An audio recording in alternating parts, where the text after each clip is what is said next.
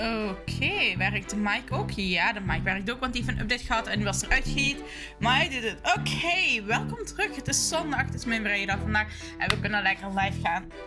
Ik ga lekker verder met Phoenix Wright. Eigenlijk was ik het deck aan het bouwen, maar we zitten op fietsen kruisen. Vanavond gaat het sowieso Baldur's Gate zijn. Gisteren was ik niet live gegaan vanwege weer bezoek. Ja, ik kwam thuis en er stond al een extra auto. Ik had zoiets van, shit, ik ga een livestream. Ik was vooruit. Dus ja. Ik weet niet wat het is. De laatste tijd staan er veel auto's lelijk op mijn oprit. Te vaak auto's op mijn oprit. Maar oké, we gaan gewoon lekker verder met deze game. Wij waren als Tina Sykes het onderzoeken wie de moord heeft gepleegd op professor.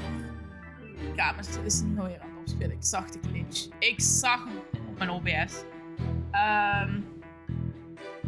Op een professor. En we zijn nu Scuttlebutt, de reporter. Dickhead reporter. We don't like it. Aan het cross-examinaten. Dat waren we voor het probleem. Midden de cross-examination. Dus we hebben hier onze bewijsjes. Nee, ik was eerst aan het denken what the fuck te doen. Om te levelen. Maar aan de andere kant heb ik niet zo zin om te levelen. Ook heb ik een nieuwe game besteld. Moet ik alweer kijken hoe die alweer noemt.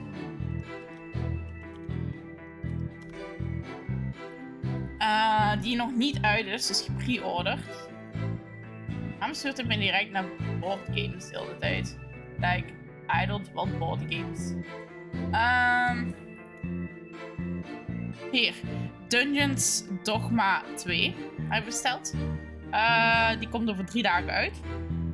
3 dagen, wat zeg ik? 3 dagen. Over een 3 dagen is een andere levering. Gewoon over 12 dagen komt die uit. Dus ja, we hebben 12 dagen om deze game te finishen. En dan wil ik misschien met die game beginnen. Blijkbaar is het een soort van... Het lijkt me een beetje op een Skyrim-achtige game. Achtig.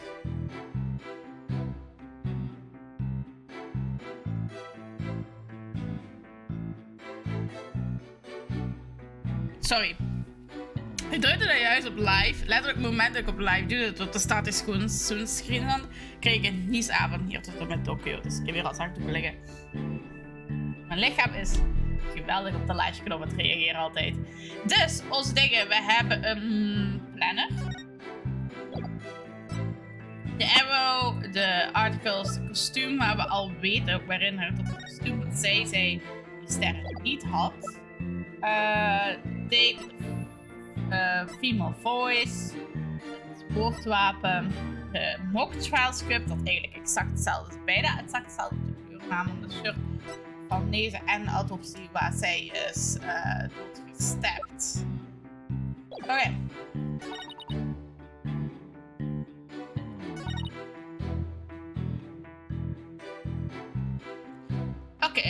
Juniper had changed into her stage costume. I ask her, what you doing? We gaan hem nu even pressen. Ik weet niet hoeveel. We staan op de tweede, dus de eerste zullen we wel geprest al hebben. Why would she change into that costume? The mock trial was about to begin. How should I know? But you don't believe me. Take a look at this photo. En daarin weten wij dat het niet echt is. I captured this critical moment like the Canton journalistic pro that I am. But this only shows the back of whoever was fleeing. I expect me to shoot her face when she's running away from me. I guess you're right, but this doesn't seem to be getting me anywhere. Yeah, well, it does. At any rate, this photo shows Juniper was not her stage costume. Nope. Manchester City flat. Oké, press. Maar de foto is ook niet in de testimony one. That doesn't mean you had to chase it. Call it a journalist instinct. I'd see something fishy, I'd go after it. But you never did catch up with her, did you? A true undercover journalist gets up and dusts herself off when she stumbles. That reminds me, didn't you fall during the chase? When you tripped on your box? A true undercover journalist is always ready to stumble over a great story. Sure are a lot of holes in your story, or that's just the scuttlebutt brand of journalism. Ooh, a true undercover journalist always prevails against her adversaries. Wow, this is echt enge met issues. I followed her all the way to Professor's court. That is court's body. She let me. That's great. Because she was wearing the costume that she had made. Oké, dus hier kan ik wel presenten. Hier kan ik de kostuum presenten. Hier hebben we de foto. Let's object. Mr. Scuttle will sole base for identifying our client as the figure in this photo. And the fact that it shows someone in Miss Wood's stage costume. Well, it is Juniper's costume, so that must be Juniper in it. It's clear cut. No, that's where you're completely mistaken. What? This is the design drawer of our client's stage costume. Oh my, what a wonderful creation. The constellations are extraordinary. I'm glad you noticed, because those stars are precisely what's important here. In the drawing, there are constellations all over the outside of the costume. But there is not a single star on the costume in the photo. Oh, then that means, what exactly? Your Honor, there were no other blue costumes at the scene, which leads me to believe that the figure in the photo was wearing our client's costume inside out. But when would Miss Woods make a mistake like that? Why would Miss Woods make a mistake? Well, it's not really a matter of why, but rather who made the mistake of putting it inside out. Uh-oh. Wait, you're not suggesting? Indeed, that's right. I'm glad you're catching on. The costume designer wouldn't put her own costume on inside out.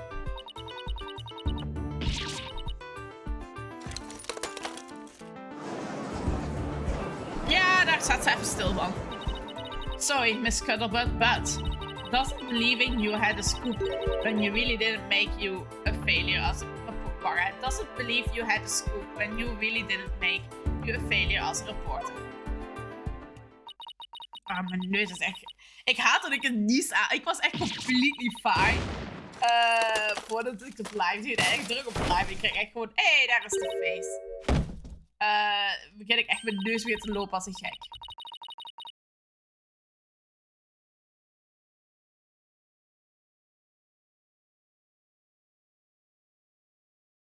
Why, hello, Miss Scuttlebutt. So nice to meet the woman behind the box, beneath the box.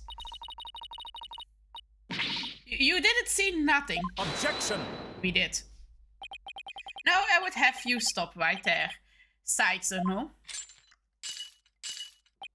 For this is why of the matter upon which I would have discourse focus.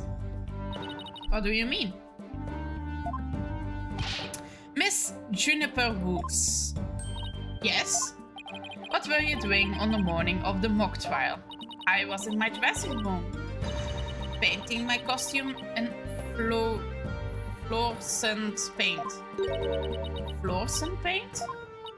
My design drawing shows twinkling stars on the costume. I was going to make the costume shimmer like that by painting the inside fluorescent. What was it again? Fluoride? Did your costume have cavities? Not fluoride. Fluorescent, as in glowing. The paint would make it glow in the dark. Like my beker. Oeh, je ziet het zelfs een beetje op de camera. Niet veel, nee, toch niet, want het is ver weg. Hier staat, zie je het een beetje in de schaduw. Dus heel die dingetjes hier, dat is eigenlijk lichtgevend. De spinnenwebjes. Yes, so you applied that to the inside of the costume and then I let it dry for a while because I had to take a long time. So I put the costume on my mannequin inside out. Inside out? So then this is the photograph of the inside out costume taken in the dark. As you can see, there is a heavy layer of paint over the entire inside surface. If someone were to probably don this costume in this shade, the wet paint could get all over the body. Why, yes, I believe it would. Indeed, ergo, the costume was worn the way it was, not by anyone's mistake. But because this was the way it was on the mannequin, inside out. But still. Waarom wil zij dan inside out dat dragen? Figures, he would have a photo. Did we just fall into his trap? Yeah, I bet Blackwell had all planned out. Still, I think you should give this photo a nice long look. Okay, I'm gonna give it a nice long look. Yeah, here's stuff. Photo in the stage room taken in the dark room. The coat of fluorescerend paint made it glow. Oh, dat was een nice klik. Ik wou hier op de back klikken, maar ik klikte eronder. Aangezien het screen sharing is, ziet je alles. Dus als ik er een keer op klik, ja, dat ziet je gewoon. Omdat als ik de game capture doe, dan blijft de game nogal redelijk laggy.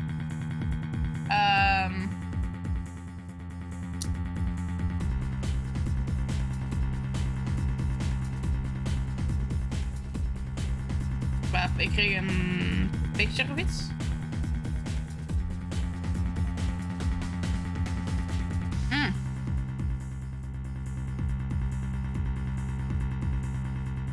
Oh, dat is ook wel slim. Dus we hebben zo een algemene groepsdingen voor op het werk. En we hebben 3 filialen. Want ik werk in een winkel. En nu vraagt er ene, hebben jullie deze in de winkel? Dude, jouw filiaal is de enige die open is op zondag. Daarom heb ik ook op zondag vrij. Mijn filiaal is niet open waar ik werk. Dus daarmee. Still, I think you should give this photo a nice long look. Dus ik vond dat wel grappig dat ik nu daar een brief voor kreeg. Maar hebben jullie deze in de winkel? Like, yeah, we cannot check that. Oh, please tell me you found something that doesn't add up. Wel, er is hier een hand. Check out the quest area. It kind of looks like a handprint to me. Hey, you're white. But Judy would know better than to touch it while the paint was still wet. Objection! I believe the term to describe your thought progress is wishful thinking. After all, if master painters make mistakes, why not a rank amateur such as the accused? Objection! So basically, you're saying my claim requires evidence to back it up. Evidence, that shouldn't be a problem, right? After all, you've come this far.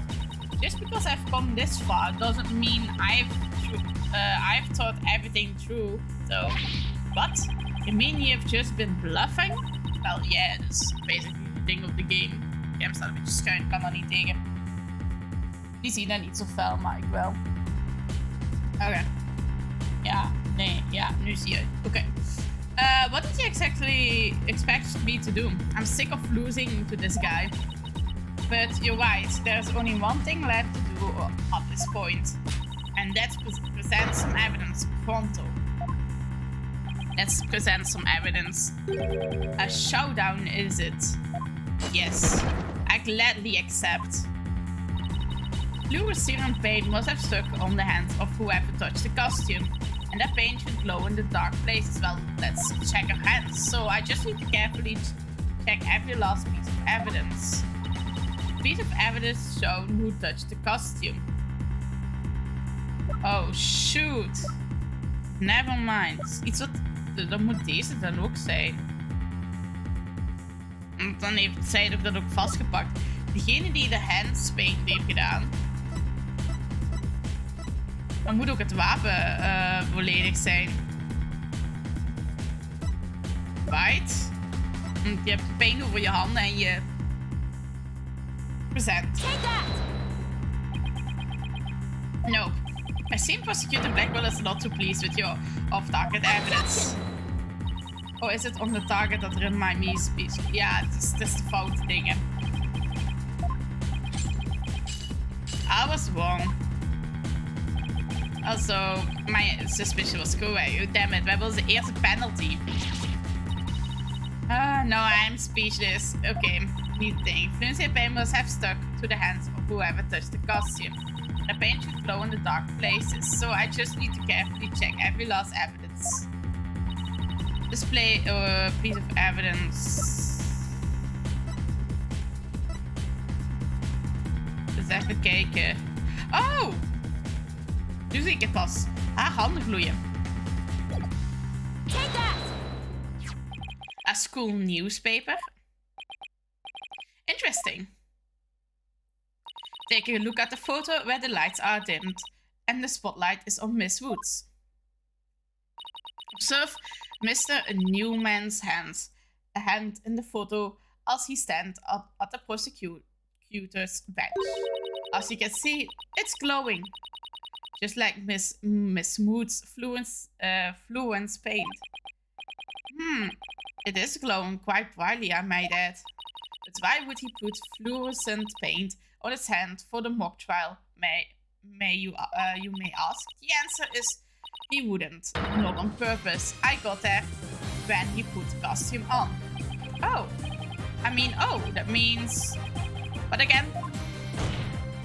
Well, that means, my dear judge, it means the figure photographed in the costume was not our client Juniper Woods.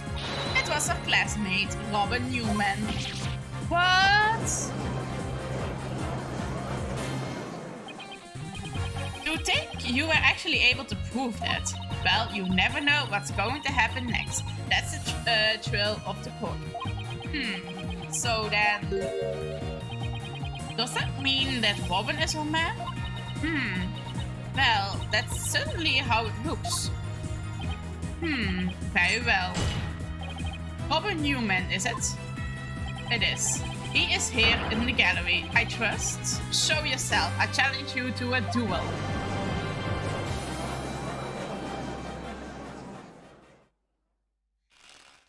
There he is. Will the witness please state his name and occupation? I'm Robin Newman! I want to become a great artist. I practice day and night. Yeah!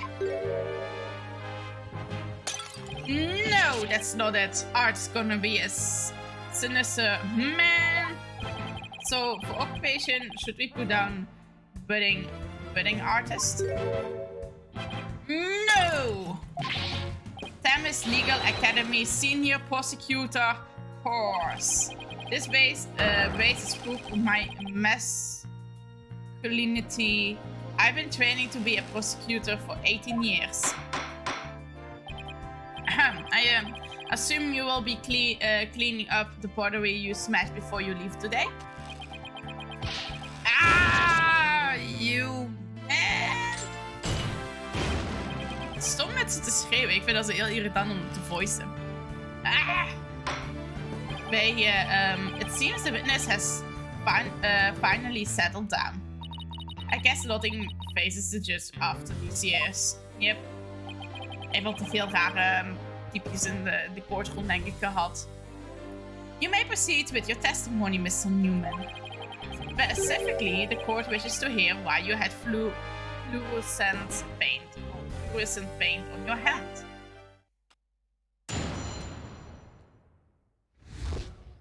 Why I touched the costume. I went to see Juniper in the dressing room, but she wasn't there. When I walked away that frilly costume, I was like, wow.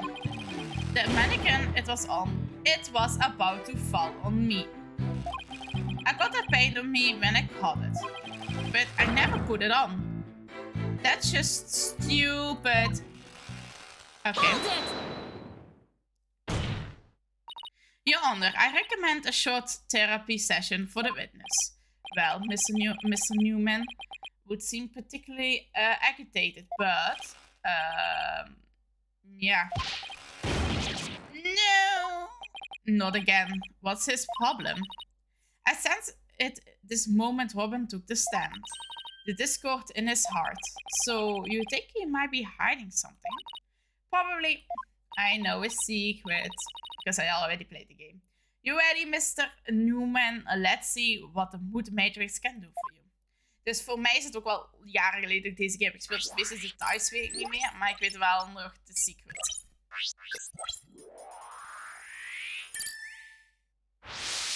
Okay, let the mood matrix do the shop. I went to see Juniper in their waiting room, but she wasn't there. When I walked by that frilly costume, I was like, wow, frilly, is that good or bad? The mannequin was on. I was about to fall over. I felt the pain on me when I caught it. I never put it on. That's just stupid. Waarom is hij hier boos? Oké, waarom is hij hier boos? Why is hij hier boos? Mr. Newman, the emotion is inconsistent with your testimony. What are you talking about? It's not true. My only emotion is testosterone-fueled stubbornness. Okay, yikes. I wouldn't really call that an emotion. Wonder where I went wrong. Oké, dan is de happiness. De happiness of de boosness was het voor mij in mijn hoofd. Maar ik was het twijfelen. Ik kies toch voor het laatste. A million times on a billion, I don't care. Oké, dus dan gaan we naar de happiness of de... Happy. Waarom ben je happy? When you mentioned the stage costume, I sensed a sudden, powerful feeling of joy. Would you care to explain, Mr. Newman? Wait, what? Why would a viral scarf thing and a long skirt make me feel like that? I don't know, but you seem awfully interested in that costume for some reason. You didn't happen to put it on, did you? Like I would be into that kind of thing. I'm a dude. I'm into braces, not dresses. You don't think Robin likes girls' clothes, do you? Oh, come on. Isn't it obvious? You're enjoying this a bit too much, Tina. No way, man! A mannequin came falling towards me, so I stuck on my hands to stop it. End of story. That's a new piece of information. Time to run an update. Okay.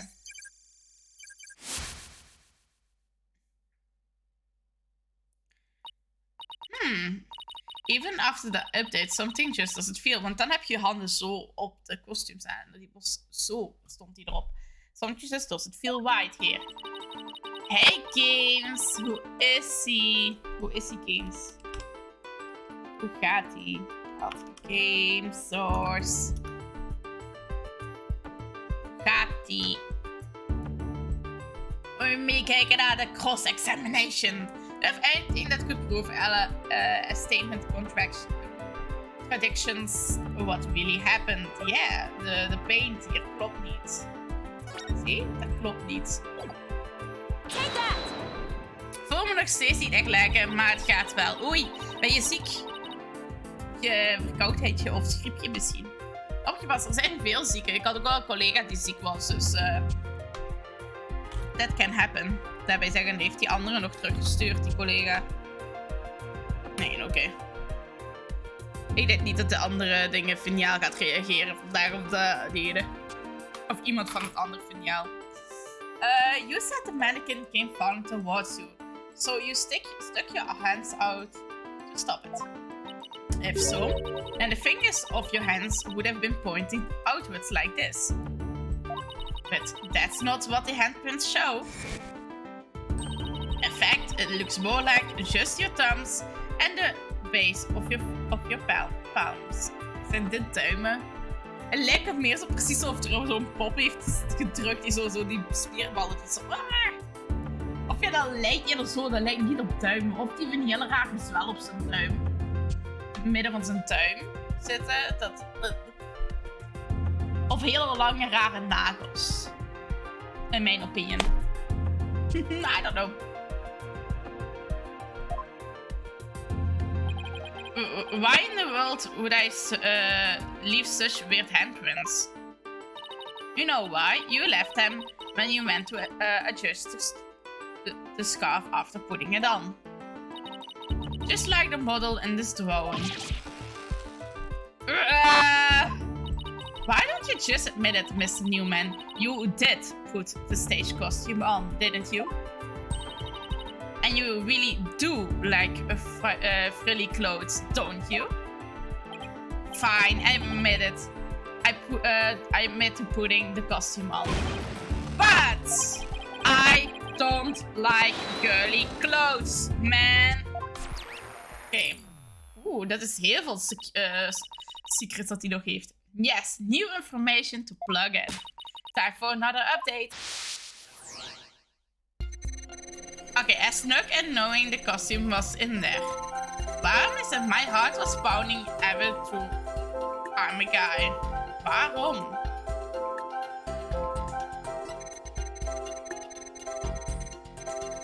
Waarom was hij hier bang en scared?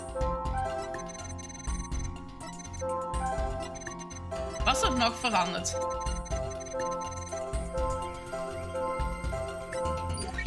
Oké, dit is de geüpdate versie. It's true, I did put on the girly clothes. Waarom is hij scared? But it was strictly for artistic purpose. Be seen?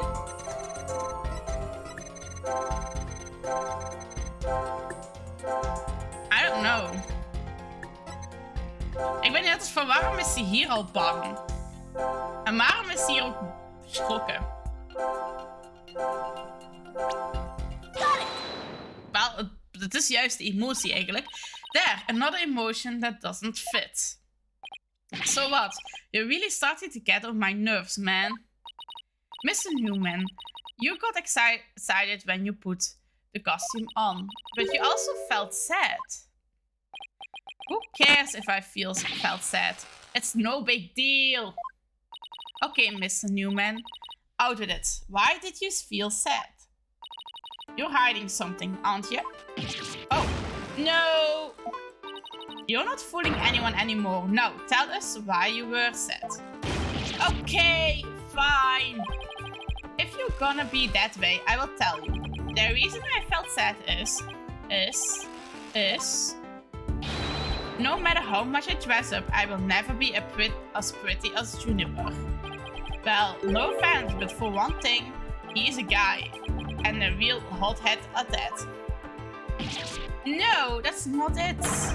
I totally own those girly clothes. I should have been totally pretty.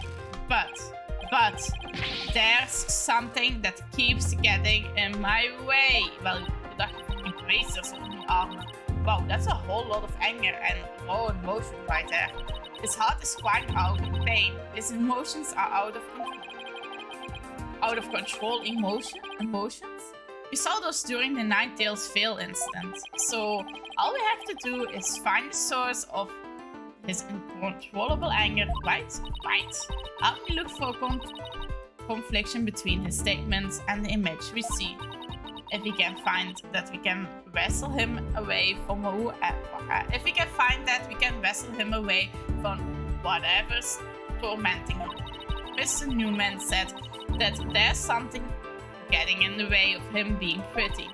Something that doesn't go with girly clothes. But what could it be? Fine, I will testify, man. Wauw, dit is echt maar een hele klein ding wat omlaag is gegaan.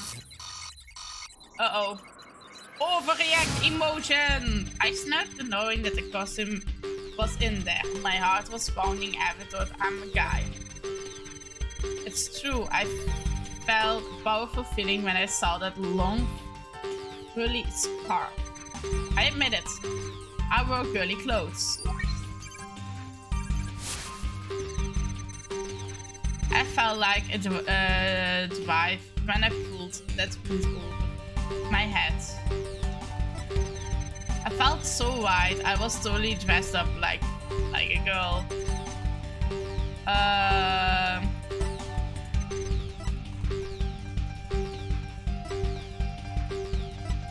Maar ik weet... Oké, ik ga gewoon zo geheim zeggen. Hij is eigenlijk stiekem een girl. Maar hij wil niet dat mensen weten dat hij een girl is.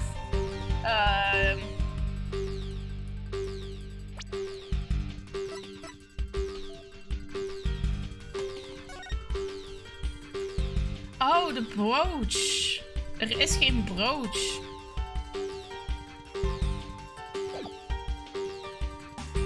Misschien daarom? I felt so white, I was totally dressed up like a girl.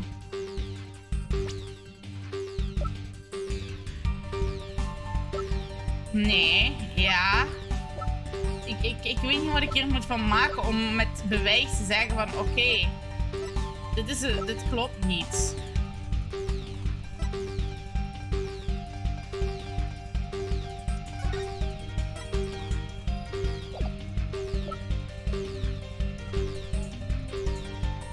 Maar wat klopt er wel dan? Ja, wat klopt er niet? Er is geen brooch om, dus dat weet ik wel. Dat mist er wel op. Ik weet niet of dat belangrijk is.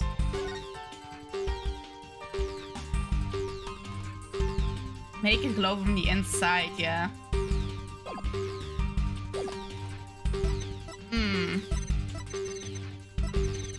Waar is de fout? I snuck in knowing that the costume was in there. Heart was pounding over to I'm a guy.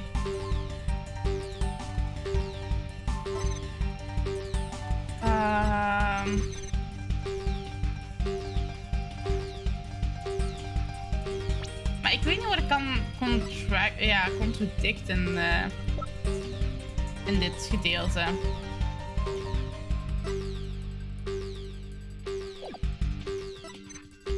I felt so right. I was totally dressed up like a girl. Misschien moet ik de stage costume? No.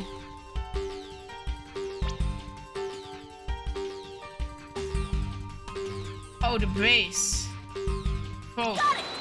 Oké, ik moest het gewoon aanduiden, de brace. Never mind. Mr. Newman, you feel a great deal of anger towards your brace, don't you?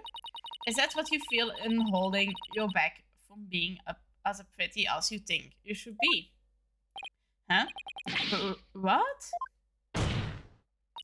Mr. Newman, the truth is you really want to take that brace off, don't you? No way, man. This is a symbol of masculinity. I could never take it off. Is it that you can't take it off, or that you don't want to take it off? Oh man, I should have kept my big mouth shut. This really is really weird. He exhibits intense anger towards his brace, which he calls a symbol of masculinity. But he can't take it off, even when dressing like a girl. And why is he so interested in girls' clothes in the first place? I have a feeling we're on the verge of uncovering an earth-shattering secret. Tina, you okay? It seems Robin is still holding a secret, a big one. Bigger than the fact that he likes to wear girls' clothes? Yes, at least I think so. No, it can't be. I just thought of something, but it's totally insane. Mr. Newman. What? I'm on to your little secrets. And if I'm correct, it's not a very little at all. It's huge. This sounds completely insane, but it's the only possible left.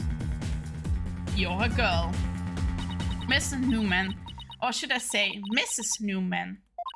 You are, and always have been, a girl. What? Have you lost the plot, Tina? No, I'm completely serious. I don't have any direct evidence. But that's what Robin's heart is shouting out loud and clear. Hold it! I still think you totally lost it. I mean, Robin reeks of testosterone. How could he possibly be a she? I, for one, have never seen a girl who shouts like a maniac all the time.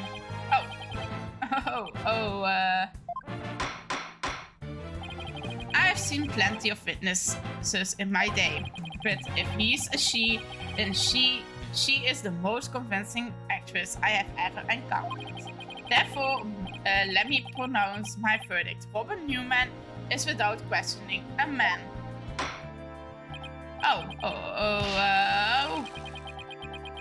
Is the braces gonna snap? You are now truly Justice Dono's equal in one area. You are just as equally insane. Never in the history of the planet has there been a finer specimen of the masculine spirit. Waarom doet me dat denken aan de Houses episode, House of the House? Van the perfect woman was a man and who's the perfect guy is a woman. Oh,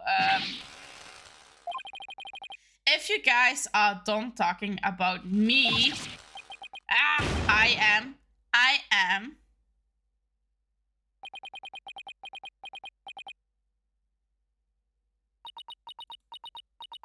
Hey. Oké, hij barstte van lachen.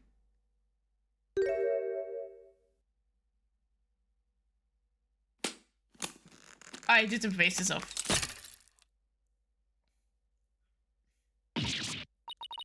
The vase, it's off.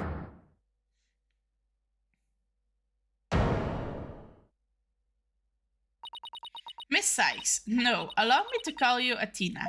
I wanted to keep this a secret at all cost, but no. But no way! Well, Judge, neem je verdict maar terug. So surely this must be some kind of jest. Hahaha, nope, it's for real. I'm a girl, body and soul. If you don't believe me, I will give you P-E-E. As if.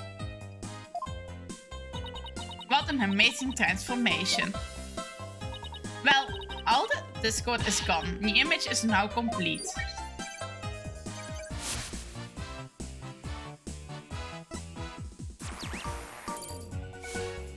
Nice. Bye bye, Widget. I was raised as a boy since I was little, and I studied law just as my parents wanted. But now, this living lie that had me pinned to the ground, it's been blown to smithereens by you, Athena. Now I can't stop pretending. But now I can stop pretending I want to be a prosecutor. I'm gonna be an artist. Yay! Well, één prosecutor minder. Order, order. What a shocking development. He really did turn out to be a she. Hey, why is everyone looking at me like that? I feel like a movie star or something. Hoe komt aan die roze shoe? But no paparazzi, please. I value my privacy. Oh. Okay. Wow, no pics or you will regret it, man. Am I just imagining things, or is woman even more hyper now than when she was a he? I don't know. Maybe it's because she finally got her troubles off her chest. Literally. This is all well and good, but does he being a she actually change anything? The fact that the witness is actually a girl does change anything, because there is no piece of evidence that we must re-evaluate. Very well. Let's see what the defense has for us now. What piece of evidence must we reconsider now that we know that the witness is a girl? Well, the voice thing, want it's a girl voice. Now we have two girls. Take that! This is what I would like the court to reconsider. Oh, the tape recorder, the one that recorded the thread. You're a gunner. That's right, and we have already established that it's a female voice in the recording. All of the students who could have moved the body before the mock trial was to start. Our client was the only female if you excluded Miss Scuttlebutt because of her alibi. And that is why the tape recorder made our client the prime suspect. So then... That's right, the witness just revealed that she's a girl, therefore, if we are using the voice in the recording as the basis for hurling accusations, this witness must be labeled a suspect too. Oh. Oh no! Oh yeah, wow, talk about a sudden turn of events. You have done it. You have found a hole in one of the prosecution's key pieces of evidence. Yeah, but wow, that was a lot of work for a single one. Objection! Not so hasty now. You're forgetting that only one person here was privy to the script. Ergo, Miss Juniper Woods is still the prime suspect. Objection! But Miss Newman hid the fact that she was a girl, both of the crime scene and in court. I would say that puts her and Cam suspicious. Eek, that's not nice, Tina. How can you accuse me of being a killer? I mean, I'm just a weak, innocent little girl. Just thinking about that murder makes me... Oh. Objection! Suspicious as... suspicious does... Undoubtedly, the witness does have some sort of connection to this crime. Perhaps our new found lady is merely feigned ignorance. We can surmise that she lent support to the principal offender, Juniper Woods. By leading Miss Scuttlebutt to the body, that would make her an accessory to the crime? Geen idee of ik het juist zeg, waarschijnlijk niet.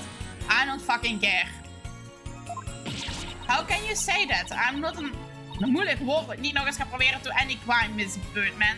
Jullie kunnen ook. Objection! Birdman? Oeh. Dat moet je niet zeggen tegen Blackwell.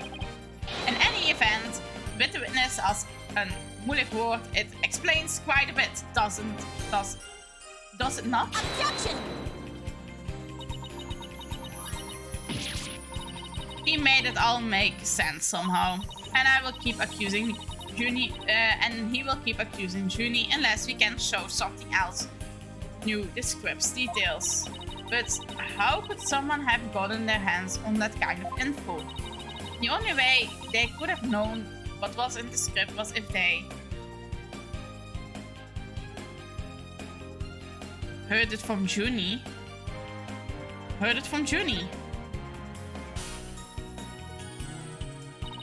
Sorry, Junie, but you're not going to like this.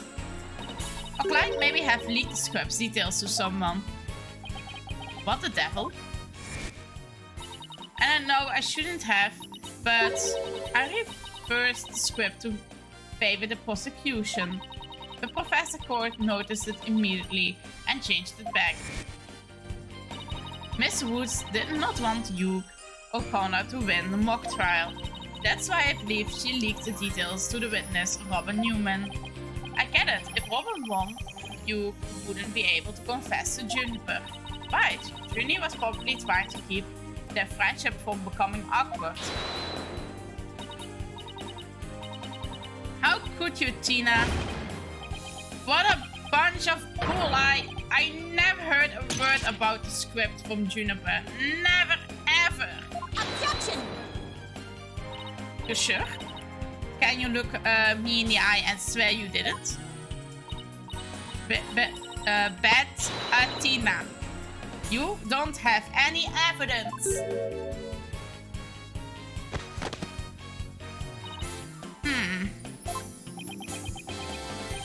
Actually, we might have just the thing. Really? Yeah, one of Robert's lines I read when we're reenacting the mock trial. Here's a shot of the crime scene. Ironically, it was Court who posed as the corpse. Here, forehead. How did the mock trial participants react to the photo? Miss Newman was surprised by what Court was wearing. Robin said, "Oh, the green sweet suit." I might have said that, but so what? Because the suit was het enige dat veranderd was in de script. Well, think of this way, Athena. Yeah, which way exactly? If I told you that I would be wearing a blue suit today, but then showed up wearing that I've got on now, what would you say? Oh, the red suit. Ah, I think I've got it. Your Honor, we have evidence proving that Miss Newman knew the contents of the script. The defense moved to present said evidence to the court. Very well, Miss Sykes, present the way. This evidence proved that Miss Newman had prior knowledge of the script's content. Wel, de script itself. Want de laatste pagina zegt... sweatsuit. Victim's outfit will be a red one of the from the prosecutor's course. Present. Mock trial script. Miss Newman, during the mock trial, you were shown a photo of the victim's body. And reportedly, you react by saying, "Oh, the green sweatsuit." Oh, yes, I said that. What's your point? You seem to have some issue with the green sweatsuit, and I think I know why. The proof is in the script, especially on the things to prepare page. Sweatsuit, victim's outfit will be a red one from the prosecutor's course. Ah, you were surprised because the sweatsuit in the photo was green. But if you didn't know about the script's content, then that shouldn't have surprised you. Oh, is het hier zo? Ik heb nogthans... Oh, bij mij is mijn... verwarming niet mee aan het werken. Momento. Ja. Oké. No! I thought we were friends, Tina. How could I have been so blind? In light of her privileged knowledge, I move to declare Miss Newman a suspect, Your Honor. I move to declare Miss Newman a suspect, Your Honor. You what? You what? Yeah, she's a suspect now. If knowing script details makes me a suspect, then there must be others besides me. I mean, someone else could have also seen Court's note. Note? What note? Professor and Juniper were working together to prepare for the mock trial, but only one copy of the script was made to prevent it from being leaked. But that gets kind of inconvenient, right? You're not so seriously going to suggest... but it is the truth. Court did do exactly what you're thinking. She didn't write down any of the proceeding or the truth behind the case, whereas she didn't write down any of the proceedings or the truth behind the case. But she did write a note to herself about the props and details about the victim's body. Is it really true, Miss Newman?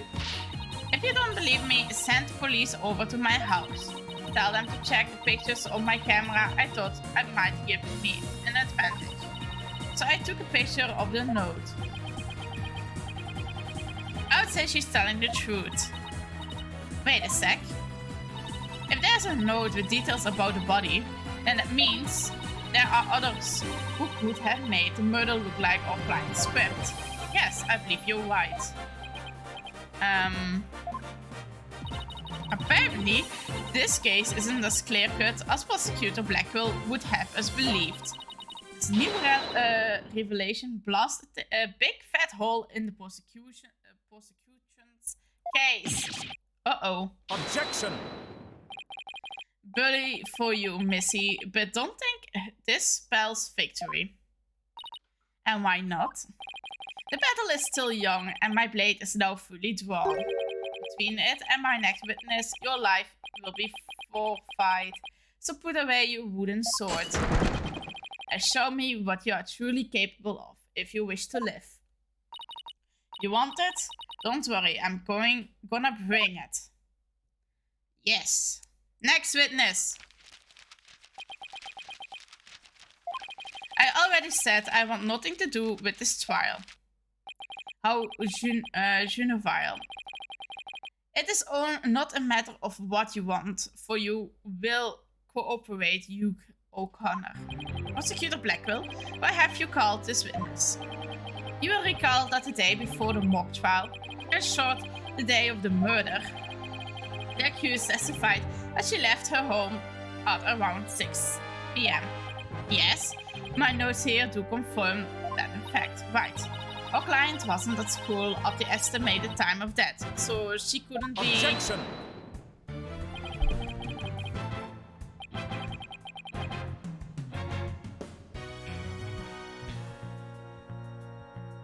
Yeah, that was a felicitous lie. Oh, am I mistaken, Golden Boy? I have no intention of saying anything more. Now, if you'll excuse me... Halt! I'm not through with you yet. Huh? As he is the rogue prosecutor, has it out for me. Leave and we just might discuss. You know what? Ikes.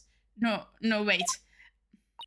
One little statement and Mr. Cool loses it. What's that all about? I changed my mind. I will stay and testify. Are you sure, Mr. O'Connor? Hey, the world of a genius is as good as gold. Let's get on with this. Hugo Connor, a senior at Times Legal Academy, lawyer course. Who's that? Just fine. Your testimony then, if you please. You're up against the top of the class now. I would be careful if I were you. I know Junie would never lie like that. That pompous schoolboy won't know what hit him. Okay, let's hit him. Hit him hard. We hit him hard. I want the time of the murder. To get mentally prepared for the mock trial, I meditated for the archery range till 7 p.m. And around 7:15, I went to the main building before going home. That's when I saw Juniper. We didn't say much as we passed by each other. She seemed her usual self. That's it. Anything else you would like to ask? That's quite enough. Well done, Golden Boy. Okay. The final bell rings at 7 p.m., at which point the campus is a desolated place. Now, you will recall the tape recorder. We know the time of the voices recording.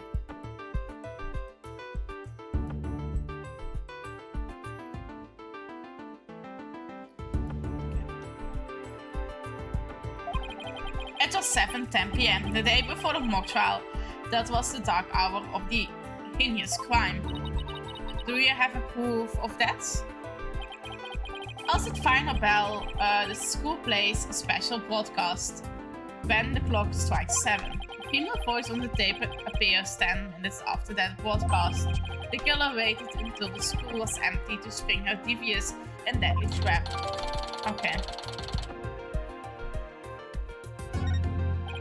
So when the witness saw the defendant, that would have been indeed. It was 5 minutes after the voice was captured on tape in the art room. Ergo, we know that the accused was still in the main building, even after the killing. So the time of the murder and the time when the body was moved. Wait, another inconvenient testimony. Miss Sykes, your cross-examination, please. Kon hij niet even doordrukken bij de prosecution? Oké. Ik wil eens even in die agenda kijken. Ik ga nu even niet present. Ik wil gewoon even in die agenda hier kijken. Dit is de second. For meet with Huge about the... Wanneer? Het staat er niet bij. Het uur staat er niet bij.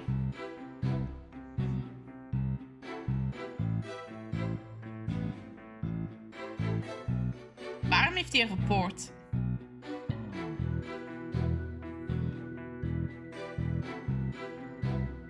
Wacht, dit ding geprept voor de mock trial. Wacht, 9? Ah, 9 uur 's morgens. Ik dacht al 9 uur 's avonds. 9 uur 's morgens. En 2 uur 's middags begon de mock trial, oké. De recording was de dag daarna, oké. To get mentally prepared for the mock trial, I meditate at the archery range till 7 p.m. Best. So, do you meditate often? Huh? Don't tell me you're going to start pestering me too. What's that supposed to mean? No need to play dumb with me. All the girls want to know about my private life. What? I'll remind the defense this is a court of law, not a pickup spot. It seems Miss Fancy Pants lawyer is smithing with the witness. Whoa, whoa, whoa, I'm just pressing. Objection, objection, objection. I'm just trying to establish. If you must know, I never go a day without meditating. Satisfied now, stalky girl? That's it. You will better take that. Whoa, whoa there, tiger. Just take a deep breath and relax. Hey, I will just continue my testimony now, if you don't mind. Yeah, sure. At around 7:15, I went to the main building before going home. That's when I saw Juniper. Our client has stated she went home at 6 p.m. You and Professor Court were busy preparing the mock trial together yesterday, right? Was that the last time you saw her? Yes, I left school at around 6 p.m. No, wrong. I don't know what she was doing, but Juniper was definitely at school after 7 p.m. But I suppose neither side can prove one way or another. But if Juniper was there, that means she's lying. Truth be told, I only saw her for the briefest of moments. Okay. We didn't say much as we passed by each other. She seemed her usual self. Yes. So you just walked past a good friend, barely saying a word? Final bell had already rung. They get mad when you stand around chatting. And again, we're not like you people. Talking endless in those annoyingly loud voices. Objection! Annoyingly loud voices? I would like it if you refrained from insulting my partner like that. Normally, I would shout objection right about now, but I will take this one for the team. Hey, anyway, I think that's about all I have to say. That's it. Anything else you would like to ask, Press? Alright, I will take you up on your kind offer. I expect as much, so go ahead, ask away. Miss O'Connor, I want you to ask you about...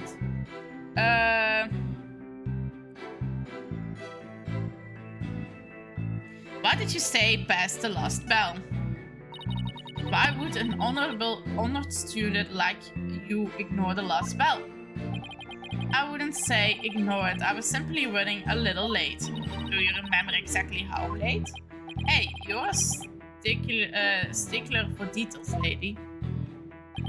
But if I had to say, I was maybe about 10-15 minutes. If you think it's that important, I will add it to my testimony. I was hoping you would say that. Final bell had rung around 10-15 minutes earlier. No biggie. Earlier?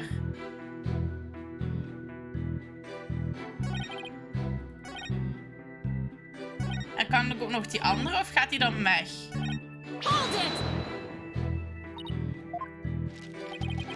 Als marches was dezelfde dingen. How did you prep for the mock trial? Please tell the court what you were doing on October the 23rd, the day before the mock trial. Hey, that's an easy one. Nothing in particular. Oh, nothing at all? You didn't help with the preparations? Hey, you don't get it, do you? I was merely playing the role assigned to me. I left the preparations and the likes of other. My job was to mentally prepared. Julie put her heart and soul into getting things ready, while he just sat on his behind. Okay.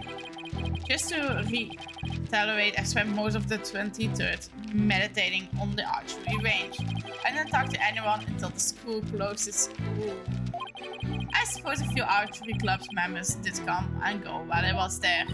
But you didn't talk to anyone? Not a single soul?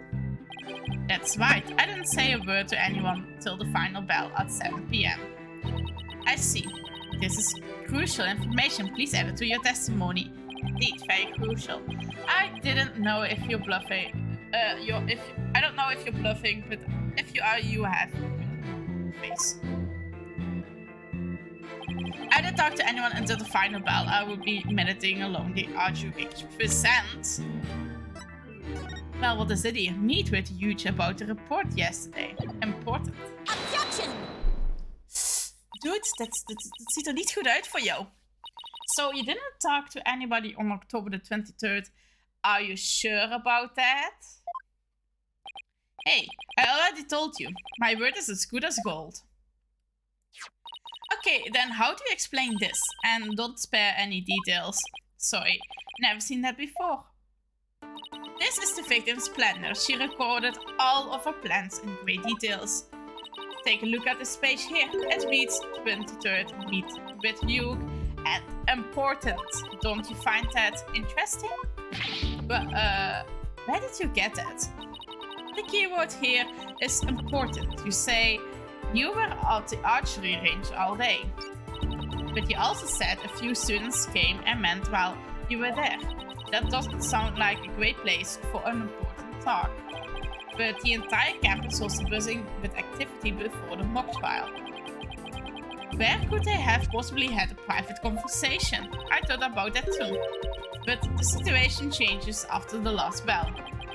What's this now? The witness stayed after the last bell in order to have a private talk with the victim. Am I right, Mr. O'Connor? This is insane. Objection! Must we go through this yet again? I'm supposed you also have no evidence as usual. No, I don't have any direct evidence. However, the witness was meditating until after the last bell. Any attempt to conceal this private meeting with the victim. Hey, first Robin, now me.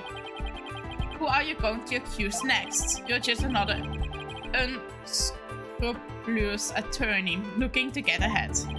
Don't let him get to you. He's definitely hiding something. He is. I mean, he was supposed to meet with the victim around her estimated time of death. I had my suspicions about Robin, but Hugh seems just as guilty. These three are the only possible suspects after all. Mr. O'Connor, answer me this. Did you meet with Professor Court that day? Oh, he's in trouble. Sorry, Mr. Jailbird Prosecutor. I don't meant to steal your thunder, but I have something to say. If it will save me some trouble, then by all means, speak away. If you would recall, Miss Sykes, the voice on the tape recorder, was female. Knowing that, I would like you to explain how I could possibly be the suspect. Oh, he has a point. Impressive, golden boy. Here does shine gold indeed. Care to take the reins? You're more than capable of prosecuting this case. Hey, sorry, but I'm studying to be a lawyer. What a pity. To think such genius is to be wasted on mere lawyering. Hij is echt aan het zweten daar, hij is aan het zweten. We hebben hem bijna.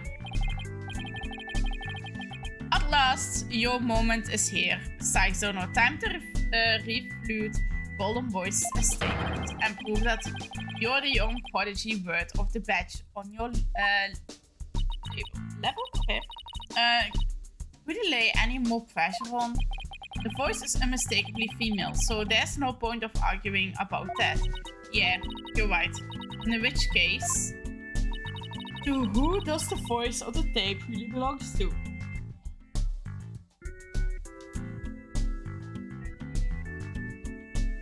Oh, even uitstrekken. The victim. Zij is female.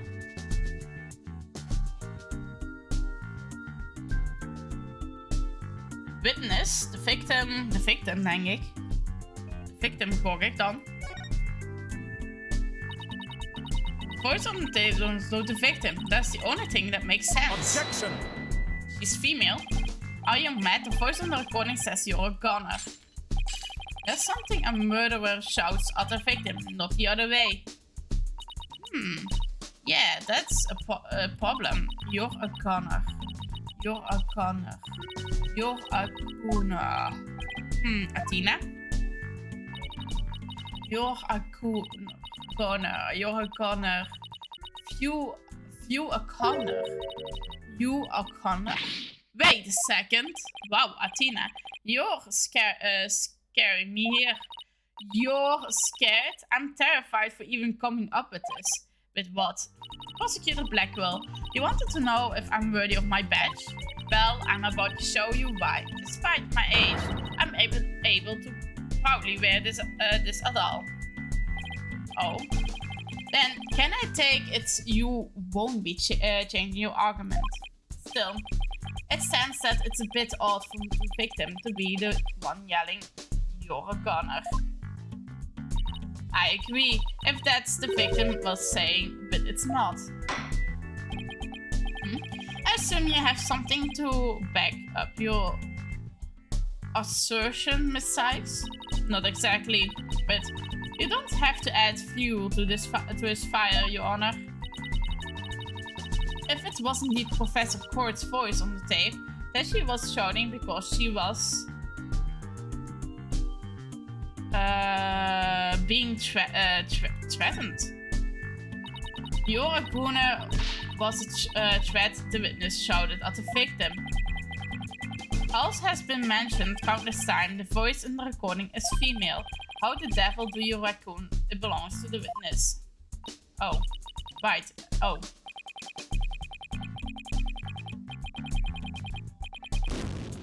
Als hij die ene... Oké, waarschijnlijk ben ik dingen verkeerd aan het lezen.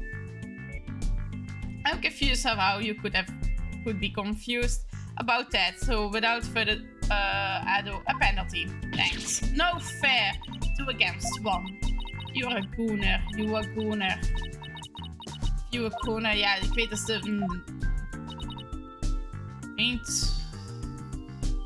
threatening. Dat zij... hem aan het dingen is. En is het deze. You're a gooner was a threat direct at the witness. And what possible reason would she have to do that? Oh well, she was at that rebellious age. You would know students can be... Nope. The victim was neither a student nor at a rebellious age. She was a professor. Oh. Ik dacht misschien is hij iets aan het verbergen over het rapport of zo. I could have catch the basic fact. You're a gooner. Dat is het de laatste. Wait, maybe... Scolding? Is the only ding open? I would like to call one basic fact into question. Is that shout on the tape really saying you're a gooner? What are you up to now, Athena? Professor Court's planner says she was supposed to meet with the witness for an important talk. Perhaps a witness, despite being a genius, had done something wrong. And that made Professor Court get angry with him during their private meeting. Don't see how this changed what we heard on the tape. Well, if you want to see how it changes things, then let's try a little experiment. Your Honor, I want you to yell at the witness as if you're mad at him. But, and this is important, use his full name. Okay, let's see, Jojo Connor. Huh? What did I do to deserve that? Yes, like that.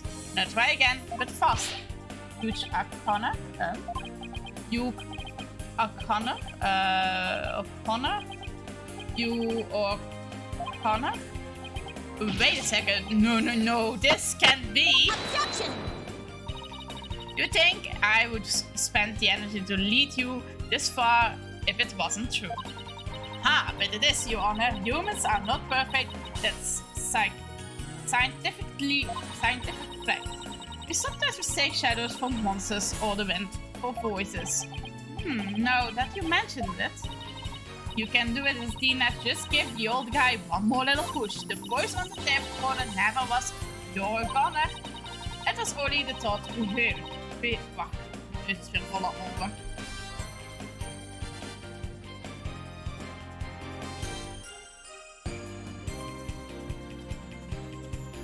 Okay. This is only what we thought we heard. when in fact it was a witness getting yelled at. The court will note that this is different from the selective hearing men are so good at. I think you're right, but what was that last part again? Never mind. The important thing is that the voice that was recorded isn't of clients. And since it was the victim scolding the witness, he must now join the list of suspects. Oh wow. Objection! I had thought that testimony would suffice, but it seems it had come to this.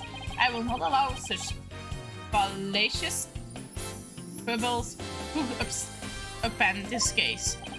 The prosecution has one final piece of evidence to present to the court. Evidence? What is he going to pull out now?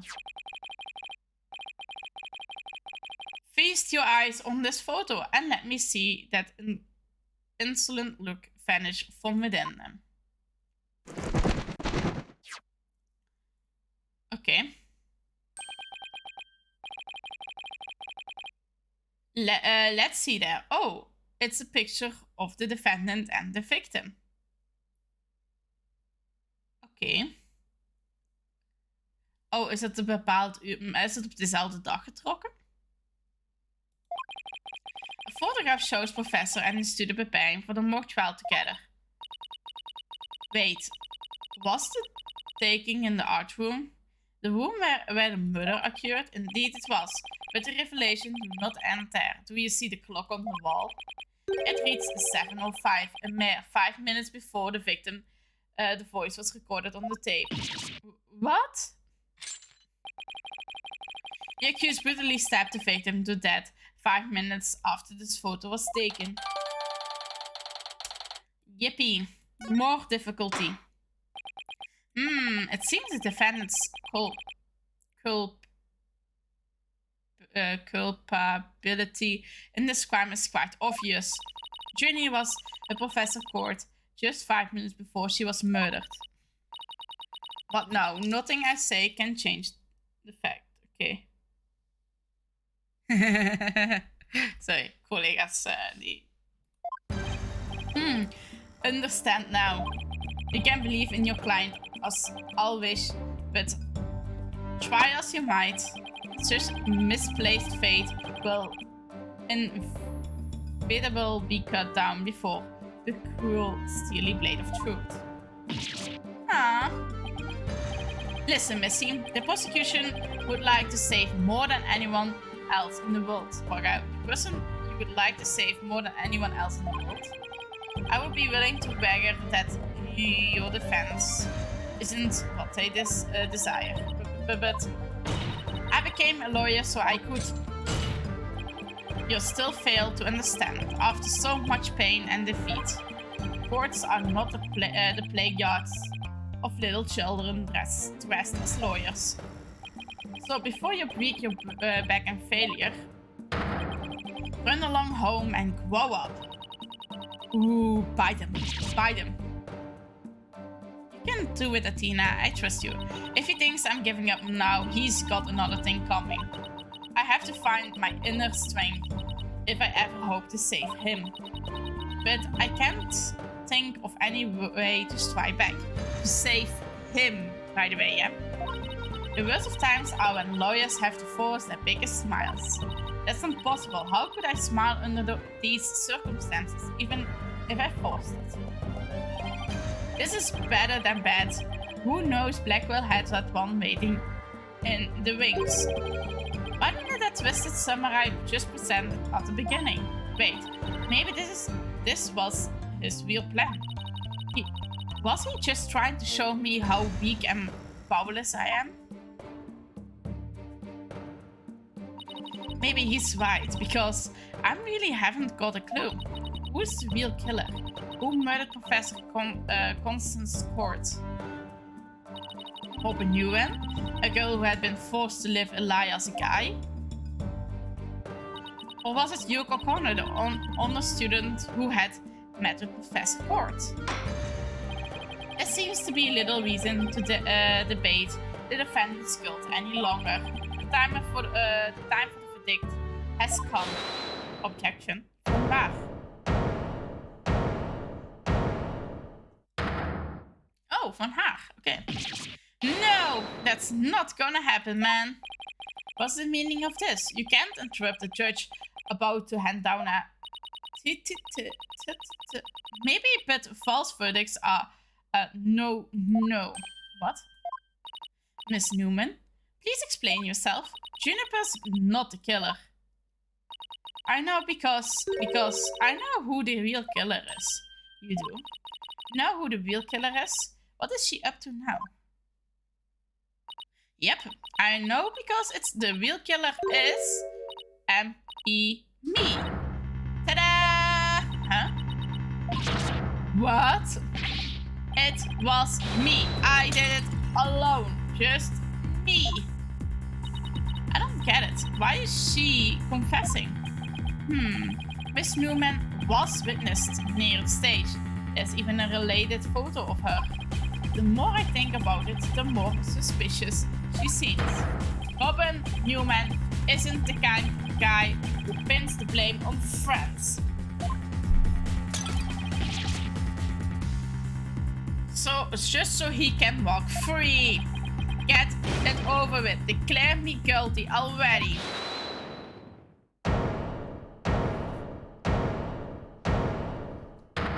Juniper!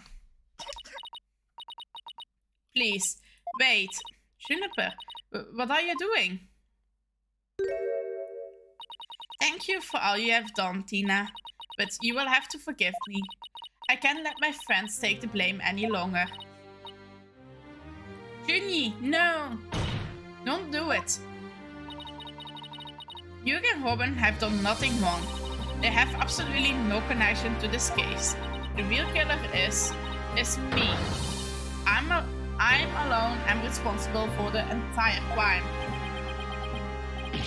What? Objection! Junie, you know it's not true. Hurry up and retract your statement. I'm afraid it is true. Forgive me. Tina?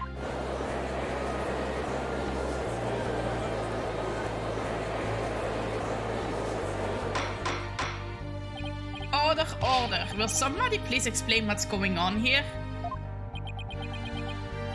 I see right through your cheap ploy. School rules state that a prior conviction terminates once eligible to graduate. A guilty verdict here would make whatever dreams one had to go up in a puff of smoke. Oh, I wasn't aware. Even meek little mice will fight when cornered. A pitiful spectacle, I might add.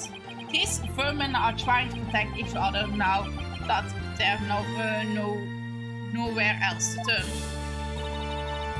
Protect each other? Wait, so was Robin just trying to protect Junie too? If so, then de real killer is... Er komt hij er ook nog bij, but I'm the real killer! Yep, now I see him. Hey, this whole thing is a joke. Uh-oh. Now it's huge turn. What? What is wrong with kids these days? I know what what just crossed your mind, Miss Sykes. You think I'm the killer, don't you? Wow, he really is a genius. He even knows what you're thinking. Waarom doet hij de boom met zijn mond en zijn armen, niet met zijn twee armen? Hey, I think it's about time I told you the truth. And I will even get right to the point. It wasn't me. I did it. Wait. What?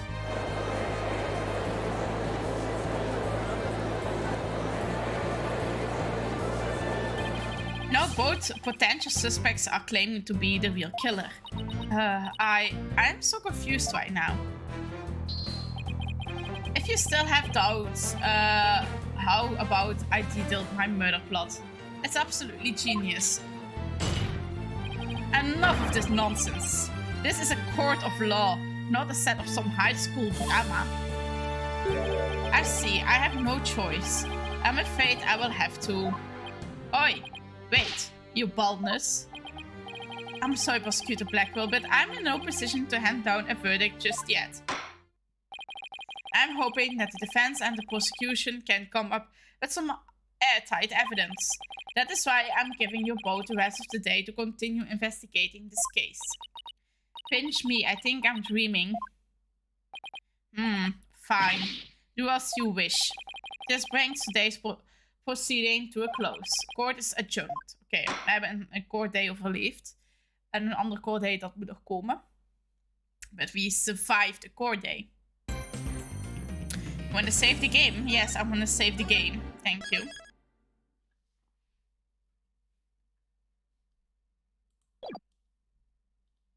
Okay, back at the agency. October the 25th, Wright Anything Agency. Sorry, boss. I couldn't do it. You know, that little bit of advice you gave me. The worst of times are when lawyers have to force their biggest smiles. I don't know exactly what you meant. But there was no way I could force a smile in that courtroom today. I'm just glad you remembered that. But now, how about relaxing a little? Relax? Not gonna happen. Junie, she asked me to defend her because she believes in me. But I feel completely helpless. If it weren't for their confessions, I would... But if the trial proceeds in the same manner and ends in the same way as the mock trial, would you not lose everything you've worked so hard to gain? Well, I will just have to make sure that doesn't happen. Then, won't I? No, I can't lose it all. No, not now. You okay, Athena? You turning kind of pale. I can't just stand around here. I'm going to finish the investigation. Can't it wait? I just took a bunch of freshly baked cookies out of my magic panties. Thanks, but I better get going. Well, he's out of pants. I pass. Save me one for when I'm back. Apollo, you wait here. I need to see Junie at the detention center first, by the way. No, wait, I'm going with. Sorry, Miss Wright, but I better go too. No problem. You two be careful.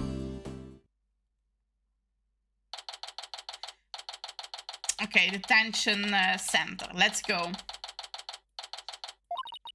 There's so much I need to ask Junie. What happened in court today? Where we go from here? Oh, wat doet hij hier? Well, now. Fancy meeting you here. Oh, Prof meets. What brings you here? Ask him to come. He arrived just a little before you. I wanted to ask him something, but first, Athena. I want to apologize for my sudden confession after you worked so hard to defend me. She was calling me Tina until just now. So, no, I should be the one apologizing. The whole thing spiraled out of my control. Athena, don't worry, I will really bring it tomorrow. I will find something to prove your innocence. About that. Athena, I've been thinking of asking Professor Means to defend me. Huh? I myself only just heard of this a moment ago. Oh, so she thinks Professor Means would be... No, I can't let this happen. Not with the way he wants to do things. Junie, I know, Tina, but will you please hear me out? Okay, let's hear her out. Athena, do you actually think you or Robin could have committed this crime? Body was moved right before the mock trial.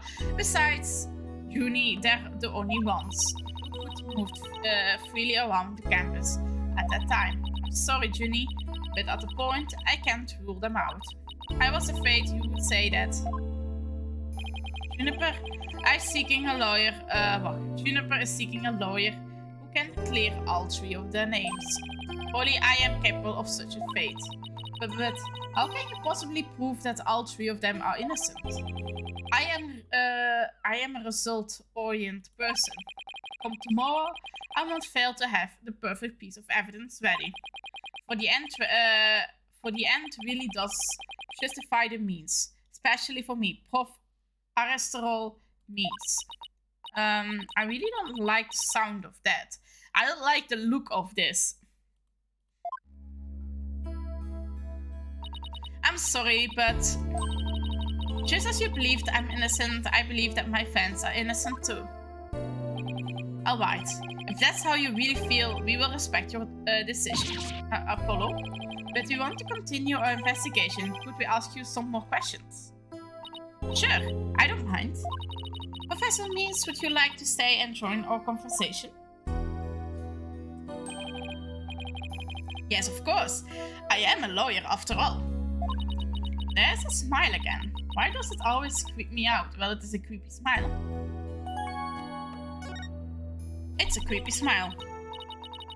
About your confession, Trini, it's not true, is it? You just said that you did it because Robin had confessed on the stand, don't you? Yes. I was thinking straight. All I knew was I had to help my friend. You mean because of that school? The one that says you can't graduate if you are convicted of a crime. No, I didn't do it because of some rule. I did it because she's my friend.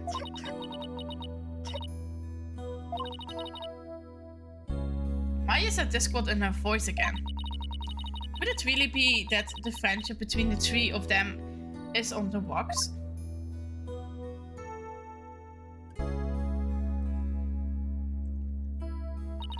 There's more here than meets the eye. When did you three first become friends? Well, even though we were in the different courses, we really bonded from the first day at school. We vowed to work together to bring an end to the dark age of the law. That was when our proof of friendship came about. Proof of friendship, okay. There's a proof of friendship thing again. Is it just, I just wish they were as simple as that. Hey, we even have proof of our friendship. Yeah, as long as our friendships last, you can bet we will be carrying them around. But the situation kind of changed recently, when the school's policy shifted to training legal professionals who produced results. Allow me to explain. In the lawyer course I teach, producing results means winning trials. Of course, on the other hand, thought finding the truth was the only valid result. Unfortunately, that clash of ideas created a rift among our students. At some point, we stopped talking about it. While that means fewer arguments, it also meant we couldn't be as frank and open with each other as we used to be. I think I understand now. By putting their friendship on a pedestal, they actually did more harm than good. It seems the relationship between the three of them isn't as simple as I thought. Ik meen, ik ben echt minder voor leesgamen dan of minder leesgamen. Mijn neus begint er altijd van te lopen en ik ben echt weer stretchen. Oh, dat is wanneer je zo'n frietij hebt en je bent zo lekker aan het genieten van je game.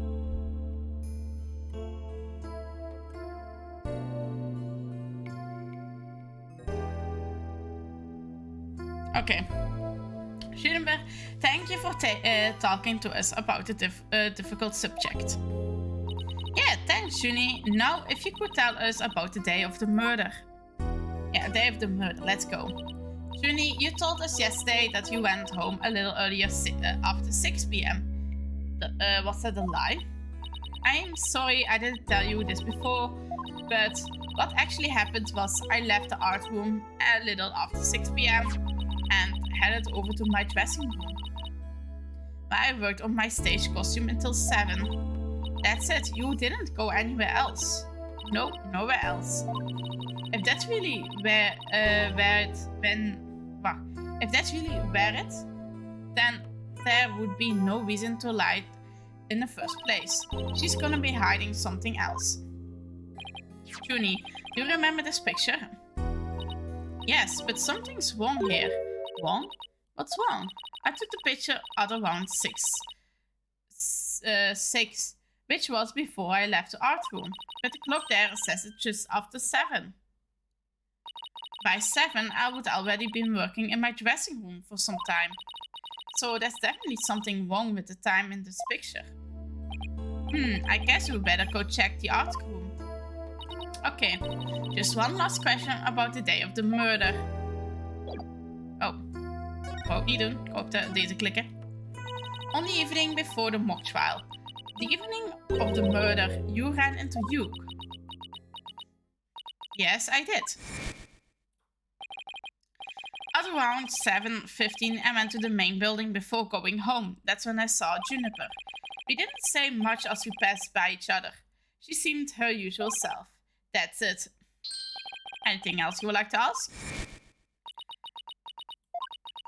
She suddenly went silent. She always was terrible at hiding things. Was she trying to keep their meeting a secret by lying about going home at 6? Alright, I won't press the matter any further.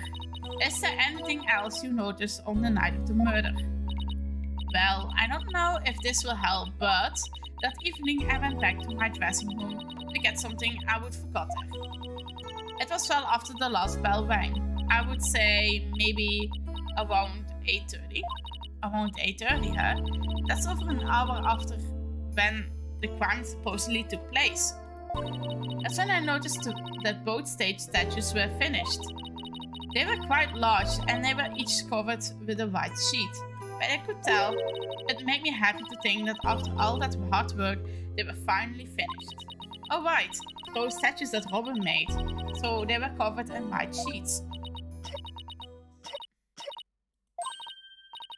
Junie, are you okay? Sorry, I'm a little tired. That's all.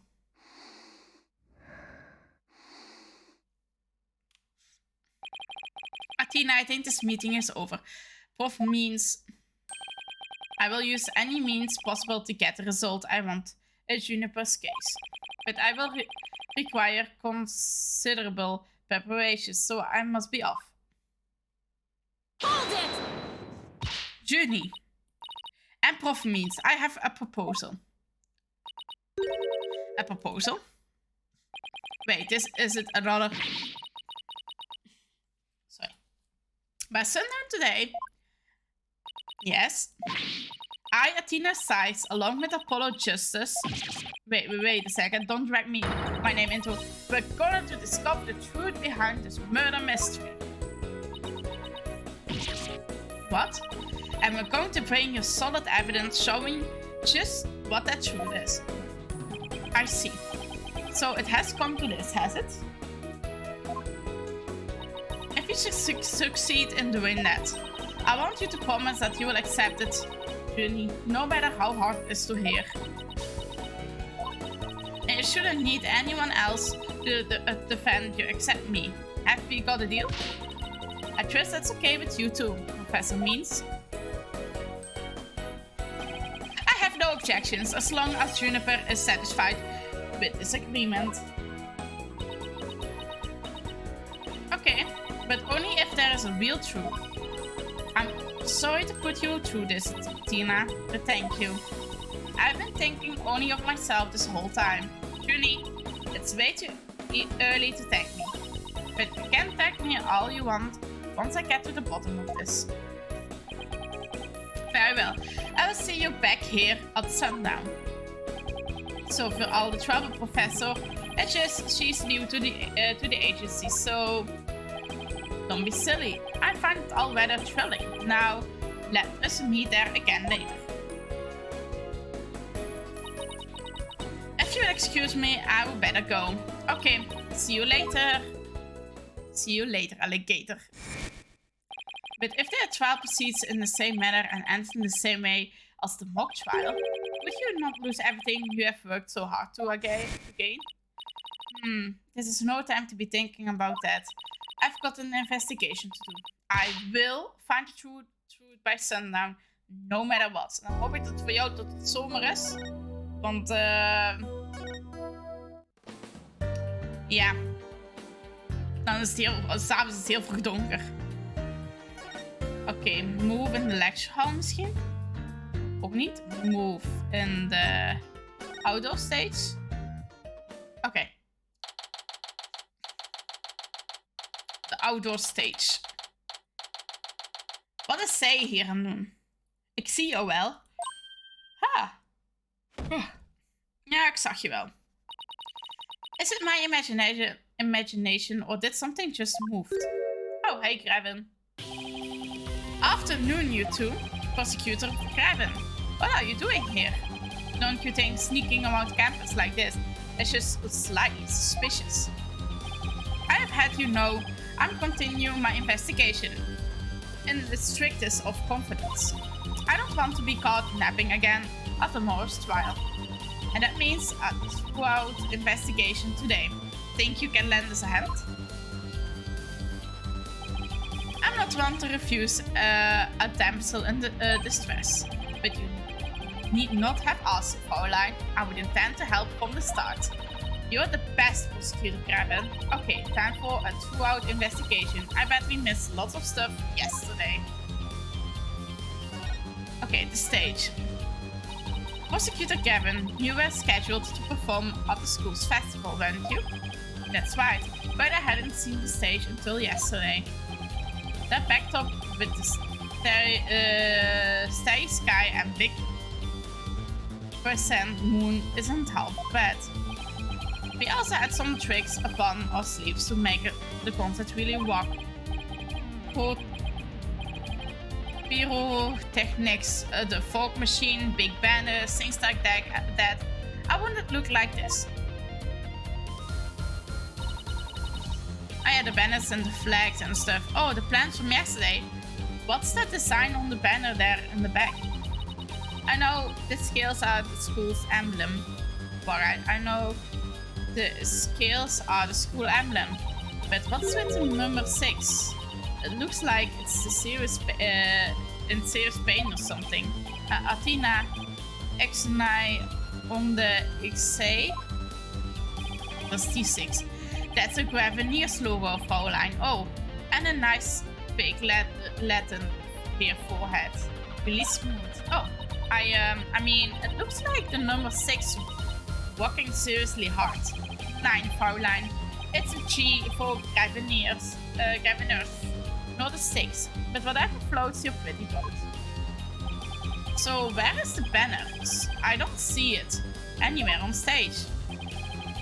It was an important part of the show, but the school managed to misplace it somehow. It's a pity.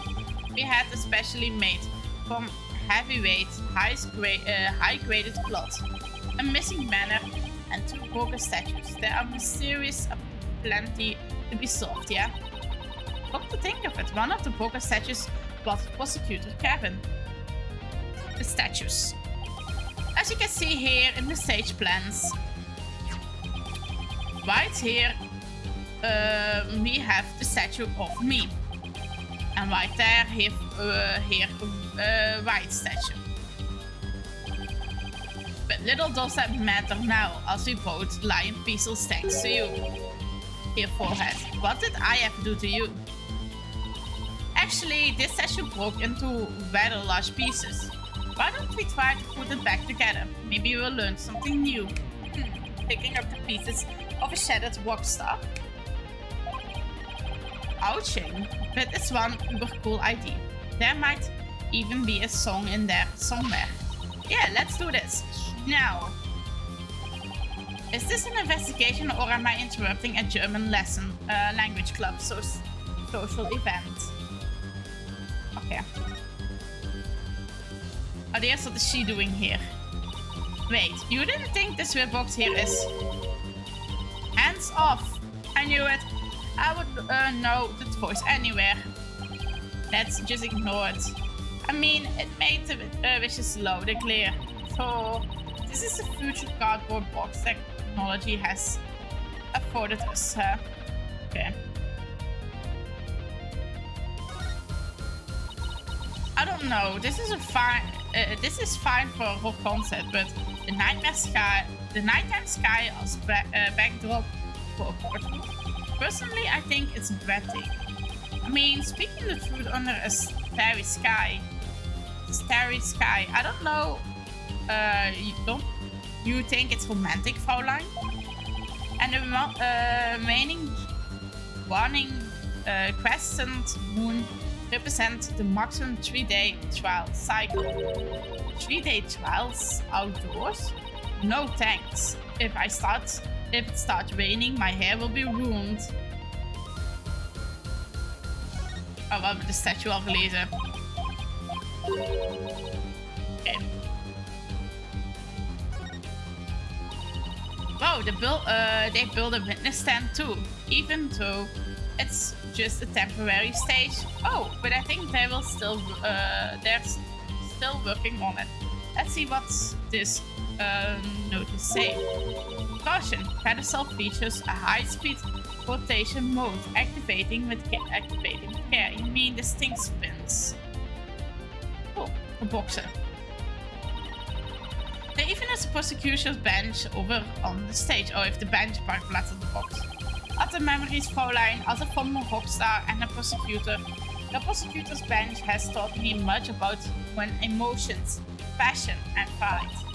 I can picture it now. You with your silvery singing voice and Apollo sweating bullets. Hey, how about picturing me winning once in a while? Okay. The winner of the mock trial was to take the training seminar right here. You mean Duke of Warren? Yeah, besides Juni, they're the only ones who could move freely around the campus. For the mock trial, that means one of them must be the killer. But that's not really enough to go on, is it? We need to talk about Juniper one more time and persuade her to give us a name. Right. And that means we have to find irrefutable evidence before the day's end. There's no time to lose, but we can't rush it either. Efficiency is the key. Okay. Okay, het is investigate. Okay, de logo misschien? Daar kunnen we ook nog investigate. It's a bit too far away to get a good look. Maybe we should try a different angle. Ah, je kan ook angles draaien nu ik aan denk. Dit was al de body was. The body's gone, all that's left is a white outline. I never knew Professor Court personally, but seeing her reduced to a white outline leaves me cold inside. But in a way, she still lives on in the messages she left behind. Like the strange way her body was posed and the signs of her wrist being bound. You're right, let's use her final message to catch her killer. Kan ik de pieces ineens steken? It's a copy of the school paper with that story about the alleged love triangle. I wonder if people really waste their time reading this stuff. It's more popular than you think. But what was that? I thought I heard something just now. You're just hearing things. I was nothing more than your ears playing tricks on me. Sorry.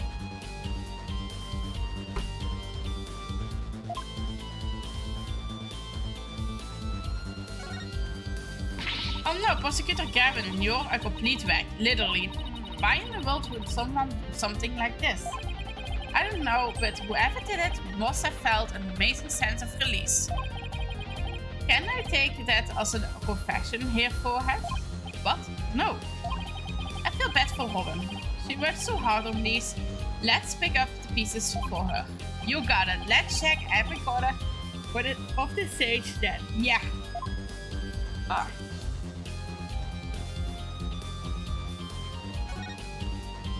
Found one. A piece of prosecutor's grabbed shattered pride. Are you saying my pride is as fragile as plaster of Paris? It looks like there are other large pieces shattered around. Okay, let's find what we can. White? Why is it white? There's ook een daar. Found another piece of the statue, but there should be some more. Let's leave the stone unturned.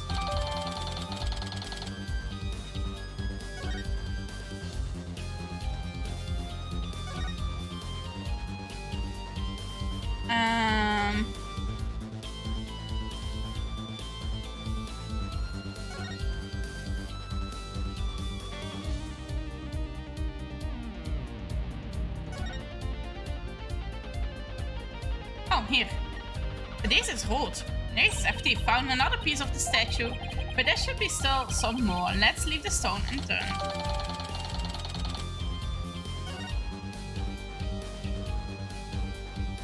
Oh, misschien bij Mr. Wright. And the other study Robin made a bit smashed to bits. If there were some large pieces, we might be able to put this one back together too. Yeah, that's all I see are itty ones. I wonder what Mr. White would think. If he knew we put Prosecutor grabbing the statue back together, but left his like this, he could always come back to it after the case is solved. I will help you fix it.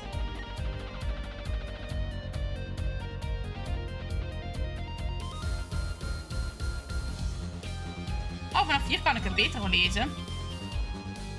Oh, daarboven is nog een piece. Found another piece of the statue, but there should be still be more.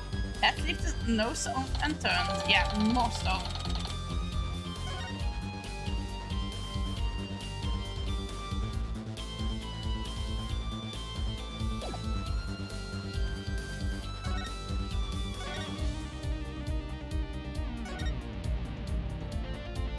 Nou, het gaat gewoon dezelfde weg uit.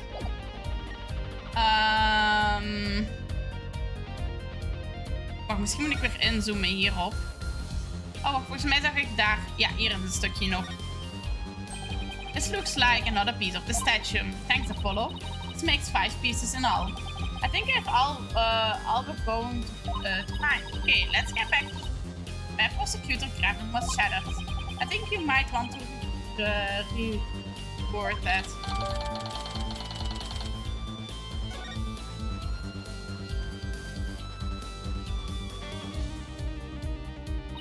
Well, I don't see any other big pieces lying around. Yeah, let's see if we can put this statue back together. Alright, Apollo, come over here.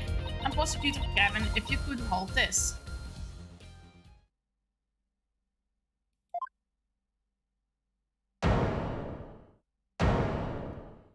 There he is. We did it. Not bad if I do say so myself. Yeah. But don't you think it's strange? We put the statue back together, but look. What's with all these leftover white pieces?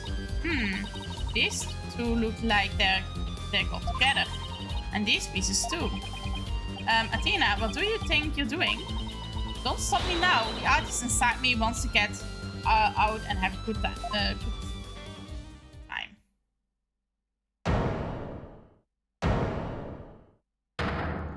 Another statue. So, what is this? What is it? Ah, it's a goddess of love holding a pair of scales in one hand and a sword in the other. That's quite the fate you pulled off there, Fraulein. Phew, I love that feeling you get after you worked really hard on something. Oh, ik wil even die foto nog eens even bekijken. Dat was ook een white statue, maar volgens mij is dat een andere statue. Ja, volgens mij is het deze statue, maar doorheen gegooid. Ja, want hier zijn de scales. Dat is deze statue. Indeed. No, I knew who it was. I mean, to ask what it's doing here. Not sure. There's no statue like this in the stage plans. Still, I could swear I've seen this statue somewhere before.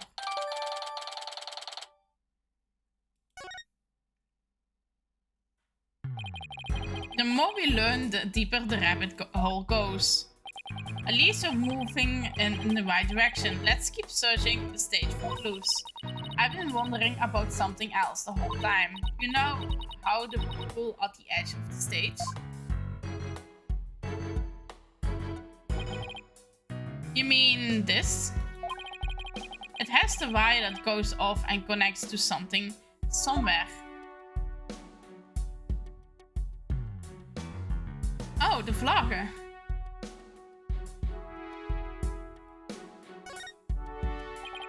I'm impressed building fit for an impressive school, yeah. And these beautiful walls are like a big blank canvas. See, my shoe prints leave really distinct marks. Yeah, get that out before you get us in trouble. Raam, zeker de art class. This wire is for hanging banners over the stage. One of the policemen who was here earlier was checking how it worked. Oh, is that why the banner looks like it's out of place? The banners are hung and removed from the art room over there. That's the art room over there. As in the scene of the crime. Bingo, Fraulein. It's still crawled with cobstone. Hey, anyone in the art room?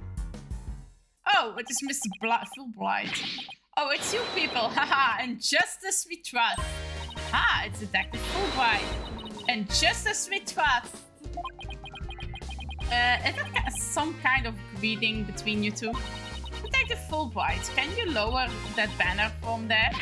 Of course, just leave it to me.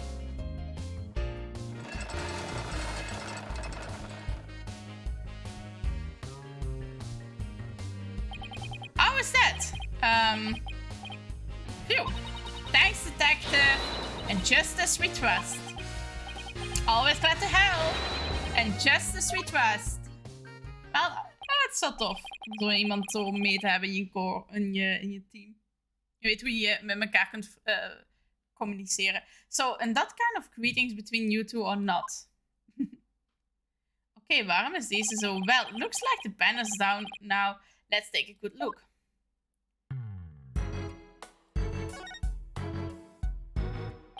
Look at this banner. I don't think it would flap very well in the wind.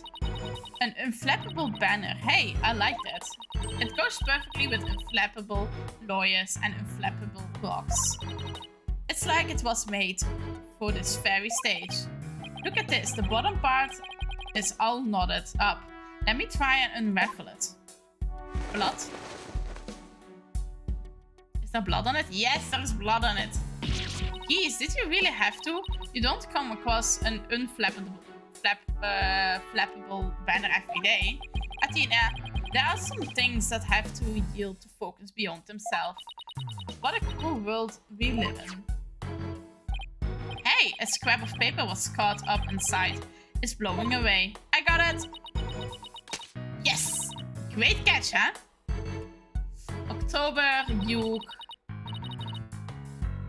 120. It looks like some kind of note. What does it say? October, Duke 120.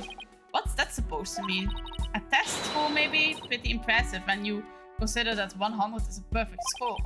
I don't see how even you can get beyond perfect. Fraulein, shall we inspect the banner again now that it has been unraveled? Ja, want er is ook bloed aan.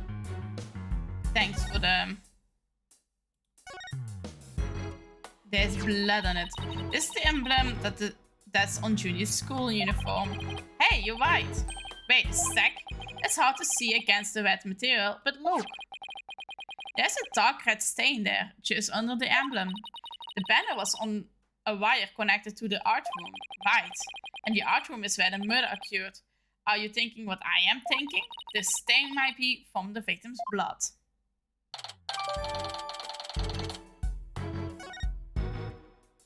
Okay. Oké, we kunnen naar het statue nu kijken. Hey, look what I made. Not bad, huh? You liking a recording artist who samples other people's work and call it their own. Well, you know what they say. Imitation is the sincerest form of flattery. In any case, we have a statue smash in addition to a killer to catch now. 9. I suspect that they might be one and the same. Oké.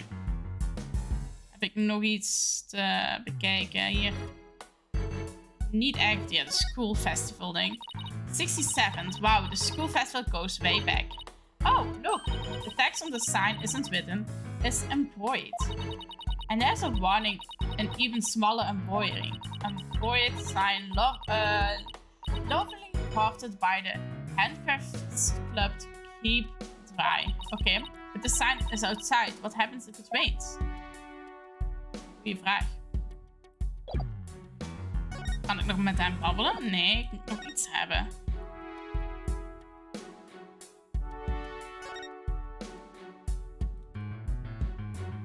Oh, Oh, the statue moet ik ook nog opklikken, blijkbaar. Er staat nog geen V. The statue doesn't look anything like you or Mr. Wright. The goddess bears scales and a sword. It's a symbol of fairness and strength. But she and the symbols were shattered along with the statues of you and Mr. Wright. This is direct challenge to the rule of law. Well, if they want to fight, they've got one. Whoa, take it down a notch, Tiger. Let's save the fighting for when we find a culprit. Oké, ik denk dat dat het was, hè. Phew, that was a whole lot of poking around in such a short time. Does that mean you're satisfied? Actually, there was one more thing I wanted to check out. See that metal fence back there? Yeah, that's just one segment, so it seems out of place. It looks like they were in the process of removing them after the stage was set up. But they were never able to finish an account of murder. We should take a look if you think it could be important. This track looks man-made. Hey, you're right. And it looks like it starts from behind the backdrop. Maybe a big buddy pro wrestler was hidden back there. Well, that was totally random, but we will never know until we take a look. Looks like something was being dragged through here. And this is where it started. Yeah, but whatever it was, it's long gone. Maybe it's been must have been pretty heavy. Perhaps it was used in setting up the school festival. Oh, then I guess it wasn't a pro wrestler. Still, this could be something important. This could be important. Well, that's about it for the stage. Right, I think we'd better search the art room next. I think I will be hanging around here for a while, but make sure to tell me once you find it, yeah? We will. Find what? What else? The Graveneer's banner that disappeared from the stage. You never know, it just might be connected to the case at hand. Really? Or does he just want his banner back? Don't tell me. So in short, that's... hey.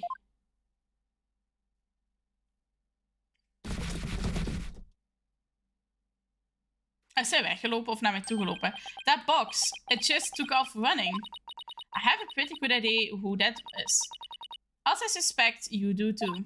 Come on, we can't afford to have any weird articles written about us. The maintenance area is over in that direction. After that box. After that box!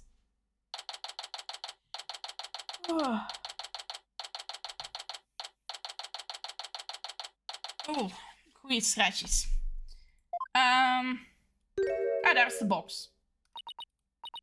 Miriam, you're liable to get tossed in the garbage truck if you hang around here. I'm just an empty box, and that's what you do with them. Just throw them away. Heeft hij nu een andere box? Denk het wel. Hey, did you change boxes? I like it. Oh ja, hier komt het. What does it matter anymore? I was a completely failure in court today. My work, my pride, my dreams, everything I've worked so hard for, gone. Don't be so hard on yourself. Don't be so hard on yourself. Sorry, Mr. Scudder, but does it leave in your head the scoop when you really didn't make you a failure as a reporter? Ja, ze had eerst Panda inkt. A failure as a reporter. Ze had er zelfs een hele laptop in. Dat heb ik nu pas door. Come to think of it, calling her a failure as a reporter might have been a bit extreme. Danger toxic. Scold me, despise me, pack me away where I will never see the light of day. I've been cast aside to waste away into a thick pile of mushy paper mush. I kind of feel responsible for this, but now's a chance to quote her for information. Well, she's vulnerable. Wow, Apollo. Impressed, but still impressed. I bet that's what you were just thinking. What kind of person do you think I am? An evil one? Like me? He read me like a book.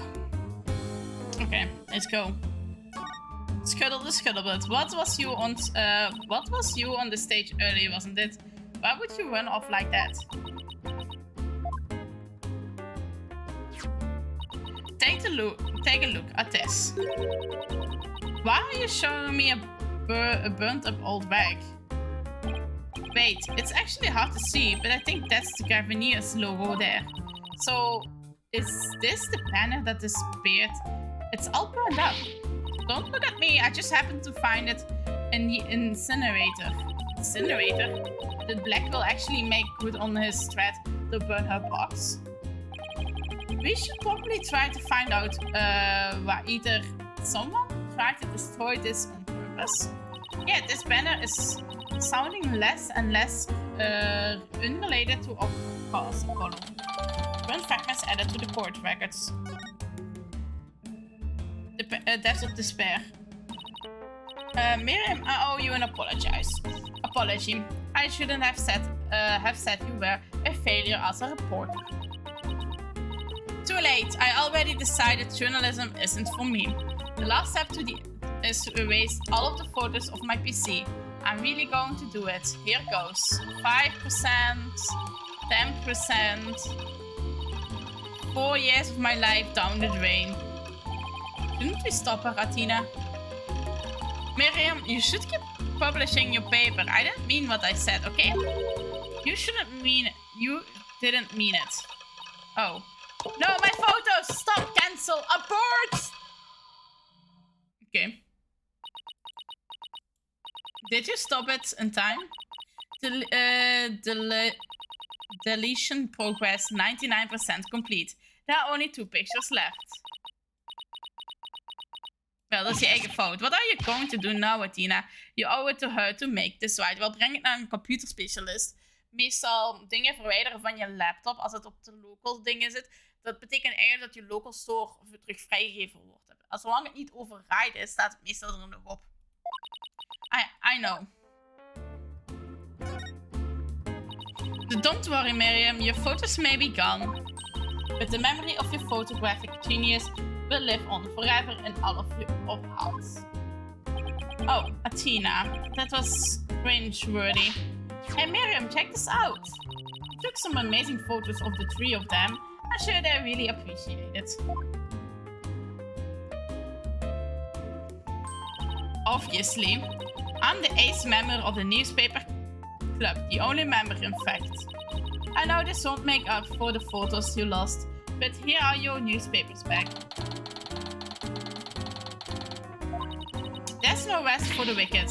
I plan on pursuing those 3 for as long as I can live. Miriam, why are you so obsessed with Juniper, Hugh, and Robin? Obsessed? I'm not obsessed with them. It's just, they were so close, ever since their freshman year. So, well... Athena, are you think what I am thinking? Yeah, I think that's the only explanation. But wait a second. You're not thinking what I'm thinking, but you're thinking. Objection! That's exactly what he's thinking, Miriam. You want in on their little trio. How could you possibly know that? Oh, daar gaat de box weer. Girl, haal de box gewoon van je hoofd. That's one abused laptop. Yep. My laptop won't turn on. Never thought my life would end so soon. A mere 17 years. Now I really feel bad. Oh, I know. Miriam, we have a laptop of the office. We would be happy to lend it to you. Aw, hoe lief. Nu, ik kan eigenlijk mijn laptop ook nog eens opstarten. Dat ding staat nu al een paar maanden stil sinds ik van school af ben. You have a laptop I could use? Sure, but on one condition. I want you to ask Junie, Hugh, and Robin if you hang out with them. What? Like, I could ever do that. Sorry, but that's the deal. If you want to borrow our laptop. It's a pretty good deal. You can scare me sometimes, Athena. You're like good cop, bad cop, all rolled into one. That's my personality. Fine, I will do it, if that's all you want. Yay! I will be, it will be later to bring you the laptop. Wait, it's not like I owe you anything, but here. Thanks. Oh, is that a set of pictures?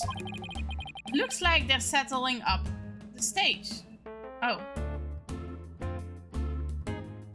Dit is de 23e getrokken. Wacht, the day before the stage was the statue nog niet klaar?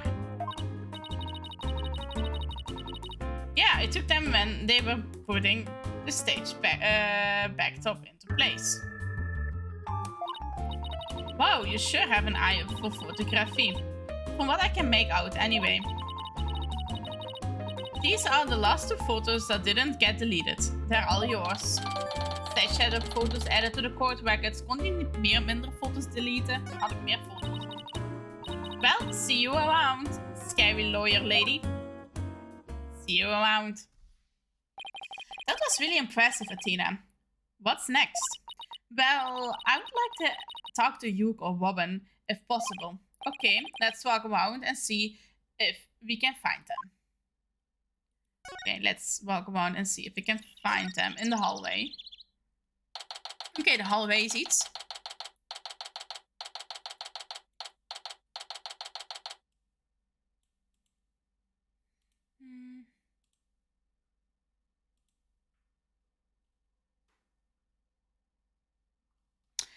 Okay, first floor hallway, let's go.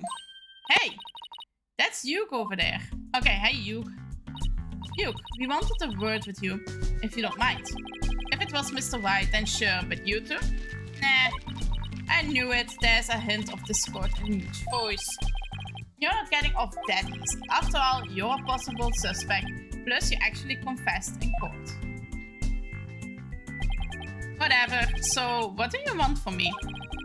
But make it brief. I don't have a lot of time, and I assume you don't either. Okay. Why did you confess? About your confession today, you weren't seriously about that, weren't you? Let's just say I had no choice thanks to the certain lawyer who failed to get the job done. Thanks. So you're really prepared to take the blame for this? Not gonna happen. The voice on the tape is female, so that rules me out. Let's put it this way. You don't actually believe the ridiculous play on words, do you? Well, my confession is just like that. A means to an end. Or as we say around here, the end justifies the means. But I actually do believe the voice is shouting Hugh O'Connor. Juniper's confession was quite adventurous for the real killer. But if Robin or I were actually the killer, we would have confessed. Wouldn't have confessed. It's that simple. Even you should be capable of such a reasoning. Or have I overestimated you? You will make a great lawyer someday. I mean, you seem to enjoy getting under people's skin. Could Hugh of Robin's confession really prove their innocence instead of their guilt? This is going to take some serious thinking on my part. Okay. Relation to Blackwell. It sure looked like Prosecutor Blackwell was twisted your name to testify earlier today. Is this some sort of secrets he's using against you? Yes, I have no interest in saying anything more now, if you will excuse me. Hold! I am not through with you yet. Hey, it seems the woke prosecutor has it out for me. Leave and we just might discuss you know what. Ike. No, wait. One little statement and Mr. Cool loses it. What's that all about? Yeah. I changed my mind. I will stay and testify. You really are a rank amateur. Even if that were true, you think I would open up to you? So he's not denying it. That secret might be causing discord in his voice. Then again, we have the same problem with Junie and Robin. Hey, you're just wasting your time and mine. Next question. about that meeting with Professor Court on the 23rd. Why did she want to see you? I have no intention of telling you. You will have to force it out of me any way you can. Professor Mean strikes again. Then again, is in the lawyer course. But didn't Professor Court used to say that the only good result is the truth? So why don't you drop this whole charade and just tell me the truth? The truth? How can you be so sure it will help you solve the case? The truth isn't necessarily your friend. No Juniper's for that matter. No, you're wrong. I don't care what anyone says. I'm going to defend Junie the right way, using the truth. That's the only way to honor Junie's wishes and Court's memory. I see. Very well, Miss Sykes. I will testify tomorrow about the truth you're so interested in. Nuke. But, the discord in his voice. Don't look to me if something happens to Junipers because of it. Understand? What is that supposed to mean? What a terrible thing to say. I thought you guys were friends. Yes, we were. Until just recently, actually. Were. I already told Juniper, so I might as well tell you. I don't really care about her anymore. What? Why? Just as I have my secrets, she has a side you've never seen. Juniper's not all sunshine and rainbows like you think she is. What are you saying?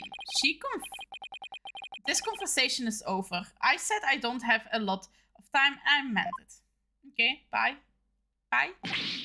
Hey, wait. He's gone. He doesn't care about her anymore. Why would he say that?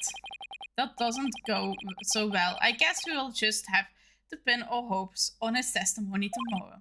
Athena, what do you say we head over to the art room? Might be a nice change of place. Hopefully, the police have completed their investigation. Alright, we don't really have much time left anyway. Oké, we gingen al automatisch. Oh, are those the two sides of her? Oh, dit is ook al omgegooid. Oh, ze heeft hier zo'n olifantje. Oh, zo schattig. Haha, bye. If it isn't my little lawyer friends again. Thanks again for lowering that school banner for us earlier. Don't mention it. Helping those in need is what my brand of justice is all about. Right. So, this art room was where the murder actually occurred. That's right. You can see it with the naked eye, but there's blood on the floor. The area roped off in the middle of the room marks the spot. A police investigation is done, so if you want to look around, knock yourselves out. Oh, thanks! Okay, let's look around. We hebben hier alvast een painting die mij aandacht trekt. A picture of a girl wearing a floral hat. Oh, isn't that the artist's name right here? Court. Wow, Professor Court must have painted this. Cute. So this is what they consider art. I really don't get it. I swear I've seen this girl before. There's an air of fragility about her. And those pretty imposing eyes. Who is it this again? Her name is on the tip of my tongue. Real? Okay. This is the area with the rope around it. That's where the detective detected a large bloodstain. I'm sure the victim was stabbed here or somewhere close by. The fact that there's no visible blood means it was wiped up with something, right? Right, but we were able to detect traces amount of blood. Merely wiped it up does not remove all evidence of wrongdoing. And that, in a nutshell, is justice, right? Oké, dus waarschijnlijk is hij met die banner opgewezen en die banner is gebrand. I would appreciate if you would let me have the cool lights. What is this? It kind of looks like there's a prosecutor's badge at the top of the statue. But if it's not, you look real close. Another strange, difficult to understand work of art. Oh look, it has the title. Guilty, guilty, guilty. Haha, real creative art. Either it's too abstractive or understanding or subtiel als een sledgehammer. Gaat het over een boekje eigenlijk. A mock trial script on the floor and nearby an envelope marked used. I wonder if Miriam's script was ever really inside that envelope. Let's see here, by Miriam Scuttlebutt. And the title is Book and Noir, Crimson Blood and Dark Judgment. I wouldn't take part in that mock trial if she begged me. It says there are special rules allowing the payment of bribes while court is adjourned. Oh, and you can bring in up to $3 worth of fabricated evidence. And also, welcome to the darkest mock trial ever, wherein the end justifies the means. The prosecution claims this is the script that was supposed to have been used.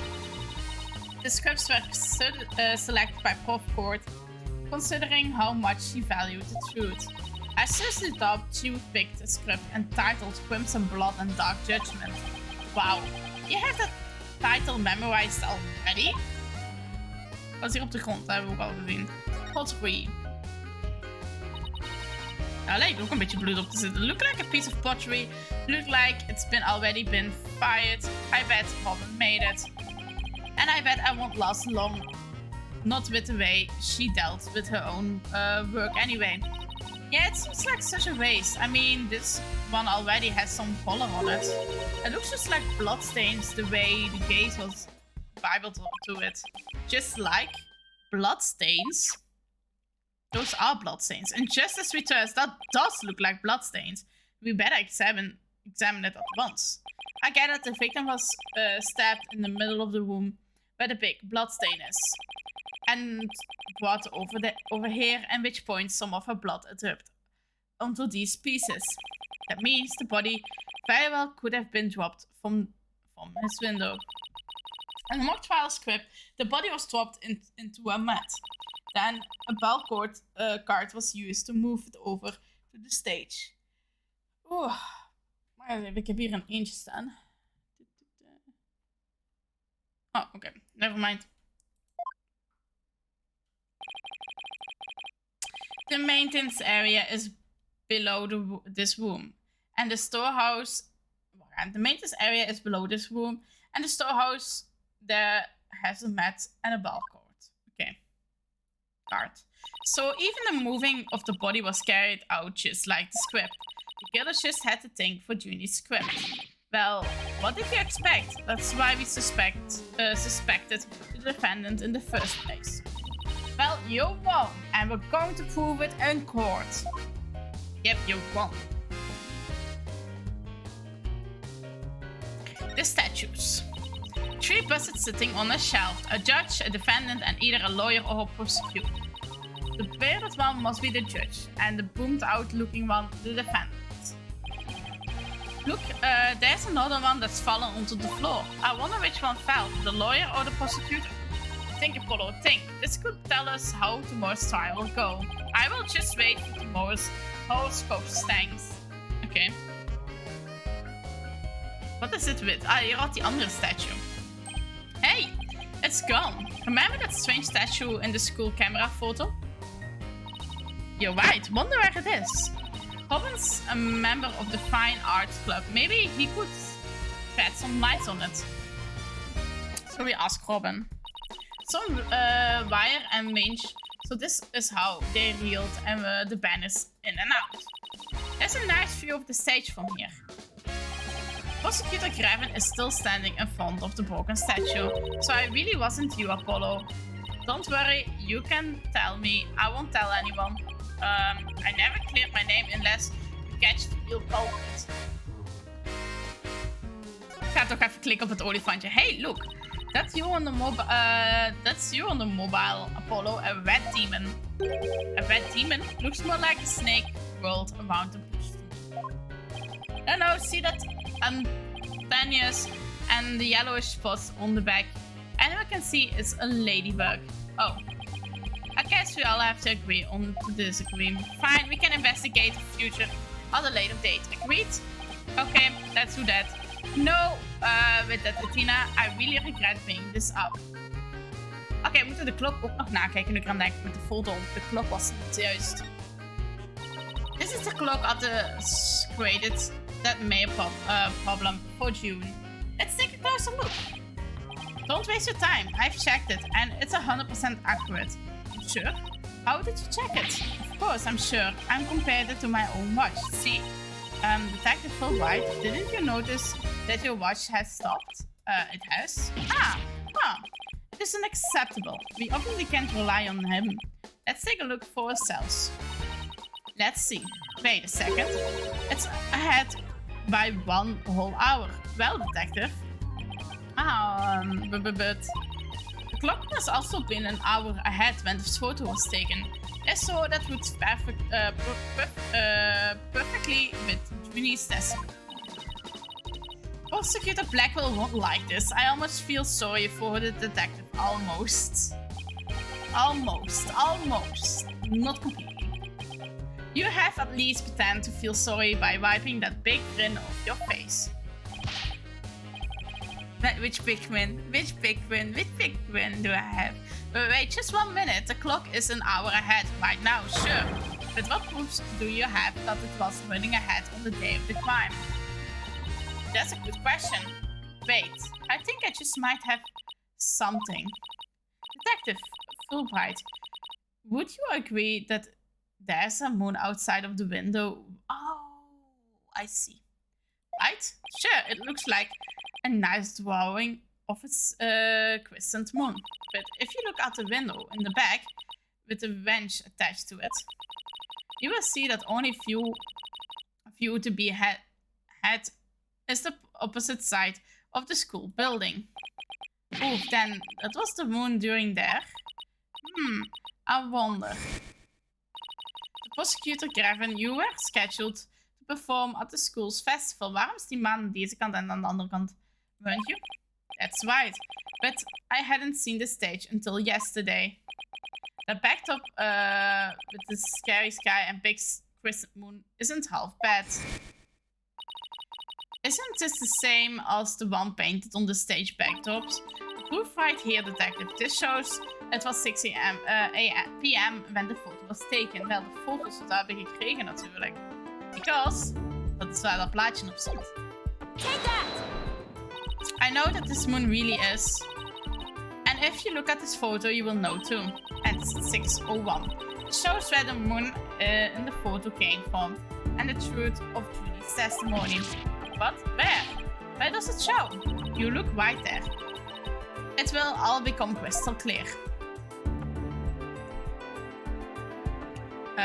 Dat bordje natuurlijk, side entity. They were still prepping the stage, so the backdrop wasn't in place yet. The photos show that the process of moving the black backdrop into position. I can see that. That's the big board hanging here. The size matches too. But there's no picture that's a crucial detail. It is, but I believe what we're seeing is on the photo is the back of the board. The back of the... That's right. And at around 6 p.m. when this was taken, a photo of the same board was being taken from the front. What do you mean, the front? The front is against the wall. And that is where you're wrong. What about the window? Remember how we said the moon shouldn't even exist in this photo? Take a good look. Are you suggesting the moon is in this one on... Are you suggesting the moon is the one on the backdrop? Exactly. And sure, the photo was taken while the backdrop was being moved. And as you can see here, it was around 6 when the backdrop was being set in place. So the art room clock was running fast at least as far back as the day of the murder. How can I even face prosecutor Blackwell now? Well, Blackwell, die gaat jou nu helemaal een stukje snijden met zijn samurai. Yes, I just blew a hole in a piece of the prosecution's evidence. Alright, guess that's about wraps up all the important stuff.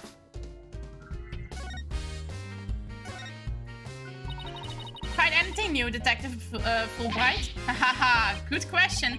Unfortunately, the answer is nothing much yet. He sure is a compliment for having found nothing. But if we're talking outside of the art room, There has been a major breakthrough. Oh dear. Unless I find out what that is, I don't know what I shall do. No need for the theoretics. I will stop. I could fill you in this one. Wow. You saw right through me, detective. I'm impressed. Looking to get arrested for murder via unwanted flattering, are we? But a breakthrough. Okay, what's the breakthrough? So, what's the major breakthrough you mentioned? You want to know? You really want to know? You really? Come on, just tell us already. Aww, no fun. Anyhow, we got the results of the voice print list back. Voice print? You mean for the tape recorder? Exactly. The voice belongs to the suspect, Mrs. Woods, beyond a shadow of a doubt. See right here. They analyzed the voice on the tape inside and out. Inside out. Okay. Dus we hebben hier nu voice recordings. And you thought the voice of the tape was saying huge O'Connor. Thanks for the good laugh, Miss Sykes. Aww. He's the last person I want laughing at me. So now there's evidence of Juniper's shouting, "You're a goner" around the time of death. If we were to take this as truth, how are we supposed to make sense of it? I don't know.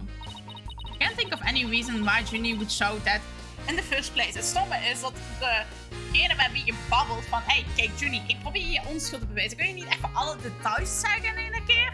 Like, dude, do you wanna go to jail?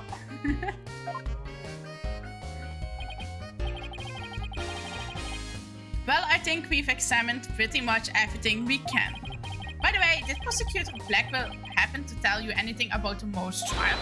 And justice we trust, it's no use trying to pry more information out of me. Having just learned that the clock had been 1 hour fast, means we're back to square one concerning the suspect's action that day. I wonder what that main argument will be about now. How the body was moved would be my guess, but Prosecutor Blackwell's got his own plans. Oh, does he now? Detective Phil Wright. Try as you might, I won't say another word about the investigation. No, I wasn't going to ask about that. I was just wondering if you had seen Robin. Oh, you mean Miss Robin Newman. She was just here a moment ago, and she mumbled something about watching videos in the lecture hall. Video? What video?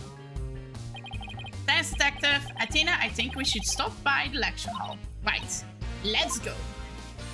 Indeed, let's go to the lecture hall. Move to the lecture hall.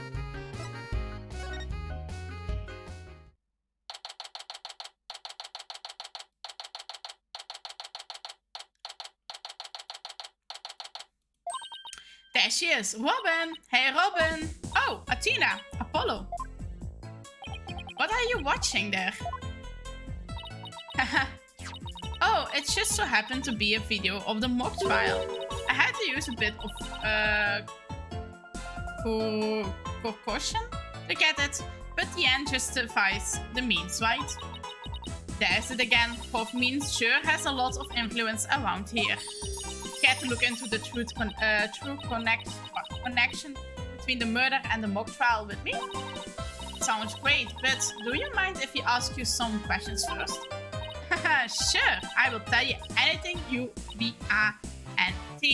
want. Let's talk. Why did you confess? About your confession today. Why would you do it? Because Juniper hasn't done anything wrong. And I had to stop the trial by any means possible. Right. The end justifies the means. So you're a follower of Professor Means too.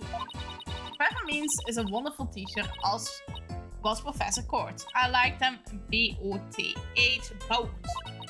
She brushed that one off like a pro. But with that style of justice, you run the risk of breaking the law. Well, I'm prepared to quit school because of this case. What? Why?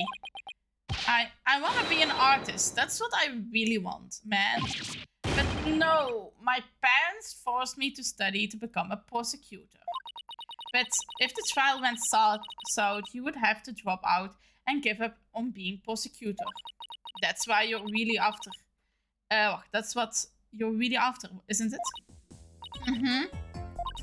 Talk about someone who literally changes at the bed of an eyelash. Okay. I guess she's been dealing with her own problems too. That totally makes sense. Yeah, I suppose so.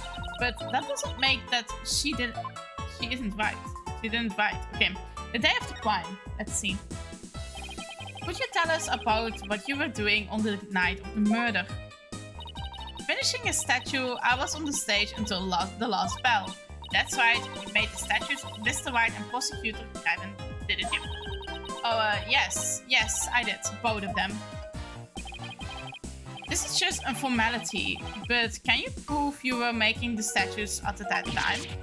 Can I prove it? You think I am a killer now? No, that's not what I meant. Both Huge and Robin were still at school after 7. But neither of them can prove exactly what they were doing.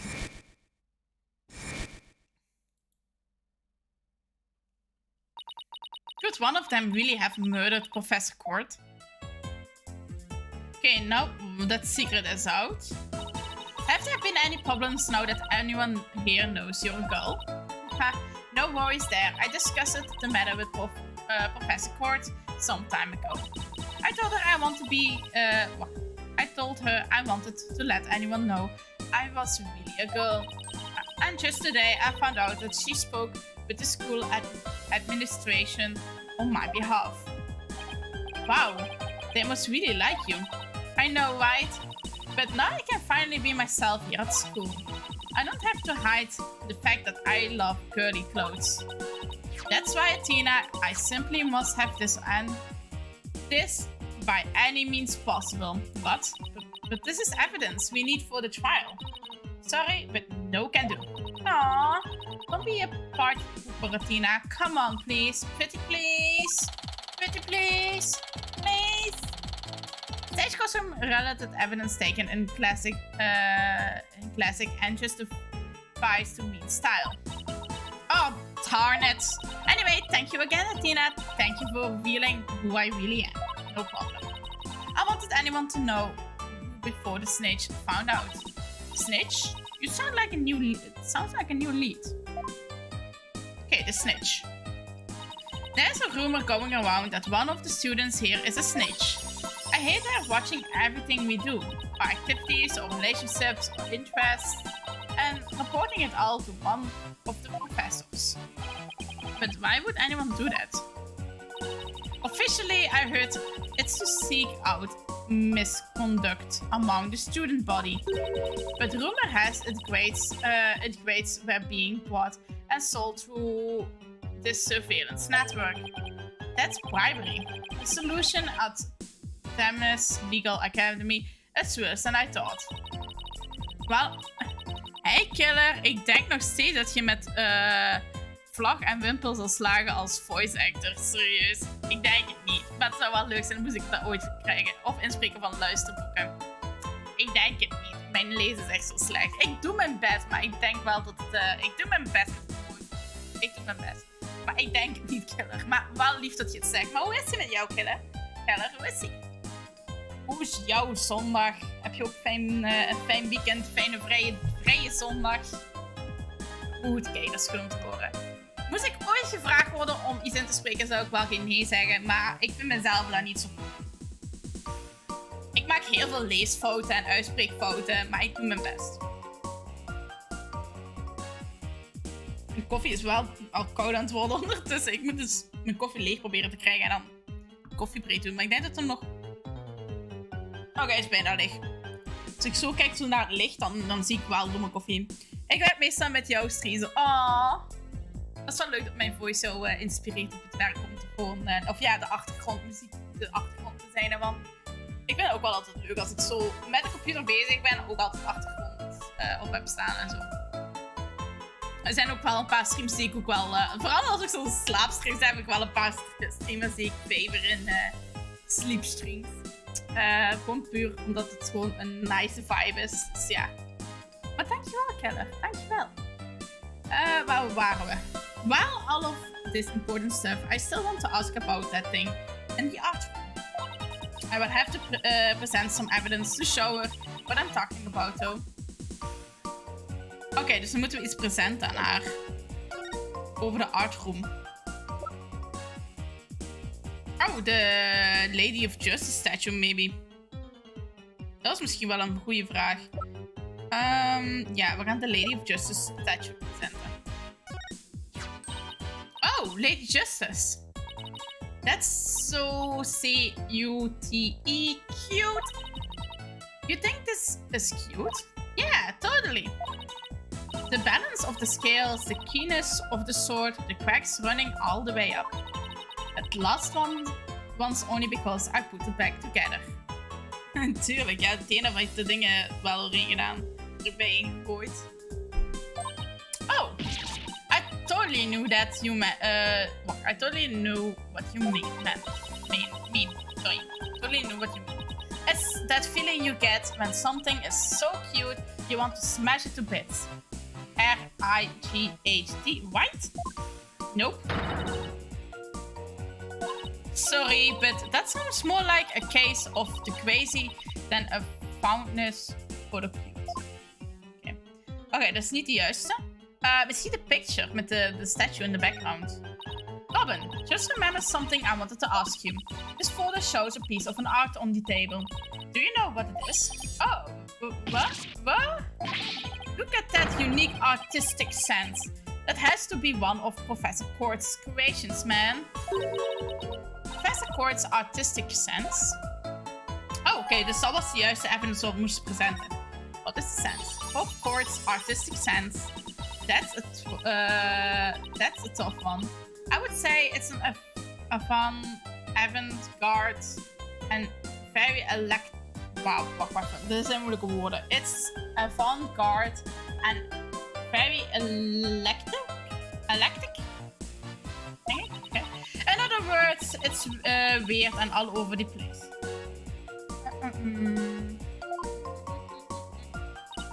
Come to think of it, that strange-looking paint in the art was one of Prof. Court's work, wasn't it? The statue in that photo was originally a statue of Lady Justice. Lady Justice, Prof. Court, has planned to place it on the church's bench in the lecture hall. But the day before the mock trial, it broke while she was polishing it. She said she will take it back to the art room and try to fix it somehow. So this statue in its proper state? You bet! You look at that wild silhouette, wow, it's so C-U-T-E cute. I don't get it. Don't you have to be an artist to appreciate stuff like this? Athena, the Lady's Justice that you put back together on that stage. Oh right, I didn't realize before because it was in pieces, but therefore it was smashed. Maybe it didn't look like Lady Justice, but more like it does on the photo. But what in the world was it doing on the stage? Goeie vraag, Apollo. Goeie vraag. So, broken on stage, Professor Court had remade it into a completely different looking statue the day before the mock trial. Well, I think that about covers it. Okay, then how about watching the mock trial video with me? What do you say? Sure, sounds good to me. So how do you want to watch it? Hahaha, all classroom desks at the school have their own built-in computer, you know? Ja, ik zie het hier zo van die leuke klapdingetjes. Het zou wel heel vervelend zijn moest er zo ene kapot zijn en dan moet je heel het bureau verwisselen. Maar het ziet er wel fancy uit, maar echt fancy. Wow, this place is definitely a lot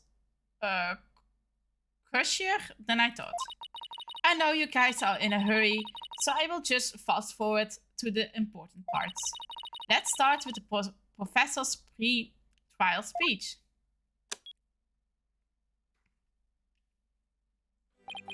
Good afternoon. I would like to start by thanking you for coming here today. Oh, that sounds like Professor means. The mock trial, the crown jewel event of the school festival, will begin shortly. In the camera like this, is the camera like this the whole time? Yeah, it's a fixed position in front of the stage. When I was a student, I too could hardly wait for this day to come.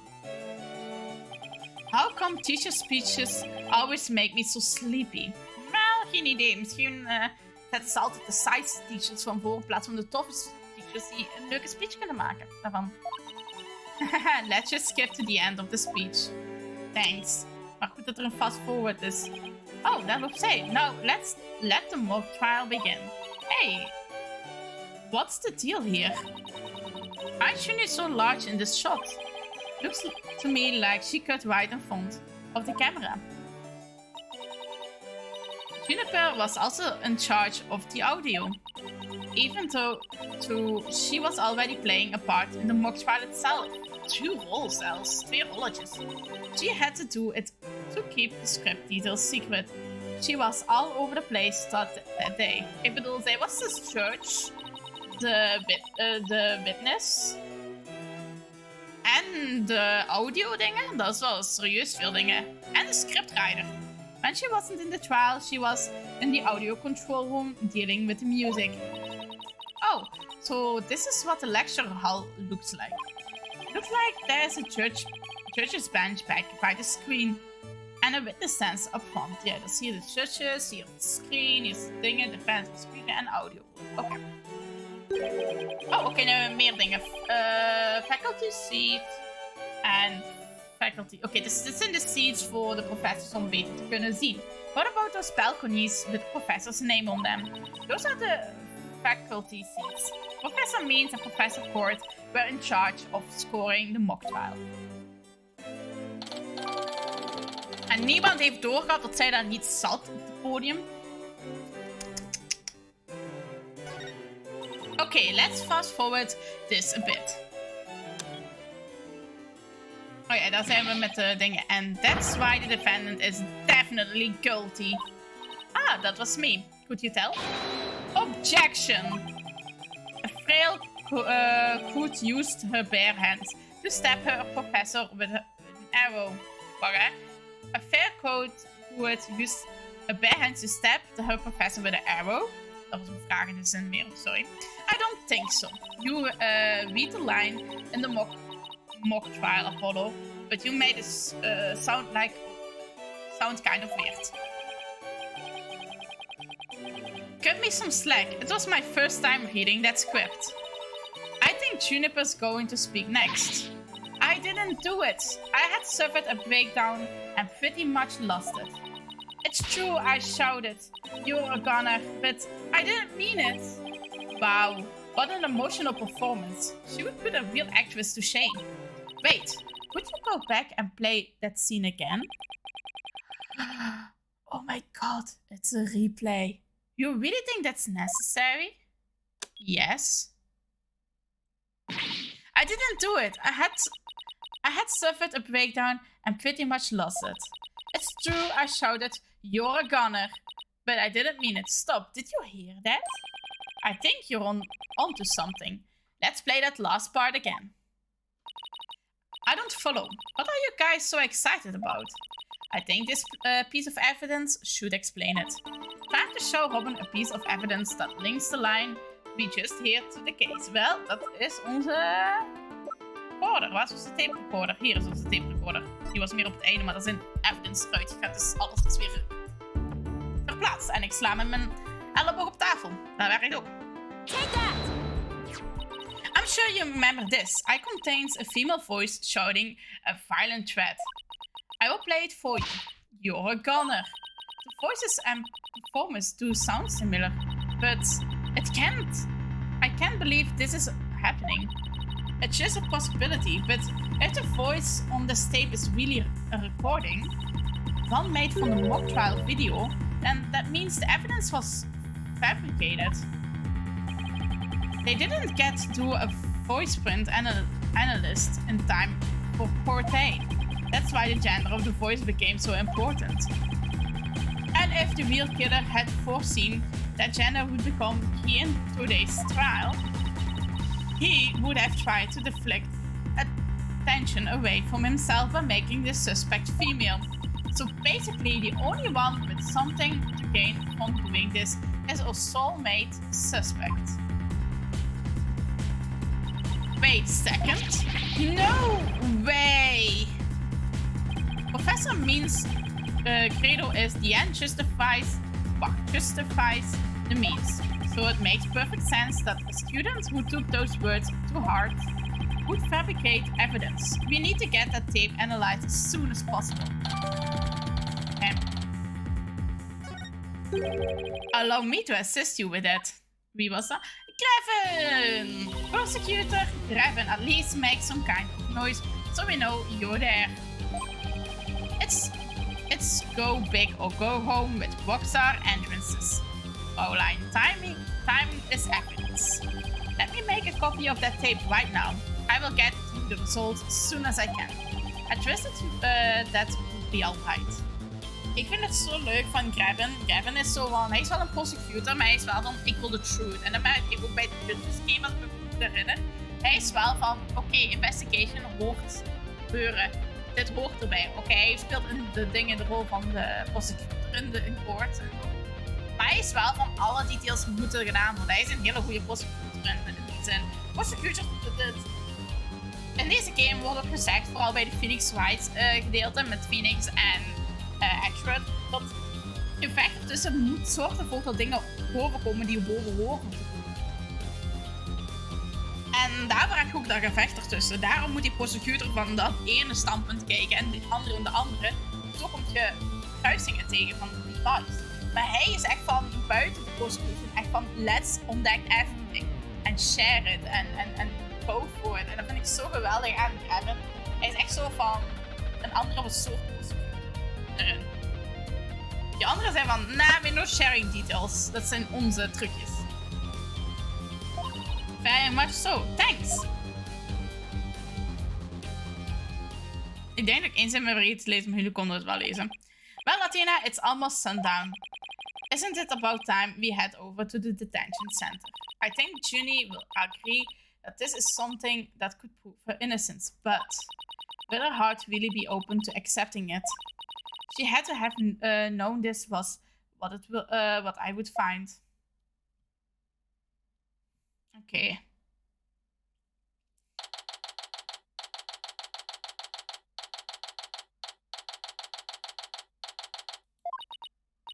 And that about covers the main gist of our investigation. I see, very interesting. You've been quite a busy beaver today. Thank you for all your hard work, Athena.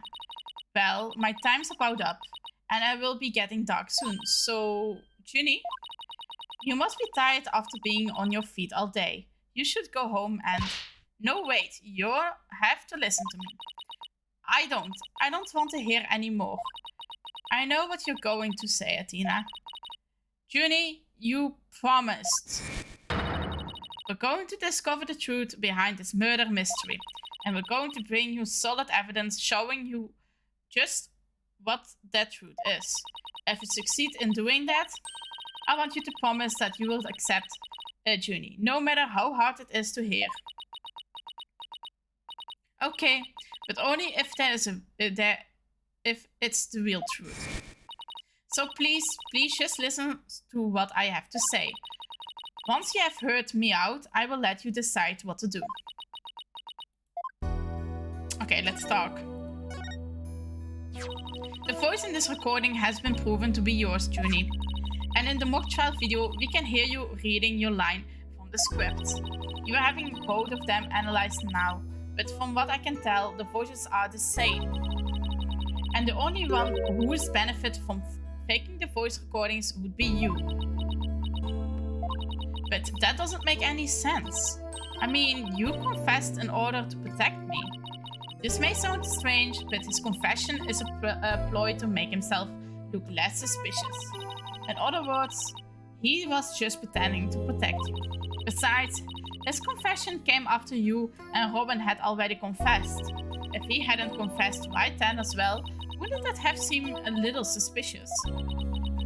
Say what you will, Athena, but none of us would hurt a fly, let alone kill someone. Luke is a gifted student. He gets outstanding grades and never causes trouble. And There it is. The bracelet. Let's go. Wait. Tina, my bracelet reacted just now. It did? But why? Junie, can you look me in the eye and repeat what you just said? None of us would hurt a fly, let alone kill someone. Huge is a gifted student. He gets outstanding grades and never causes trouble. Now I'm sure of it. She's lying. Okay, let's investigate.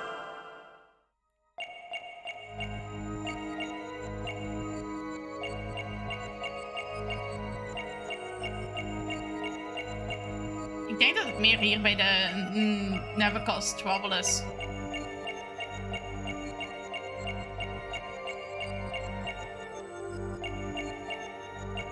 Zeker als ik stil ben, maar ik ben ook New World aan het spelen met maar have fun. Maar weet je de groeten. Als Marichi ook even iets zegt zo van hi of zo, dan geef ik haar ook even een shout-out, want dan kan ik die at Marichi doen. Dan krijg je ook een shout-outje van mij. Gewoon iets, of gewoon een lettertje of zo, maar gewoon dat ik die ad kan gebruiken. Dan krijg je ook een van mij, maar veel plezier en no problems. I know, games. Ik wil niet van je game moment samen met Marichi. Ik ben al heel blij dat je komt lurken. En je zei het ook, lurking. Dus ik ben al heel blij dat je aan het lurken bent. Je weet, lurken is ook gewaardeerd hier. Oké, dus volgens mij is die hand nu net veranderd. Nee. Ik dacht dat die hand veranderd was. Ik weet het niet zeker.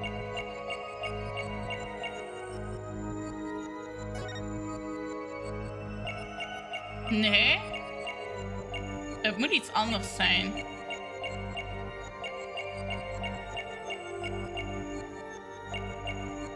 Stevig ogen open. Had ze haar ogen toe op dat moment?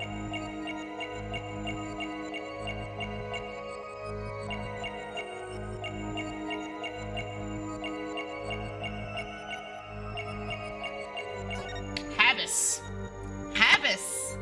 Oh, dat ging helemaal naar hier. Confirm. Gotcha. I gotcha. Hoe ze dat beweegt?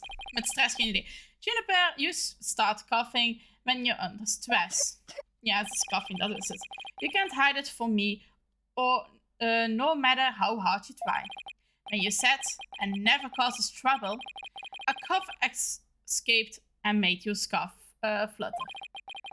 As for why you were stressed, it's because you were lying. You were lying. Junie, you're trying to hide Yuke's connection to this case, aren't you? And I believe that also ties into a secret about yourself. A secret? About me? I don't understand. I already told Juniper, so I might as well tell you. I don't really care about her anymore. What? Why? Juniper's not all sunshine and rainbows like you think she is. He ended their friendship after he found out about Junie's secret, which means Yuke must have felt betrayed by Junie, making her the snitch. The snitch, denk ik. You're Professor Court's snitch, weren't you? There's a rumor going around that one of the students here is a snitch. I heard they're watching everything we do. Our activities, our relationships, our interests, and reporting it all to one of the professors. And while fulfilling that role, you're learning something about you would rather forget. I don't know what you're talking about. Junie, please, stop hiding things from me. I hate having to force things out of you like this. Looks like we're going to have to do this the hard way. Time to review the evidence and see if I can prove my hypothesis. I must have something that proves Junie's, the snitch, and Yuke's connection to the case. Nope. Die misschien.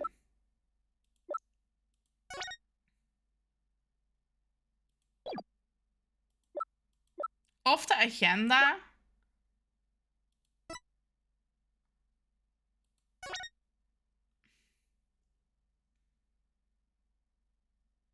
routine report. Dat de report. Take that! Right here in Professor Court's planner, it says routine report. I believe this is meant to mean when the snitch would report to the professor to Professor Court. I also believe Prof. Court planned to meet Hugh in private basis based on the snitch's info. And from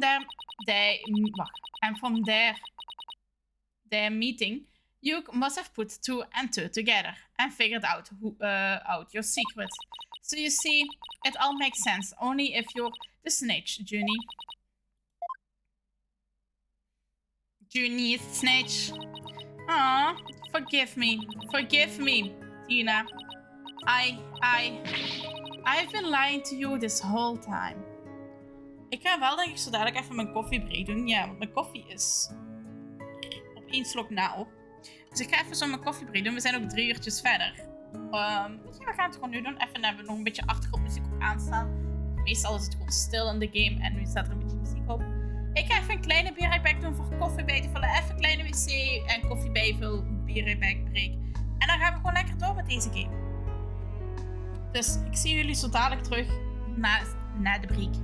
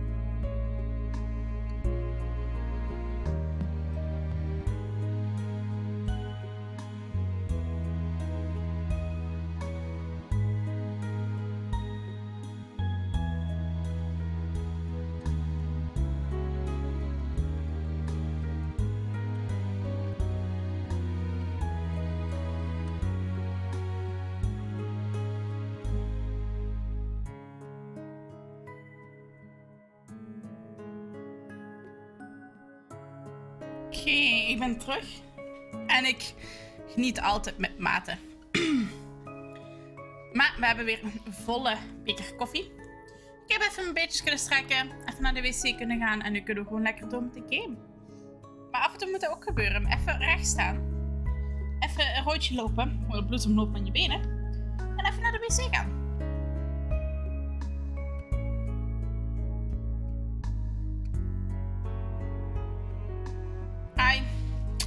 I've been lying to you this whole time.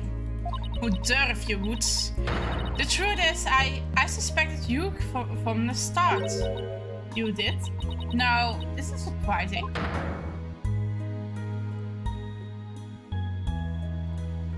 So you can snitch. I'm so sorry. I've talked about the friendship so much. I've been a terrible friend. Juniper, I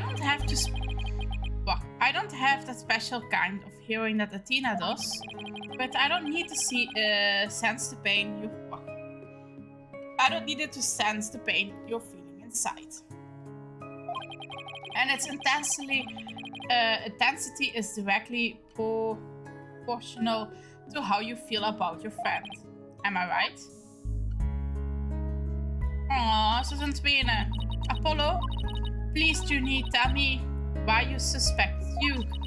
I have a feeling that will be the key to getting to the bottom of this whole case. What exactly was your role as class snitch? Professor Court had told me how Academy alumni had stayed for the path of justice. The dark age of the law, huh? She didn't want any more of our students going astray like that, but few others at the academy shared her view. I thought her ideas were beautiful, so sad and unrealistic. She asked you to be her eyes and ears, didn't she? I used to report to her once a month about any wrongdoings I would see or hear about. And that report session in her planner, the one from October the 22nd, was a part of that. Yes, that's when I reported you, Professor Court. She snitched on her own friend? Okay, for what? I had accidentally overheard you talking. What did you hear? He was talking to someone on the phone. I think it was one of his parents. What were they talking about? Something about having paid money for good test scores. I only overheard him talking, so I never did find out who the money was going to. But that's bribery. Duke was buying his way through school, and if that's the case, then that evidence that always seems out of place might actually be about the secret. Wel, de kleine note waar zijn naam op staat. Take that! We found this while we were investigating on stage. It got Hugh's name on it. Hugh's name on it. I didn't know what the number meant at the time, but now that I'm hearing about bribes, I must mean that the bribe of 120 grand was to be paid in October. What's more, take a look at this mark. That same mark is on the pages of Professor Court's planner. Hey, you're right. Wait, but why would Professor Court have that kind of information in her planner? You don't really think the person who was taking the bribe money was?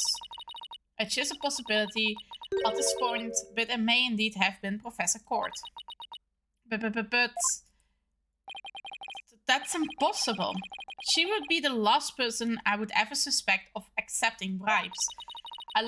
Like I said, it's just a possibility, but a rather good one.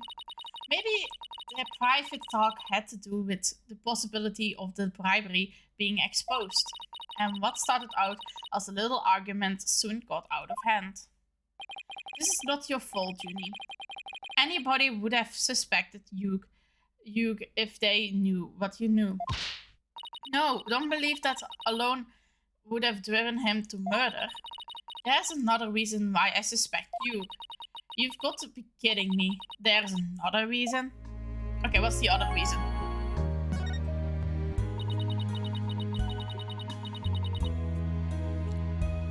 Dat is echt het enige dat ik mis in deze game. Zo voice actors in de scenes of zo. Dat is zo van... Ik wil even op mijn gemak van mijn koffie drinken, maar ik moet... I saw you around 7 p.m. the day before the mock trial. Oh, so she finally ready to talk about it. When I saw him, his... Oh, Tina. Junie, are you alright? Just try to relax and tell me what happened. Oh, of a video where I never wanted to see what I did. But I'll have to live with it, won't I? In that hallway, Hugh's hands... His hands were dripping with blood.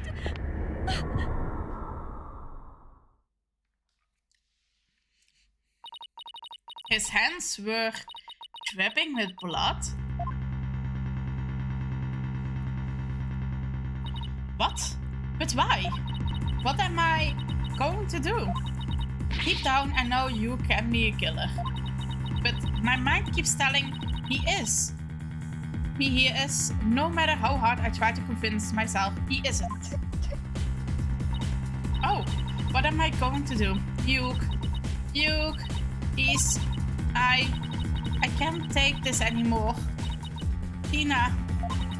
So she hid the fact that she had seen Hugh and said she went home at 6 because she wanted to avoid talking about what she saw. Junie, it must have been terrible holding all of that in, but it's going to be okay.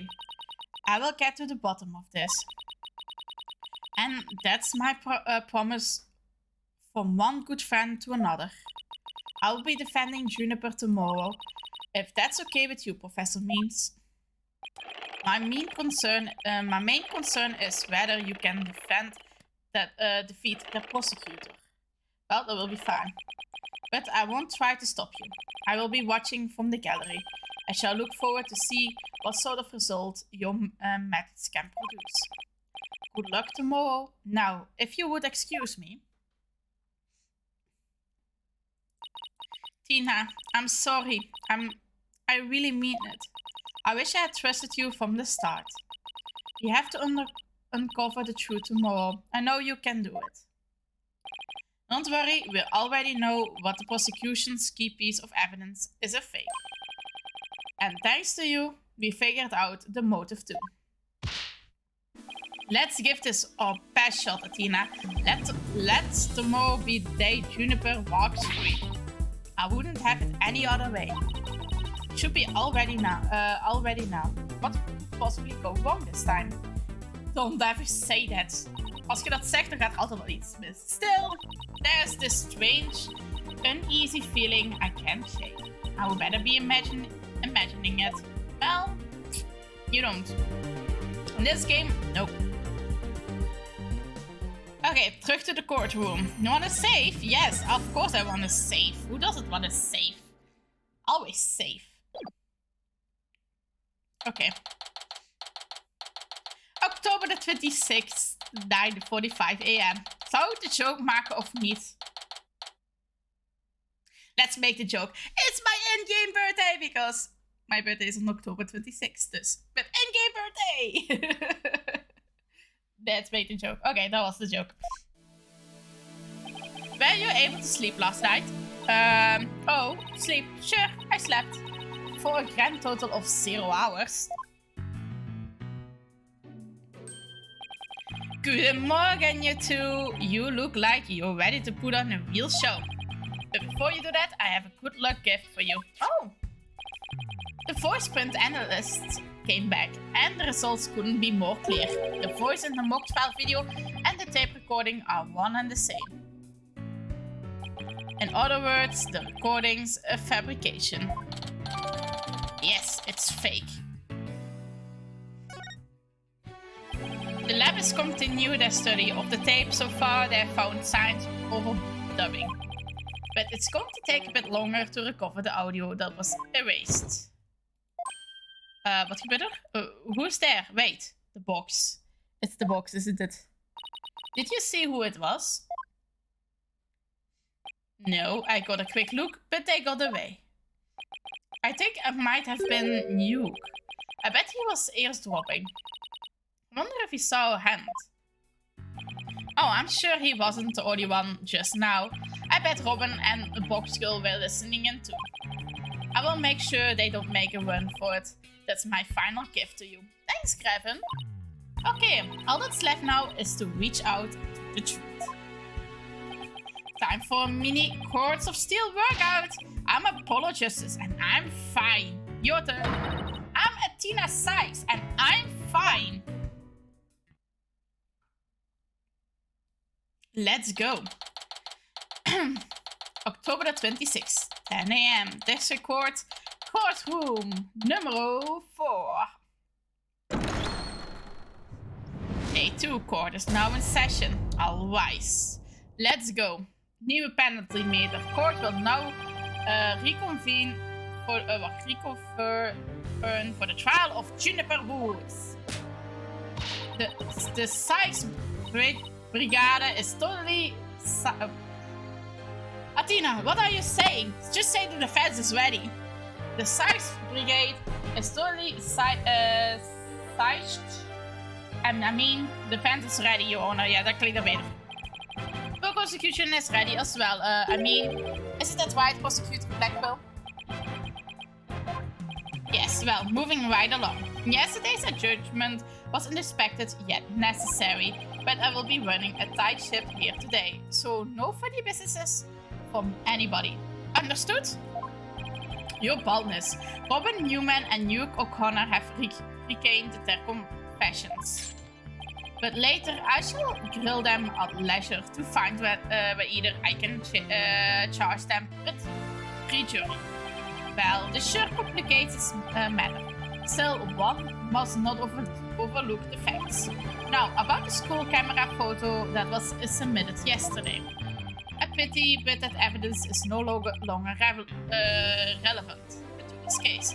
The art room clock runs fast. I cannot function as an accurate measure of time. As for the bungle detective who overlooked that, he is paying for his failure.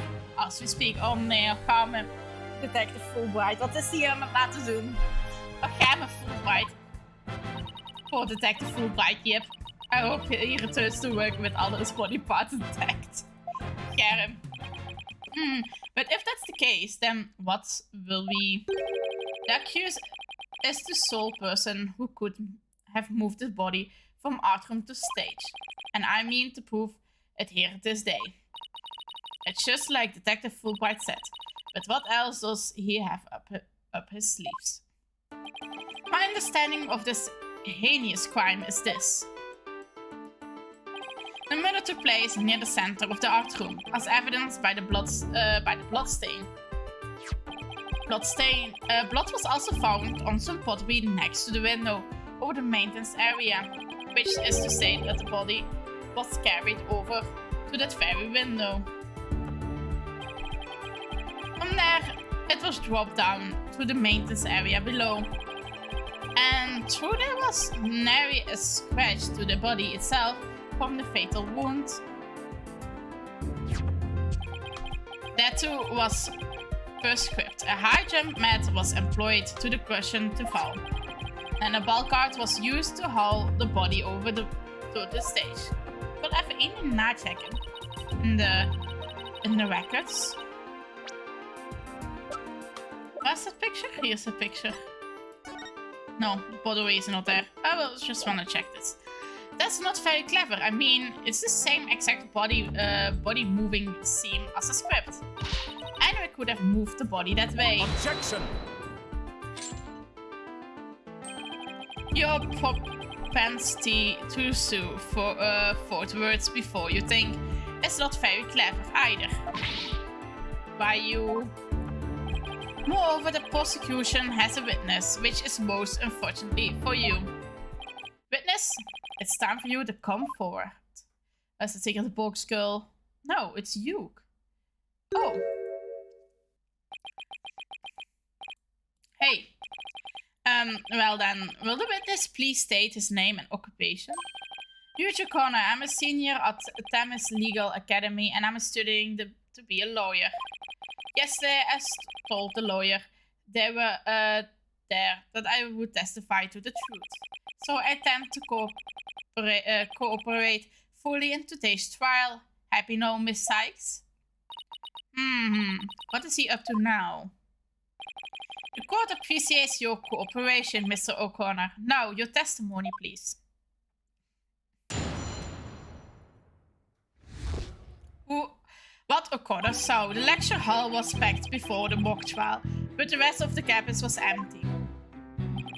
That's when I saw Juniper drag the large mat from behind the stage. I was watching her from a vantage point between the stage and the maintenance area. She was heading towards me, so I assumed she was on her way to the maintenance area, but I didn't have time to stand around and see what she did after that. The real truth hurts so much, doesn't it, Mrs. Sykes? Or maybe you thought I was going to bring up something else entirely against your client. Never a snappy comeback when I need one. He's coming straight at us today, using any means possible. To protect the students from students who had to climb up high when setting up the stage. A mat was brought over to the stage from the storehouse. Our client is the student council president. What's wrong with her taking it upon herself to put the mat away after they had used it? Objection! Oh, there's plenty wrong. There's but one mat in the entire school that could cushion a fall from such lofty heights. Ergo, the mat in question was indispensable to moving the body. Oh, it sucks being the last to know everything. I think I get it now.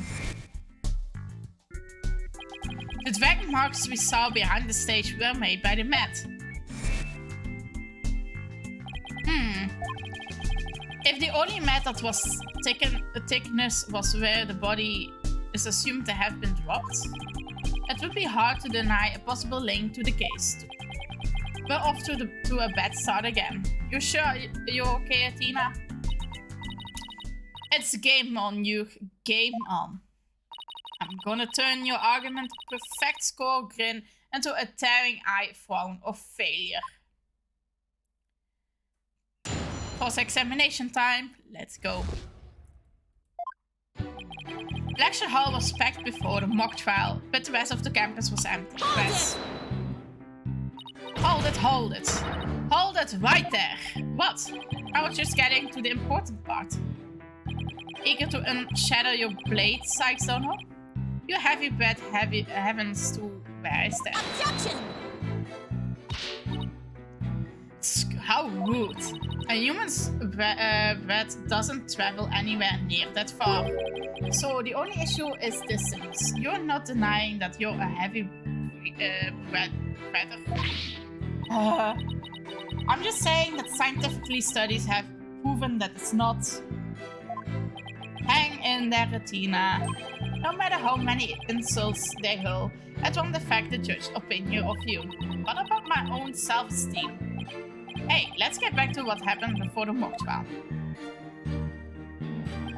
That's when I showed Juniper dragging a large mat from behind the stage press. Our client was simply putting the mat away. It had nothing to do with this. It has nothing to do with this case. Objection! That is where you are wrong.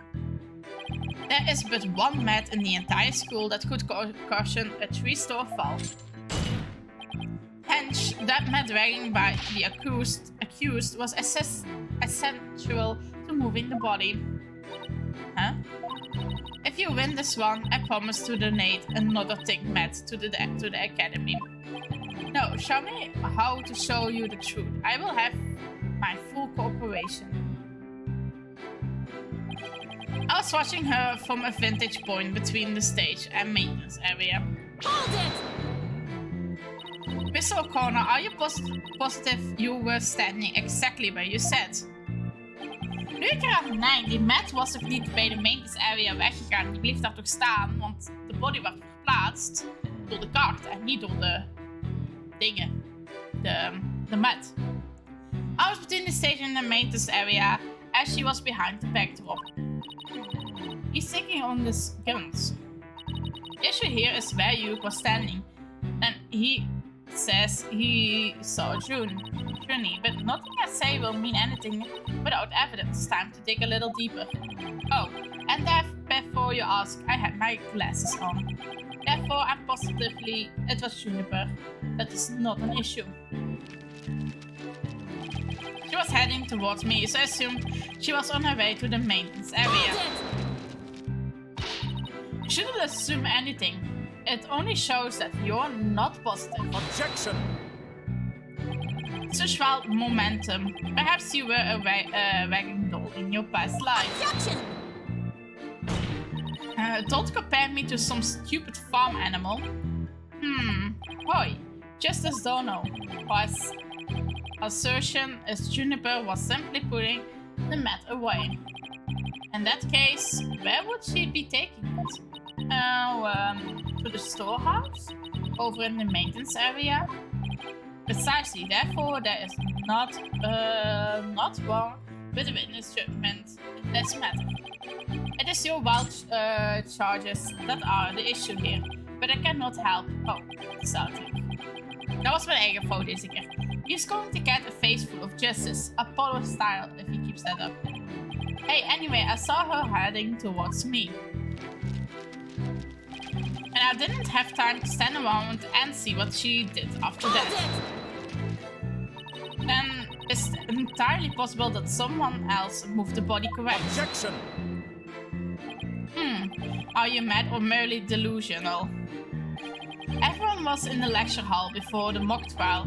The rest of the campus was empty. Ergo, the only probable suspects were the 3 trial participants. I know, thank you for stating the obvious. I also know that you, Hugh O'Connor, were one of the participants. Mr. Confidence sure goes all out when he tells the truth. Well, I don't think he meant for any of that to be misleading, but it doesn't make it factual. Careful now, Athena. A genius like you could be leading Wright into a trap. I would be surprised if he wasn't, but all I can do is change forward with both eyes opened.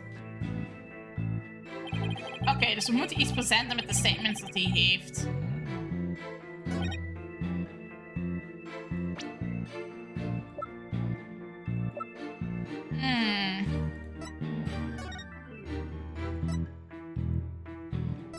Hier is geen mad, hè? Nee, hier zijn alleen de dingen.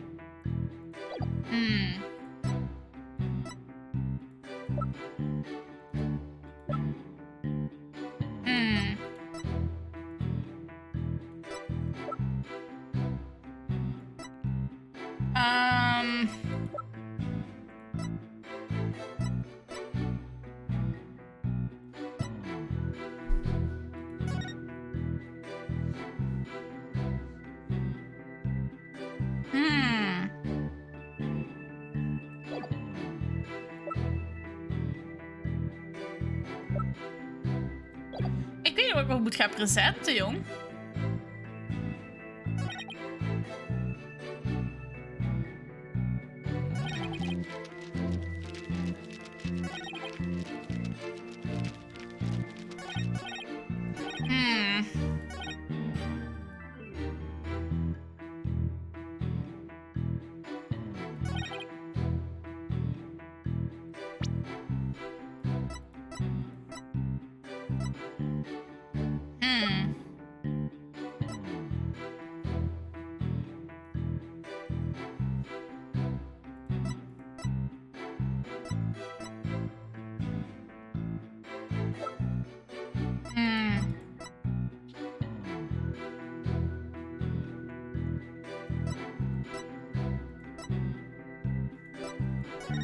echt niks dat kan bewijzen dat er ergens een mat is.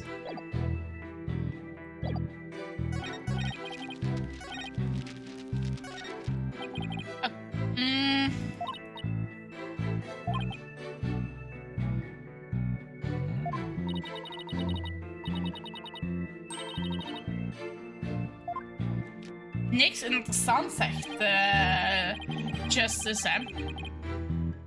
Oh man, deze is echt moeilijk. Echt alles geprest al.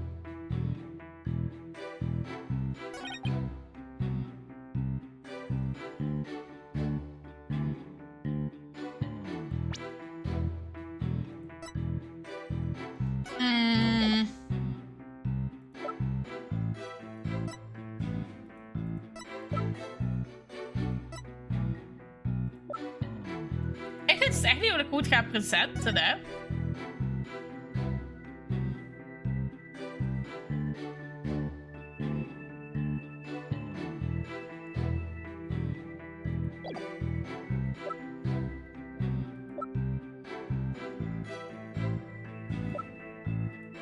Ik heb echt niks. De selection val was 5 before the mock trial, but the rest of the campus was empty. Dat klopt, want de mock trial hier beginnen. I was watching her from a vantage point between the stage and the maintenance area. She was heading towards me, so I assumed she was on her way. Maintenance area. That didn't have any time to start. Turn around and see what if she after that. Had ik ook op geprijsd, hè, ja.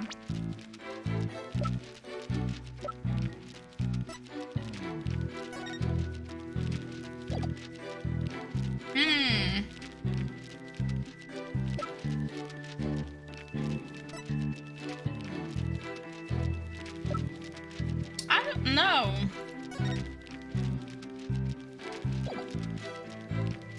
Verder prijs, heb ik iets gemist? Maar ik heb alles geprijsd, hè. Dit hebben we ook gelezen, hè.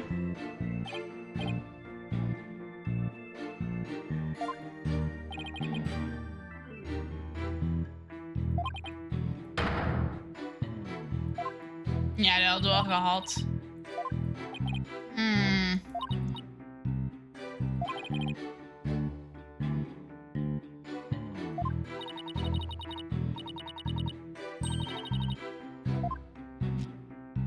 Ik weet echt niet wat ik moet gaan doen, hè.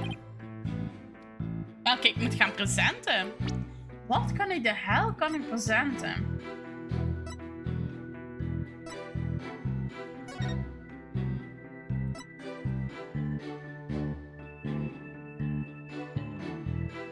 Yeah, the ball card was from the storehouse when used to move the body to the stage. Dat is. Ik weet dat de eerder zei dat de kaart werd gebruikt en niet de dingen. Maar waar kan ik dat dan zetten?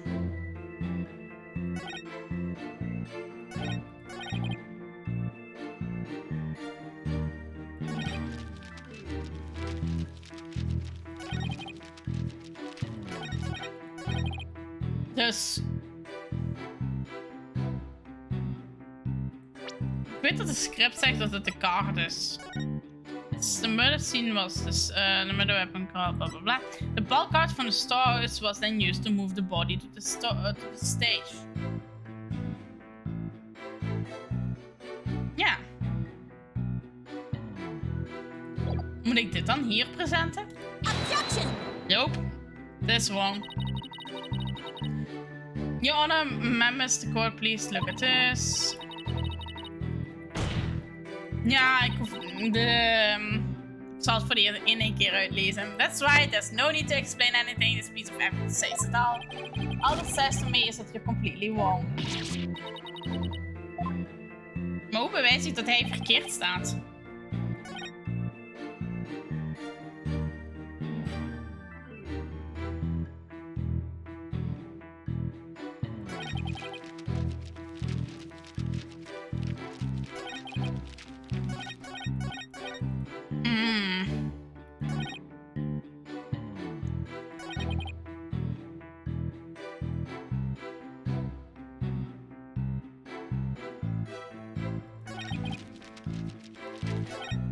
Of heb ik het op de verkeerde plaats gepresent? Misschien.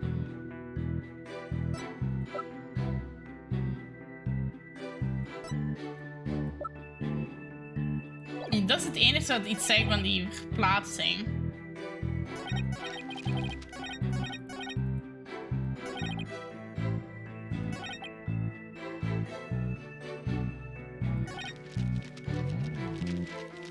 Misschien hier dat ik dat boek moet gaan presenten? Ook niet. Deze heel ding zit nu al helemaal penalty dingen te verkloten. Nee! Ik kan niks anders bedenken dan dat die mat daar niet hoort te staan.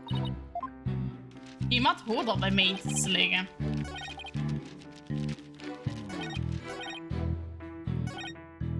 Waar heb ik die eerste keer gedaan? Had ik die bij deze statement of deze statement gedaan?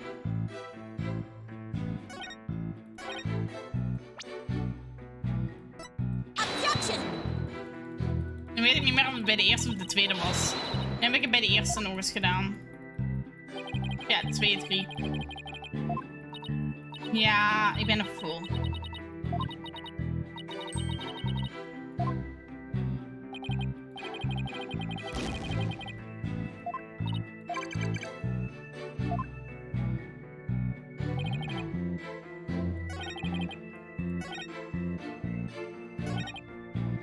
Oké. Dus... Oh, ik heb zelfs een consult nu. Heb ik de consult knop. You might letting you slide see your partner help out a little now. Ja, graag. If you insist, actually I could really use help. Well, I found the statement suspicious. Could you find the answer if you take a look at the evidence? Thanks, Apollo.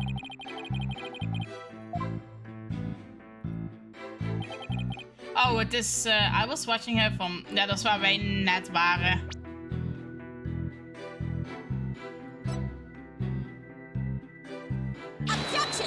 Nee, het is een andere.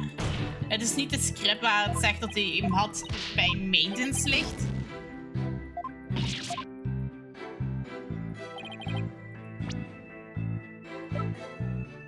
I was watching her from the vantage point between the stage and the maintenance area. Oh, dat gaat niet, want daar zit een ding voor. Een muur. Oh my god. Dan heeft helemaal een penalty dingen letterlijk gezegd. So you saw the back of the stage from between the stage and the maintenance area. Well, let's take a look at this photo taken by the Miss Scuttlebutt, shall we? De muur was ik al helemaal vergeten dat er een muur was. This photo shows the students getting up the stage the day before the mock trial. You will see the big construction screen to the right of the stage in the background here. Yes, why? In fact, there were a bunch of those next to my house until a few days ago, too. It was so noisy behind there, but I couldn't take a peek. Oh, how it piqued my interest. Exactly, Your Honor. You cannot see past such screens. That is their purpose. Now, let's see how exactly it was screened positioned again. Ah, since it was to the right of the stage, it should be right here. And from the vantage point, the witness claims they have seen our client behind the stage backdrop. Oh my, but the screen would have been completely in the way. That's right, therefore, the witness couldn't have possibly seen our client from this point. Ouch.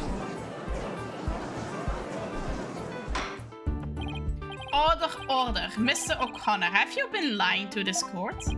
The screen. Right. I must have slipped my mind. What? Are you telling me you, Mr. Genius, forgot something as literally big as that? There are two kinds of memory lapses. Normal kind you mouth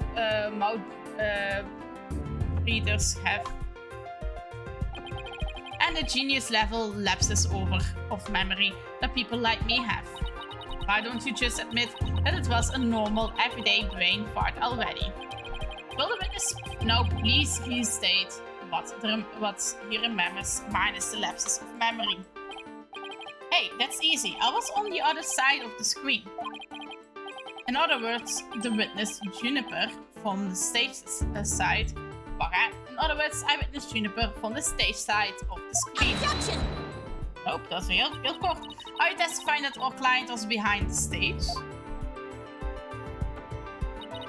But need I remember the court, the back of the stage is not visible from the front. To actually see our client behind the stage, from the stage side of the screen, the witness himself would also have to be in the same area behind the stage. But in that case, our client would have definitely seen Mr. O'Connor. Ouch. Nice one, Athena. Keep it up. Objection! Oh, hij is een arendje aan het knuffelen. Oh, cute. All right, Golden Boy. Is this not your chance? Telling the truth will like a weight lifted from your chest. The truth? What truth? The fact that Golden Boy here was where he intentionally stated. That is to say, he was between the main entrance area and the stage. Objection! But then the screen would have blocked his view of... Objection! On the ground, yes, his view would have been blocked indeed. But consider how smoke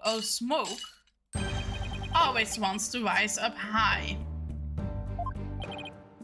Athena, look at the photo again. Do you think something on the other side of the screen, something high enough to see the stage? Yeah, the crane, no way, the crane right there. But I don't remember seeing a crane there on the day of the mock trial. Me neither. But it's probably safe to assume it was moved before you found the body. That's far enough. Prosecutor Blackwell, remember? You're promised. I recall making no such promise.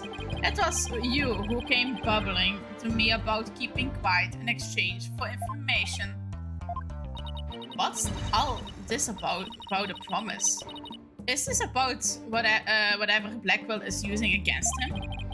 And what's it got to do with going into the game? Golden Boy did not give up in Golden Boy did not go up in that crane for fun. He was working part-time as a crane operator mid-in school grounds. What?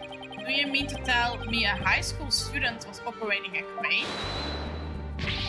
The witness, I object to the prosecutor's last statement.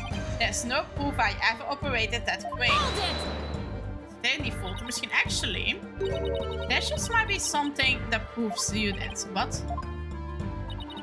If this whole part-time job thing is true, I doubt it would be limited to a single day. You're probably working at the same site the previous day too. Let's see.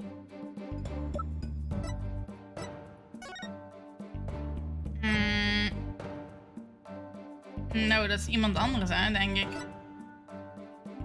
Is it? Is that what you're thinking of, Athena? Yes. Yep, as the court can see, this photo captured this crane's operator. And if you look carefully, he bears a definitely resemblance to Mr. O'Connor. Zij is de crane operator. Yep. Are you seriously? This is ridiculous. Oh, very interesting. Let's ascertain whether this is as ridiculous as the witness maintains. The defense agrees with the prosecution. Let's bring the facts to light.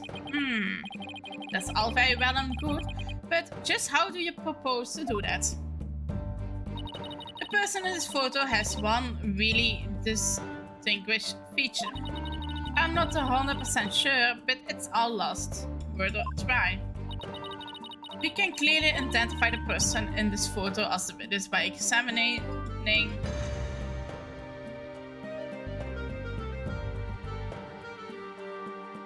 Als hobby kun je niet nakijken. Fingerprints misschien wel.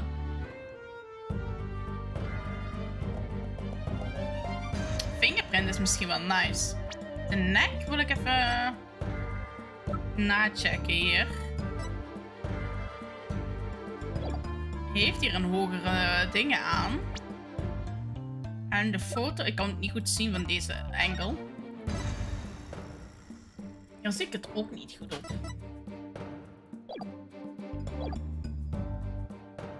His fingerprints. Dit gaat sowieso mijn penalty zijn. Dus ik ga even hier een save doen. Sowieso dat mijn penalty opgeraakt hier. You should check for Mr. O'Connor's fingerprints on and around the crane. Of course you would find my fingerprints there. I was watching Juniper from there. And besides, what do your fingerprints have to do with the person in the photo? Yes, what do they have to do with that person? Well, the inside of the crane.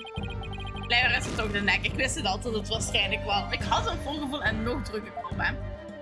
Well, he's guilty. That's enough. I see no more prolong this trial any further. The defense case is efficient to overrun the prosecution's claims. This court finds the defendant Juniper Woods guilty. Ik vind het echt stom dat ik gewoon door die ene ding dat ik daar heel mijn gelijk mee kapot heb gemaakt. Dat ik daardoor dingen... Dus waar komen we uit? Maar gezien met de save moeten we op dezelfde plaats uitkomen. Bij de nek. Normaal. Ja, dit is nek. Oké, we hebben toch een full line. The figure in this photo is wearing a very unique object around his neck. Why, yes, you can see it right there. But then, are you saying you mean to... Ik kan het niet goed zien, zijn nek. Mr. O'Connor's neck is almost entirely concealed by his skull collar. But what exactly have I believed is warrants further examination? No, not a chance. What would be a blatant violation of my privacy? You are in disgrace of a man. Now, start unbuttoning that collar before I hack it off. Yeah, what's the big deal? No, let's see your neck.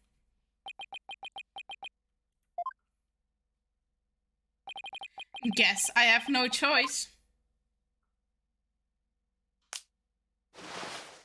Oh, dat is die bracelet. Oké, hij heeft dit rond zijn nek. Ik zag het niet goed op die foto. Het leek meer op het strikje. Maar oké. Oh my. So, where did you buy that neckband? If I may ask. I didn't buy it. It's handmade and there's only one like it in the world. Well, it sure looks like a neckband in the photo. Should we have the photo analyzed? Ik had graag een grootglas gehad bij die foto. You are one irritating lady. Fine, I admit it. I worked a part-time construction job. It was nothing to do with our school. Operating heavily equipment's no big deal for a guy who can parallel park one-handed. But I never expected one of my jobs would take me to my own school. But when you factor in all of the required tests and apprenticeship period, wouldn't you have to be at least 20 to have a license for operating a crane? Oh, about that. You see, I'm a genius, so you know. Objection! He is 20. And the suspense with this insane. Oké, zien we hier ook leeftijden? Ja, we zien hier ook leeftijden. Dus mij is hij gewoon 20. No, Prosecutor Blackwell, please. High school seniors are 19 at most. This they fail to complete the requirements. But that does not apply to you. Does it, Mr. O'Connor? Why doesn't it apply? He's a senior, so he's around that age, right? No, don't please. He's 20. Actually, Golden Boy here is 25. 25 zelfs. He took a 7-year break from school. Wait, come again? Take a gander at the official school enrollment documentation. It's all right here. Ik ben ook naar school gaan later, dus niks mis mee. 25? You mean he's older than 25-year-old en daar gewoon één bij lezen. De game had zoiets van, nou, skip door. Halt! Hey, a 7-year break, 7 years. I have just one thing to say.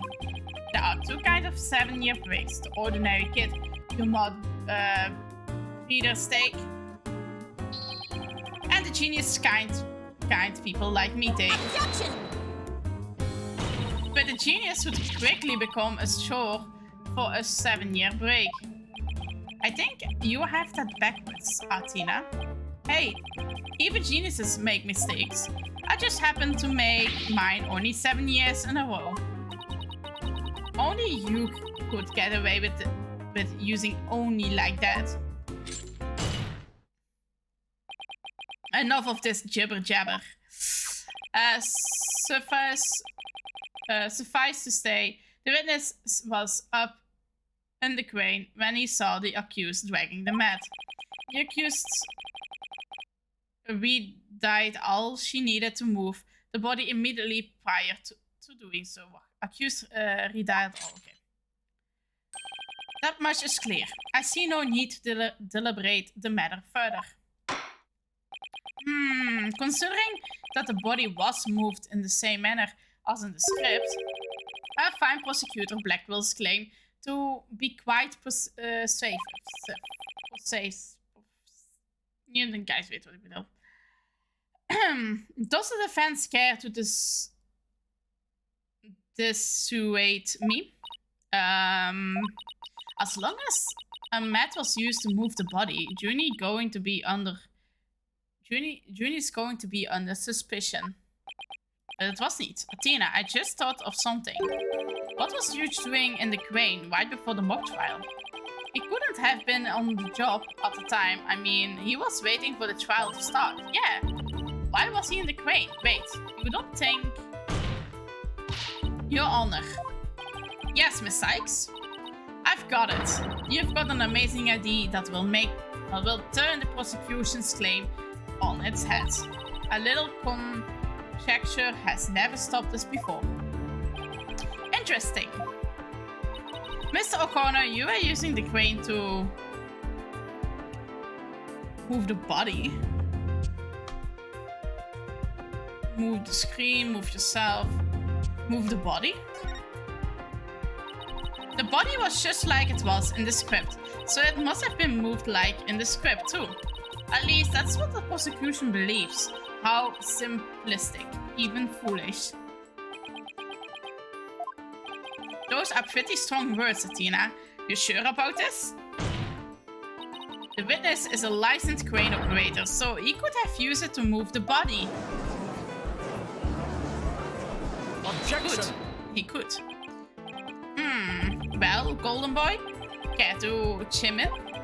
I intend to say no more on the matter. Save that this does not bode well for you. Wait, he's on my side this time? Or is this another trap? Hey, watch this. I can use a bow and arrow one-handed. Wow, that's a crazy level of dexterity. I can even drive a crane with one hand, that's easy. But operating the crane itself is so complex, it requires both hands. Now, I would have the court look at this. Oh, please tell me that's a ketchup stain. Daarom doet hij het met één hand. You wish my hand was injured and required surgery. That's the reason I kept my hand in my pocket all this time. I have already verified this with the hospital of treatment. Quite a nasty wound, they say. So, how did you hurt it? I see no more to discuss that. It has no relevance to this case. Two hands are required to operate complex machinery, such as a crane. Ergo, on the day of the mock trial, the witness was incapable of moving the body by crane. Now I'm the fool. I planned on moving the crane the night before the mock trial, but then I got injured. wanted to keep my part-time job a secret, I had to do it just before the mock trial instead. Ah, and here I thought this was the big break we've been waiting for. No, that is defense. So history is laid bare. I would have court recall my claim. The body was dropped out of the third floor window to a mat near the maintenance area. Then the ball cart was used to move it to the stage. See, I've been paying attention. Well done, your baldness. Now consider this. The accused was sighted back in that mat ergo. It was she who moved the body.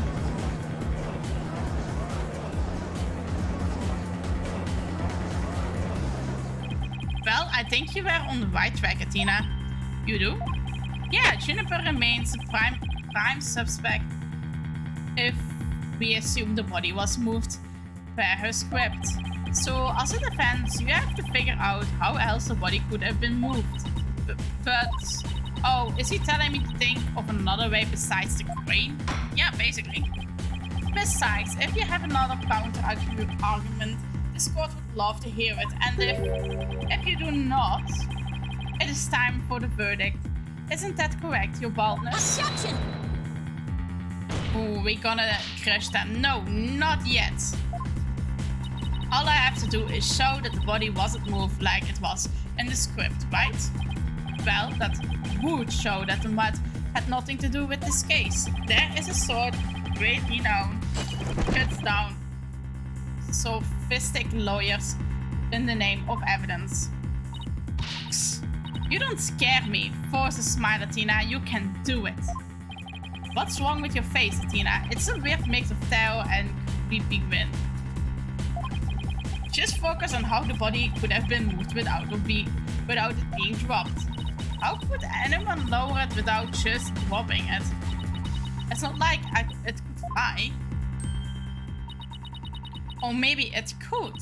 After all, there is a way to zip between the art room and the stage.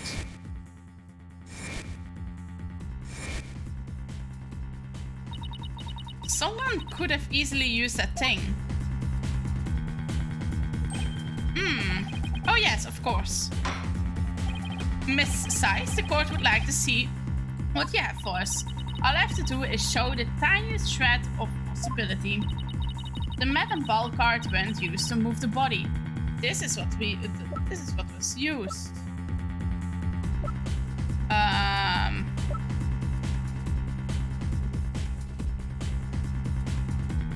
School banner. Heb ik ook een deel van de stage? Nee, ja, dus ik moet de school banner denk ik doen. The school banner. The key here is the thing that ties the art room and the stage together. Might I propose an idea? I might do you well to tie your lips together, lest you further expose your ignorance. This isn't exactly the time for black comedy, Prosecutor Blackwell. Anyway, the court will recall the wire on which the school banner was hung. That wire was strung between the art room and the stage, which allows students to run or wheel in the school banner from the art room. The body could have easily been lowered down to the stage via this wire. Objection! Oeh, we gooien het op zijn kop en spare me your armchair theories. This wasn't some kind of high wire act. The body surely would have fallen. Yet, there was no signs of blunt force trauma. Objection! Oh, you surprised me, Prosecutor Blackwell.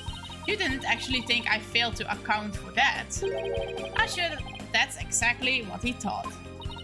When we investigated the stage yesterday, the bottom part of the school banner had been tied into a pouch-like shape. And pouches are useful for carrying things. What do you think this one could have carried? Well, go on, please. Please explain. The body was bundled into the pouch-like section of the banner and sent down the wire. The body wouldn't have been down on that stage in a flash, and there has been no need for a mat. I've heard the phrase carrying the banner, but the banner doing the carrying? Objection! I've no patience for you and your cheap barrel tricks. You claim is as shaky as a corpse performing that absurd high wire act. If you have an actual objection, then just come out and say it. Say it, Blackwell.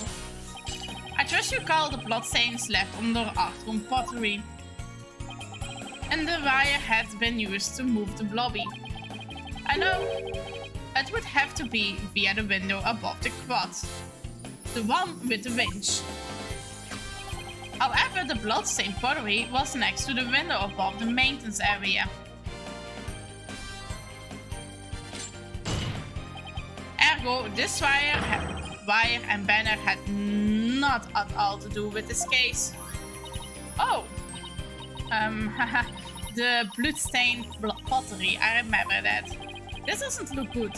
We will be back to the net theory if we don't do something. Well, Miss Sykes, I hope you have to do something, have something better this time than the circus act. If my wire theory is true, then the blood on the pottery must not have been the blood at all, the victim's blood. Let's see.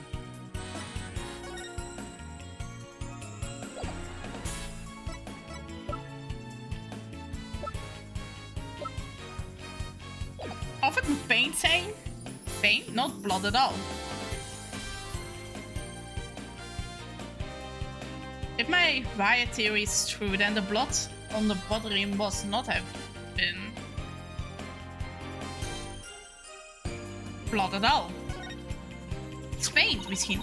At first I thought it was red glaze, but it turned out to be blood. But what if we go back to the time when it was just red glaze by all accounts? Objection! Nope, it's the andere. But the police have clearly identified it as blood. Oh. Ik dacht misschien is het paint. I can't change fact to fiction, Miss Sykes. Let alone travel back in time. Whoops, ik vond niks daarvan terug in de evidence. Dus ik stik het op de evidence als ze het niet in de evidence hebben gegooid. Now, Miss Sykes, please share your thoughts on what the blood really is. Not the victim's blood on. Maybe it's not the victim's blood. Did the police check to see from who the blood on the pottery came from? Shame on you, Scyther. Have a little more respect for the constabulary. Okay. He forgot to check. Full blight.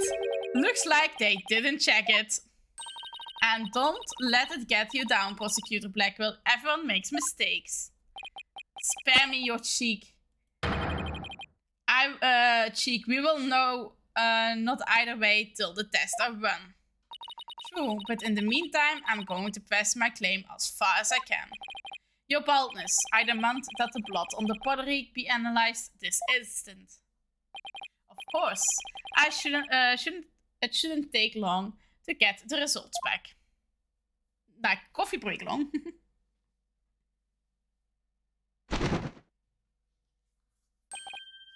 Oh my, that was quick. Well, they have bird livery. We're history if it turns out to be the victim's blood. Please, please, let it be someone else.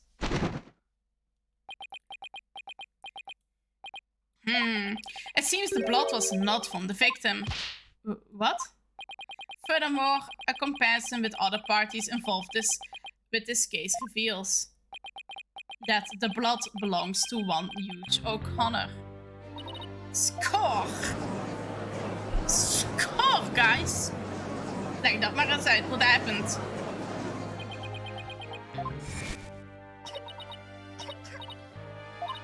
Don't worry, Junie. Just try to relax. Huge hands. His hands were dripping of blood. With blood. Your Honor, as we saw earlier, the witness' left hand has suffered a serious injury. He sustained wounds in his struggle with the victim, and his blood got on the pottery. Then Junie saw his bloodstained hands as they passed each other in the first floor hall. It's the only explanation that covers everything. Objection!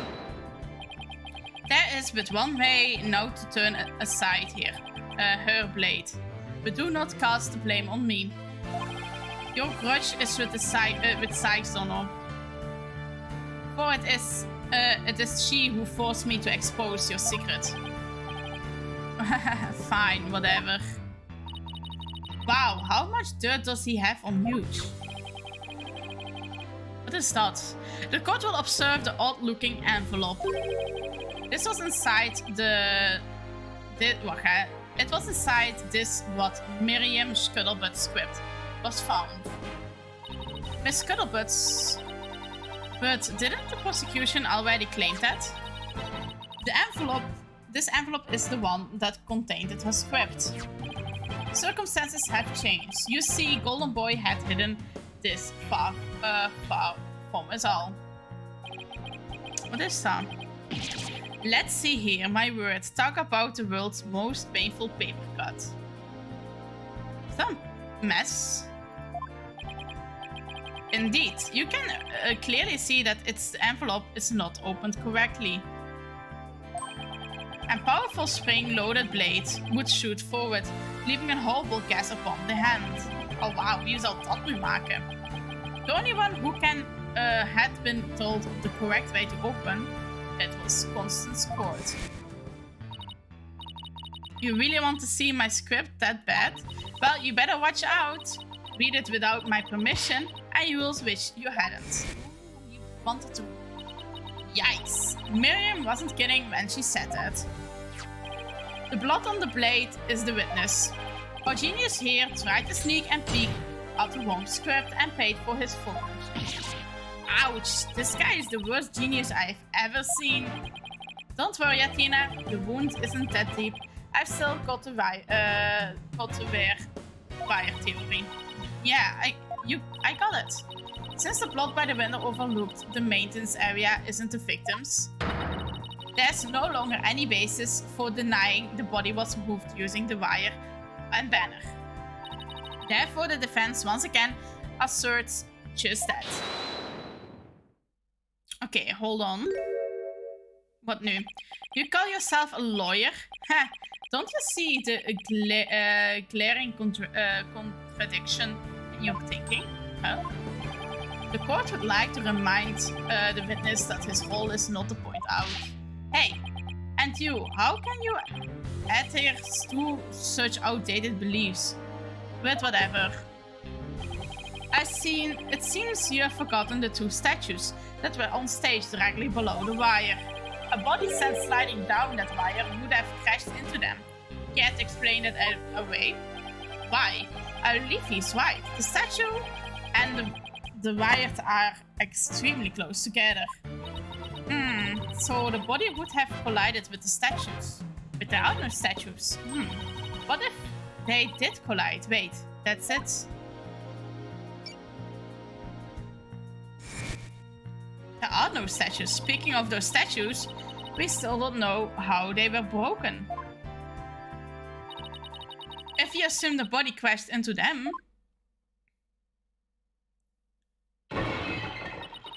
that would also explain that loud sound we heard while we were in the waiting room. Oh, now that you mentioned it, you and Mr. Wright went out to the stage after you heard that sound, correct? Objection!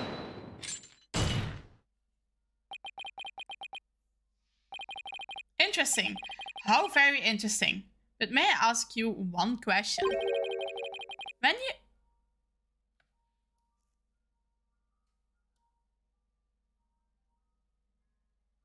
Is er een ijskomman die veel te luid zijn muziek heeft staan en er niet doorrijdt? Of ik weet niet wat het is. Ik denk dat ja. Dus als jullie de ijskomman horen, sorry. When was it that you heard that sound? I was a little after the mock trial had started. Mr. Wright and I were practically bored to tears, then in the waiting room when... Uh-oh. Precisely. If that sound you heard did happen while the body was being moved, that would place it during the mock trial. Oof, which means the body would have been there before the mock trial started. You see, right before the mock trial started, I saw the body. He said he saw the body before the mock trial. If so, then my claim that the body was moved during the mock trial doesn't hold water. Surprise contradiction. It's going to get me and our case killed. The focus was on just 3 suspects because the body was moved before the mock trial. That has been a major premise thus far. Your assertion therefore contradicts the very foundation of this case. Objection! Both sides still lack incontrovertible evidence. So should we not also treat Golden Boy's testimony with some level of suspicion? Good point. Ike. Prosecutor Bagwell is on our side?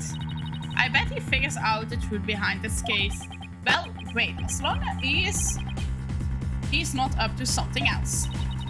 And the status, if the statues really were broken when the body hit them, then your statement about seeing the body before the mock trial is a big fat lie.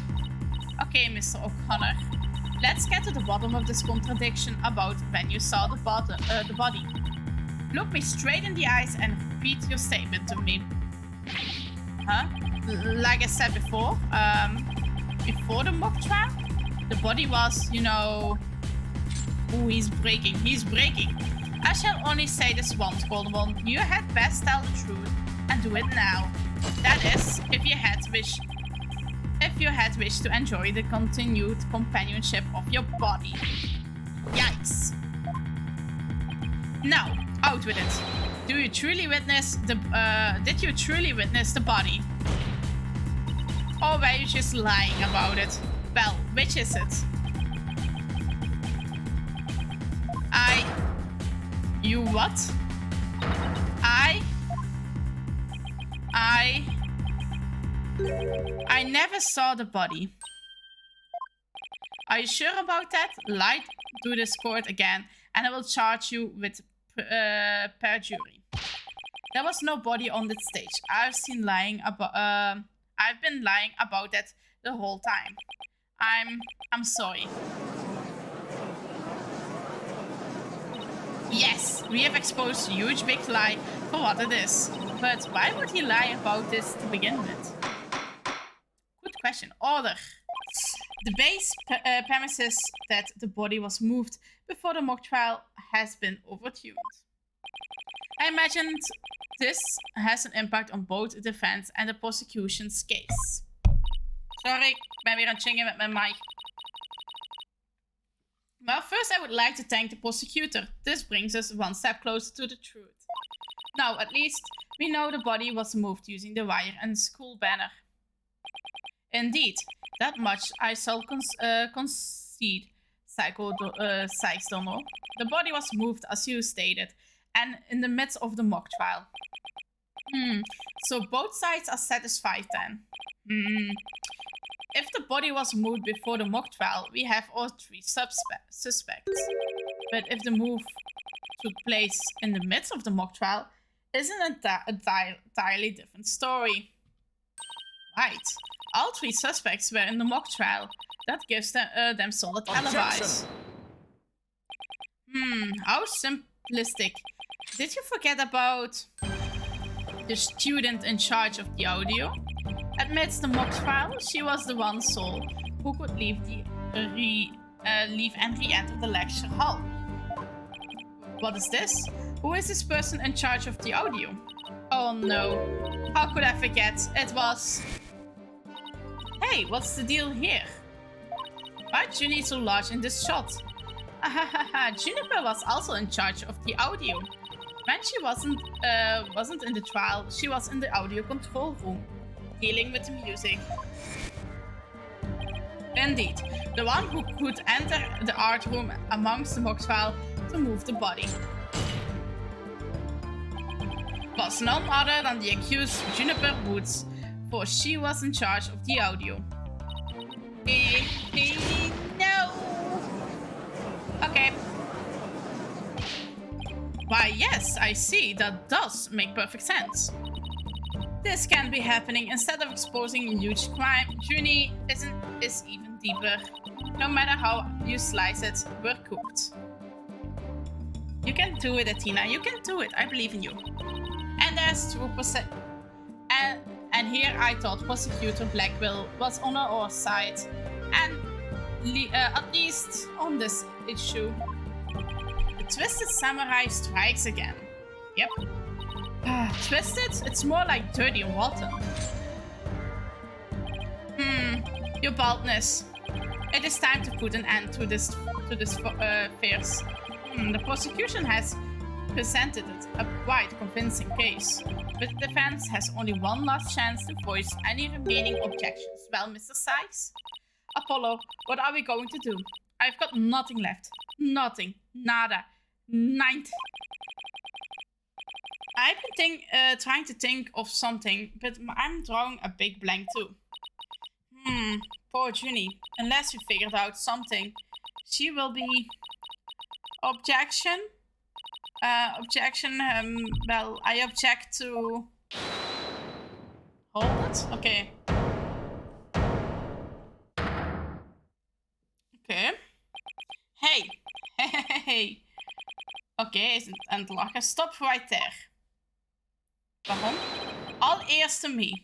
It's time you heard about the rare genius of Hugh O'Connor. Oké.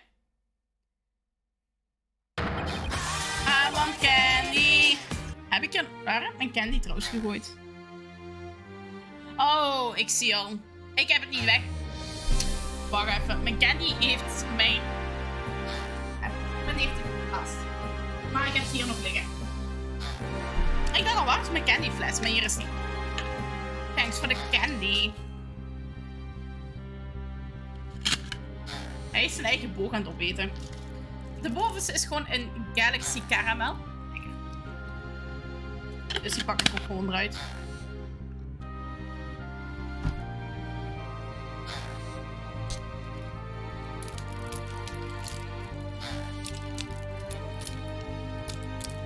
Als ik hem open krijg.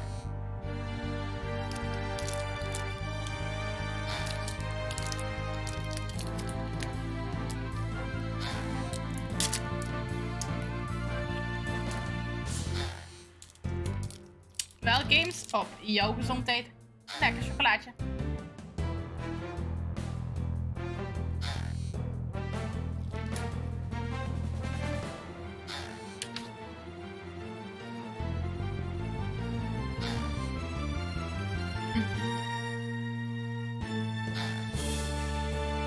Dankjewel voor het lekkere chocolaatje. Even doorslikken met wat koffie. Yummy. Listen and you will hear the secret behind my perfect crime. Perfect crime?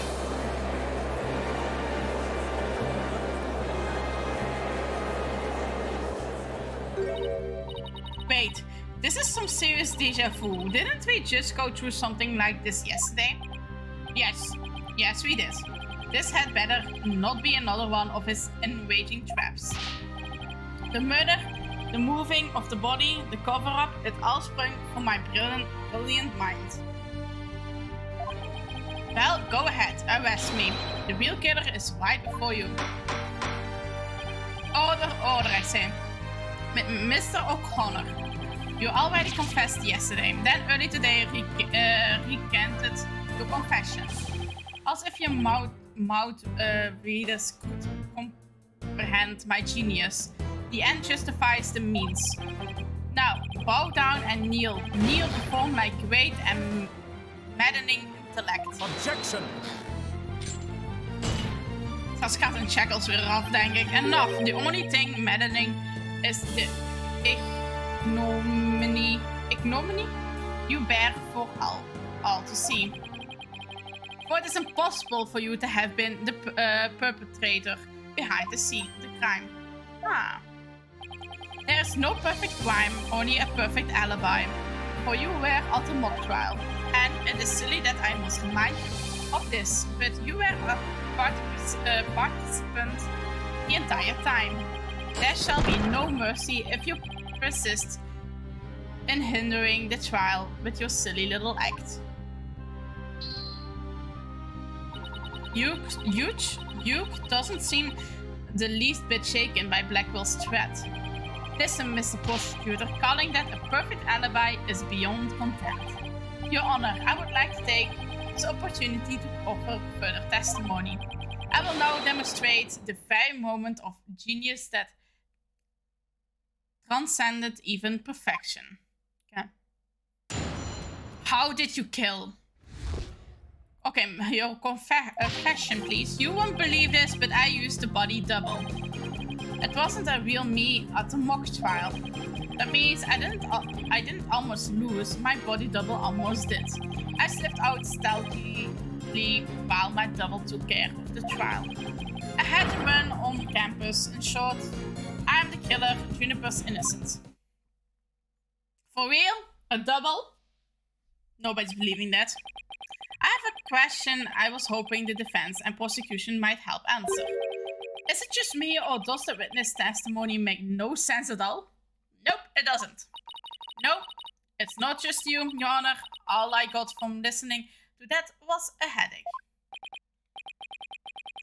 Yeah, that was just plain weird, especially the whole thing about a body double. Well, I'm relieved it's not just me.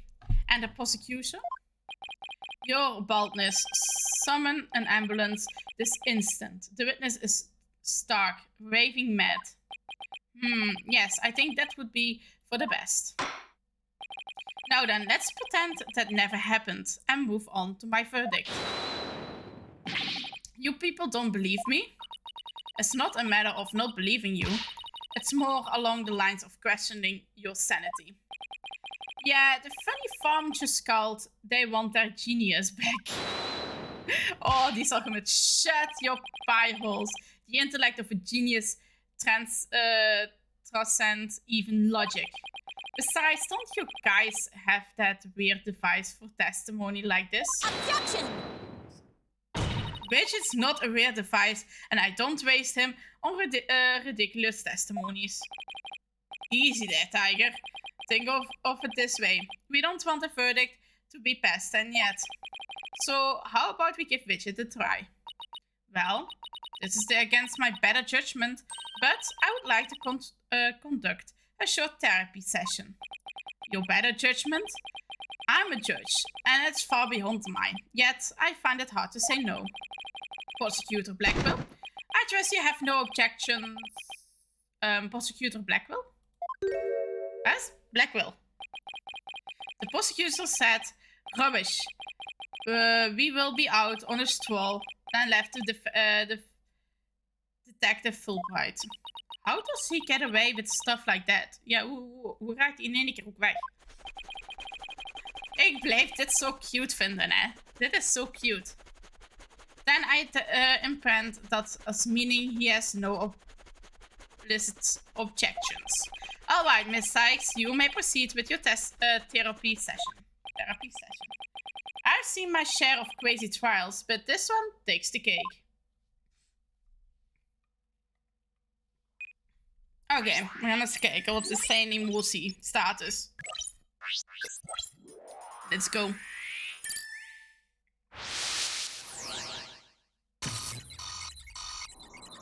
He's happy? He's too happy. You won't believe this, but I used a body double. How was that real? Well.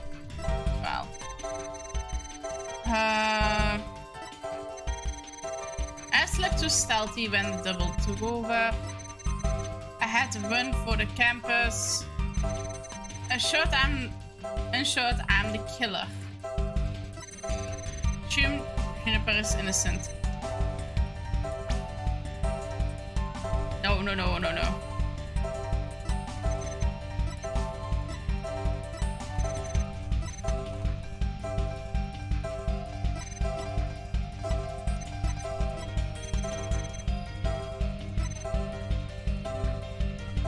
Wacht, even een real dingen doen. I don't get it. His confession is overflowing with happiness. Maybe he enjoys thinking how us Mount readers can't comprehend the genius. But how goes way beyond normal happiness? He seems to take an instant level of delight in his confession. Even a normal level of delight would be weird for a confession. Then again, he's not what I would call normal. Dude, why are you confessing? Who is this really for? I feel like this is the key to his out of control emotion. Tot zij vrijkomt? Is dat zijn happiness? Miss Woods. Got it! Miss Woods' freedom. Oh, Mr. Connor, yesterday you said that you didn't really care about Miss Woods anymore. I already told Juniper, so I might as well tell you. I don't really care about her anymore. What? Why? Yeah, well, Juniper reported my secret to Professor Court. His secret? Oh, the bribe. She wanted nothing to do with me because I had disappointed her. That's why I don't care about her anymore. I was never trying to protect her. My confession was always about one thing and one thing only, the truth. Objection! Oh, Mr. O'Connor, you feel great happiness in the fact that you might help set Miss Woods free. So much so that is overshadowed all of your other emotions. But are you... I can hear it clearly now, Mr. O'Connor. The discord you have been trying to suppress. People don't normally feel like you do when you confessed. So, Hughes really was trying to protect Juniper? Yes, I'm sure of it. Hughes' feelings for her are the real deal. But that means his confession is... Finally figured out the obvious, haven't we? Oh, Blackwell is terug. Why, Prosecutor Blackwell, you're back. The confession was not but lies, save for the part about being in the mock trial. Can we all agree now that the killer is the one in charge of the audio? The accused. Why couldn't you have taken a longer stroll, yeah, then? No, you haven't unraveled the genius of my body double trick yet. You can't be serious. Do you really expect us to believe you had a body double? Yes. Yes, I do. But if you think I didn't, then prove it. Either we quit here and Juniper is found guilty, or we play along with Hugh's delusion. Let's go with the least worst choice, but first, let me update the testimony. Okay. Won't believe, but I used the body double. Okay. That was the real me mock trial. That means I didn't almost lose my body double. Okay. I slipped out.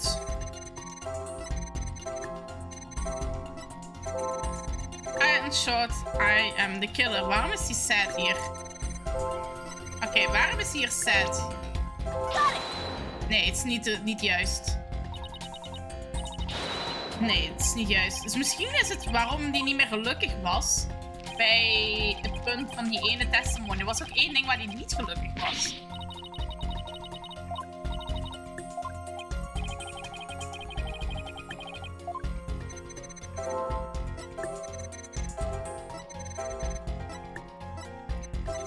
Maar hier is hij ook bang. Of surprised. Waarom is hij hier surprised? Dat is ook niet. Ook niet.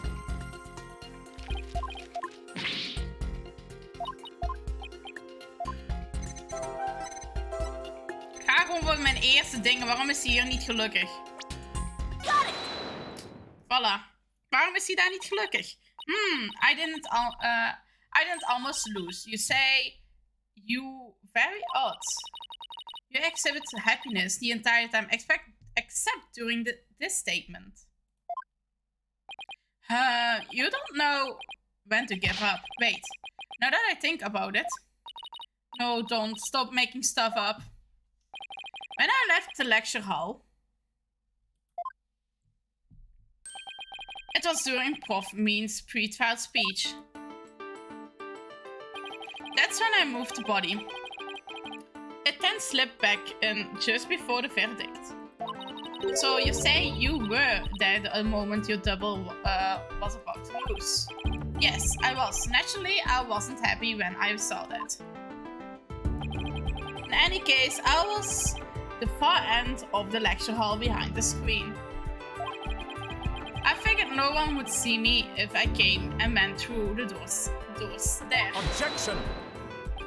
Sykes or no, how much longer will you indulge him in his charade? Okay, this charade. While it's true that none of the audience might seen him go through either those doors. Faculty's seats on the balconies are a different story and have a splendid view. Hey, I thought you could be better than that. The lawyer bench is on the right side when facing the front of the hall. I reached the door on the right side near the lawyer's bench. That means my movements were only visible to someone in the left balcony seat. But that seat was empty at the time, which is only natural, but natural. After all, it belonged to Professor Court, and as we all know, she was already dead by that. No, dat klopt niet.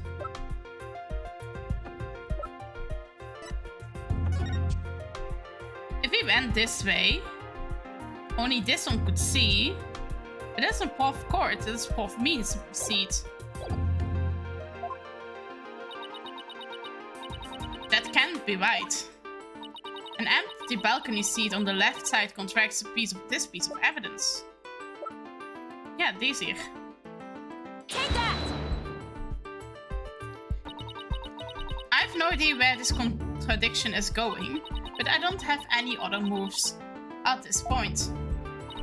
Guess I will just have to follow it and see where it takes me. You said the left balcony seat was empty, but was it really? I saw it with my own eyes. It was definitely empty. But what about this diagram? According to this, Professor Means was supposed to be seated in the left balcony seat. But if you left the lecture hall during this pre-trial speech, he would have been standing there at his seat, addressing the students and faculty. Oh no, this can't be right.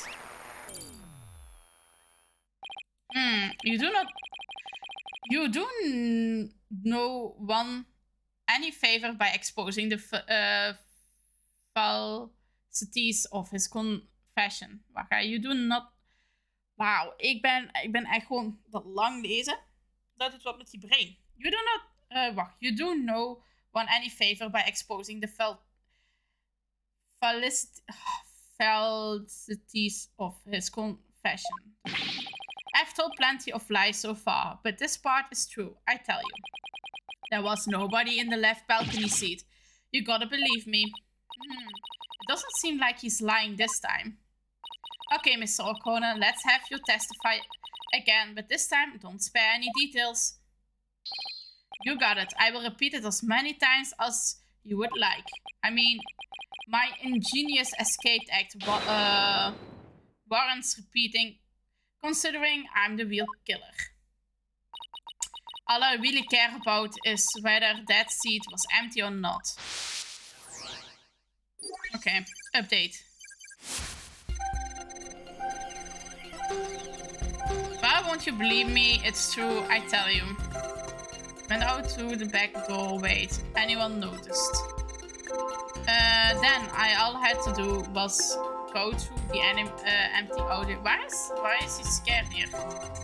It leads into the hallway, so it was perfectly kept. Okay, waarom is hij hier zo bang? Waarom ben je daar bang? I detected powerful sadness and fear right after you said this part. It's as if you would say something you shouldn't have. What What's wrong with you? You shouldn't reveal a person's inner feelings for all to see. Oh, Mr. Connor, it's you who is revealing your inner emotions by the way you speak. Plus, I have a good idea about why you're feeling sad. Ha, you're a horrible person. Can't you just leave me be? You said that you were through the empty audio control room, but that's not true, is it? There was someone who returned from there once Prof. Means finished his speech.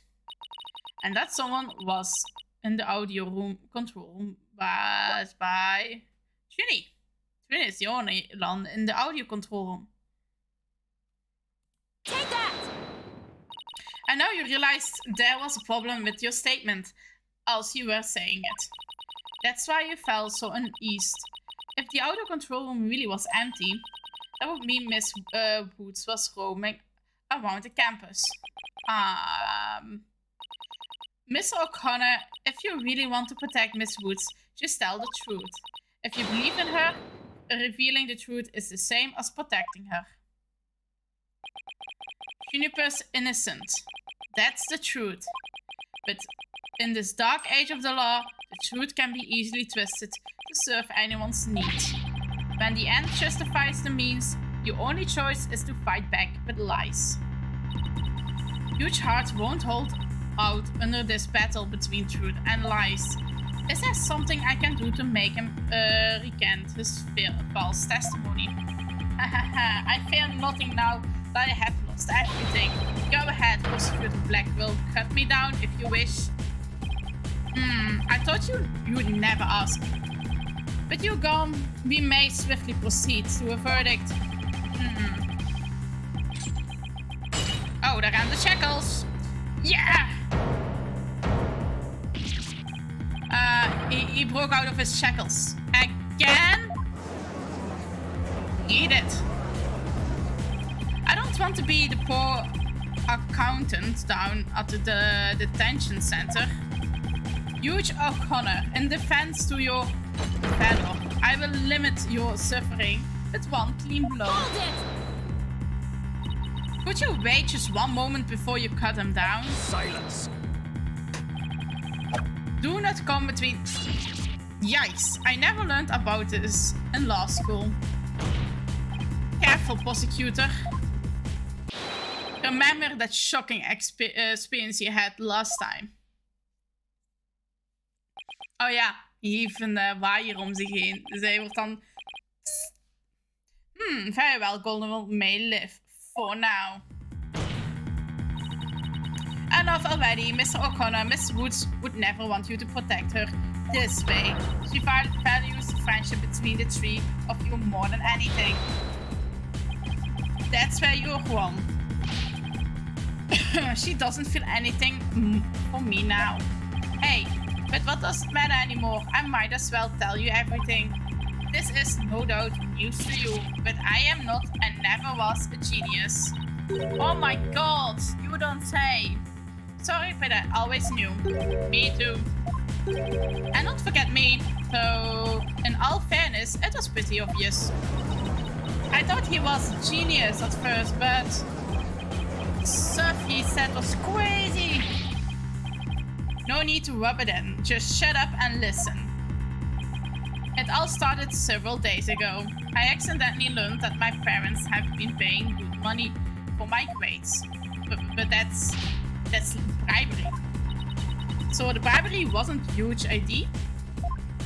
All of my perfect scores were the product of cold, hard cash. No genius. Even worse, when I confronted my parents about it over the phone, Juniper overheard me. Oh my, what a terrible misunderstanding. I've been living a lie. I don't know what else there is to say. I'm no genius. I'm completely worthless. A perfect zero. Het is van hero to zero, in plaats van zero to hero.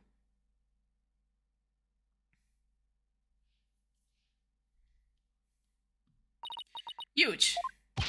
Even so, I still wanted to make it up to Juniper for disappointing her like that.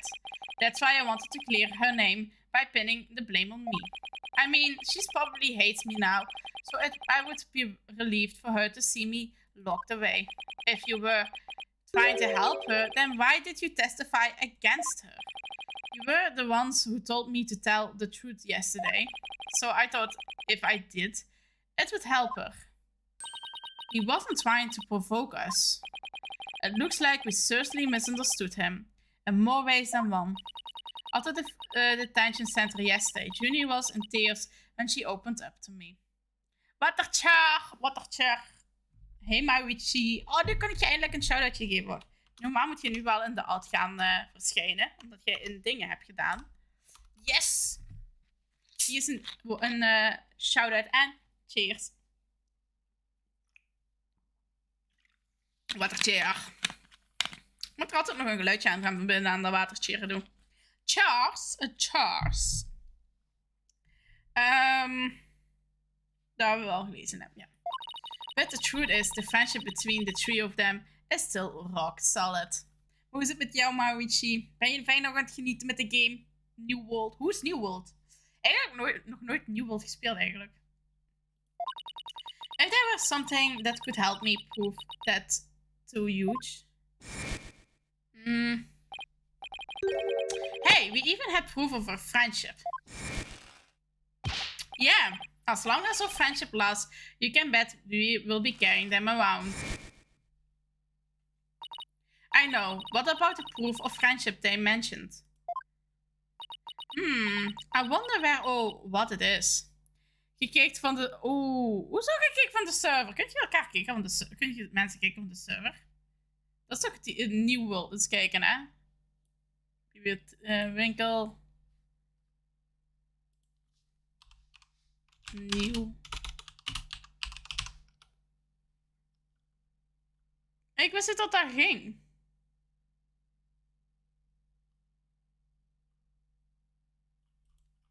Nee, dat had ik geen, maar ik dacht dat het is, hè? Amazon MMO. Oh, dat is wel iets stom. Maar gekikt door een persoon of gekikt door een serverbeheerder of hoe en wat. Slechte, bad guys, who kicked you? Bad guys, bad guys. Hoe durven ze jullie te kicken? Echt waar. We kicken hun uit onze streams gewoon. Punt. Ze mogen niet met onze mooie... Nee, ze konden geen... oké. Slechte verbinding kicken. Oké. Internet! Fuck you! Internetproviders! Maar ik had er geen last van. Oké. Dus alleen jij hebt dan kunnen spelen, maar Maruichi niet dan. Maar dat is wel stom. Zijn nieuwe onderdekkingsrijden komen niet aan in Amerika, maar ergens anders. Oh, tuurlijk. Hey, hoort mij... ja, echt hè. Kijk zo, soms met Maruichi's internet te pikken, jong. Eerlijk delen. Ik zie al, no, my internet. Dat zou ik ook doen eigenlijk, basically wel. My internet. Mine.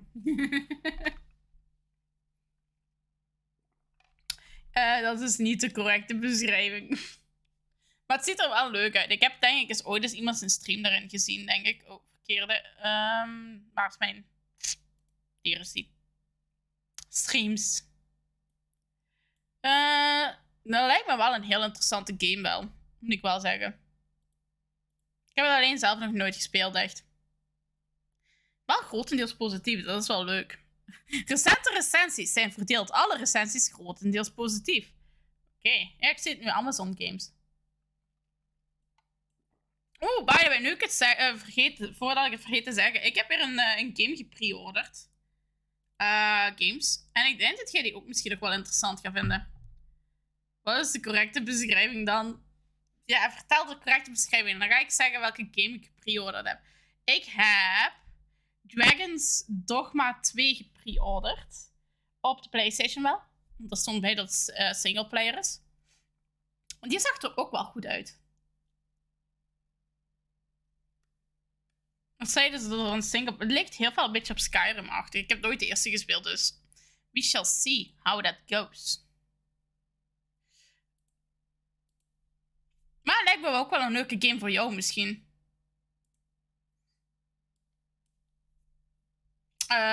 Wacht hè. I wonder where or what it is. Het is tijd dat we op de beschrijving wachten. Amerika staat al vanuit daar. Gaan ze juist naar deze wereld. Ah, oké. The bracelet. It's handmade and there's only one like it in the world.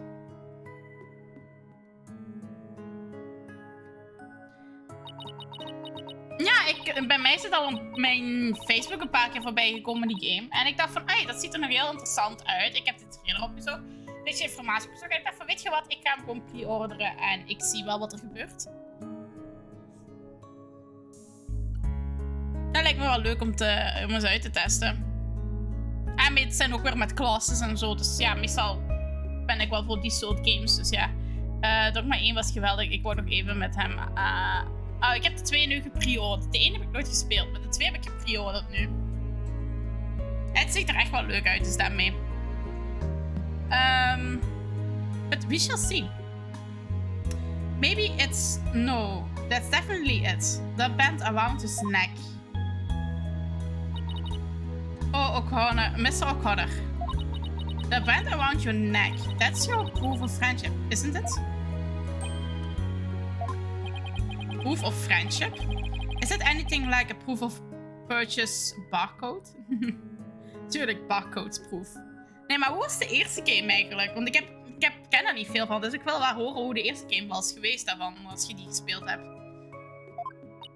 In court, evidence is everything. That's why the 3 friends created friendship bands. Wacht even, misschien kan ik dat ook eens even... Ik vind dat zo stomme flesjes zijn echt wel... Ik heb hier overal zo waterflesjes staan. En die zitten echt op mijn beeld van mijn scherm gewoon aan het... Of ja, ik zie gewoon mijn takenbalk ook niet. Heel vervelend. Gewoon doen. Gewoon doen. Ja, ik heb het gepre-orderd, de tweede. Dus ja. Ik zie hier, dat is niet waar ik aan het klikken ben. Waar, hè?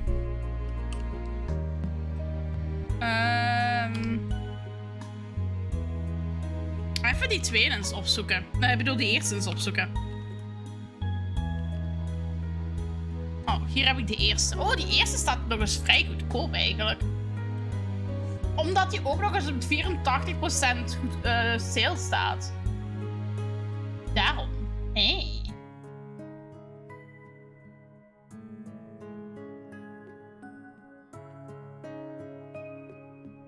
Is dat ook weer een single player? Want dan wil ik die misschien... Oeh, zo'n beetje als Dragonheart dan. En ik moet zeggen, die eerste ziet er ook wel vrij interessant uit. En nu staat hij op dingen voor €4,79. Ja, 4,80 eigenlijk. €4,80 in plaats van €30. Er zeggen 84% korting op, blijkbaar. Dat is wel vrij interessant. Oh, nu heb ik de neiging om die op Steam te kopen, maar ik wil die dan het liefst ook op mijn PlayStation hebben zoals die andere.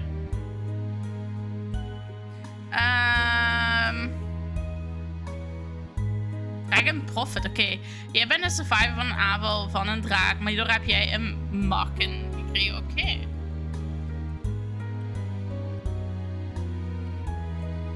Het ziet er heel interessant uit in mijn ogen gewoon. Daarmee.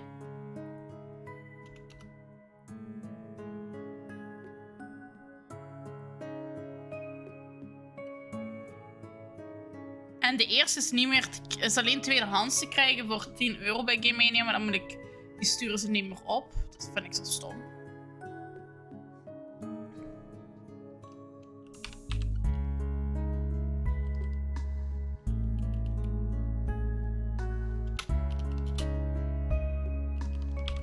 Ik vraag me af of deze mensen of die ook goedkoop te krijgen. Niet de tweede, de ene hebben.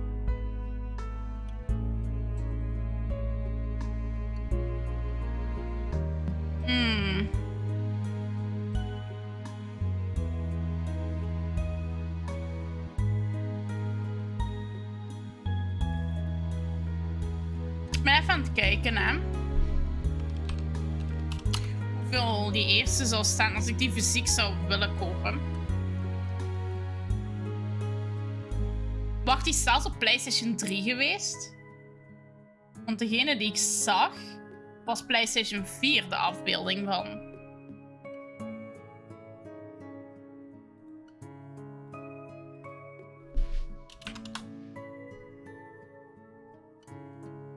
Ah, dus de 4 zal waarschijnlijk een remake zijn dan. Darker Wise.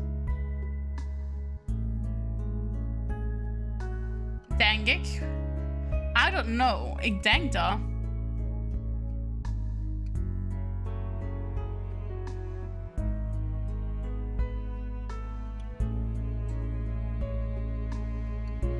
Oh, wacht. Darker Wise. Dragon Darker Wise received general favorable reviews. Wat was het verschil?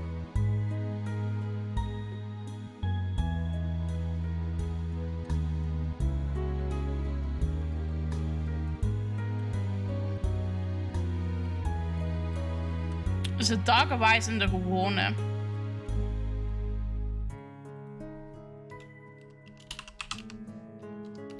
Wat is het verschil? Wat is de difference hier? Wat is de difference between en Darker Wise?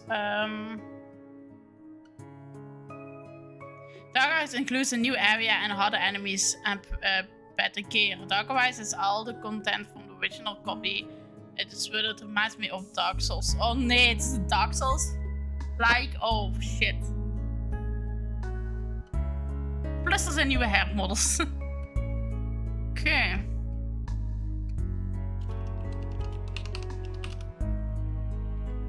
Maar die is niet te krijgen. Ik zie er enkel... Of ik moet de dingen pakken, PC-versie. Maar je weet, ik hou gewoon van de doosjes. Daarmee ben ik eerst aan het kijken. Via fysieke dingen. Websites. Maar ik zie alleen de PlayStation 3 versie staan. Of de 4 tweedehands die ik moet gaan halen bij een Game Mania winkel zelf. Het is interesting thought. Gewoon interesting thinking. Wij komen er nog wel eens op terug. Maar ik ga dat zeker nog eens bekijken. Zie dat ik die toch via de dingen koop. Via Steam of zo. Ik heb overlaatst ook trouwens ook een leuke game VR gekocht op Steam. Die moet ik ook nog wat doen. Ik moet echt nog eens een VR stream doen.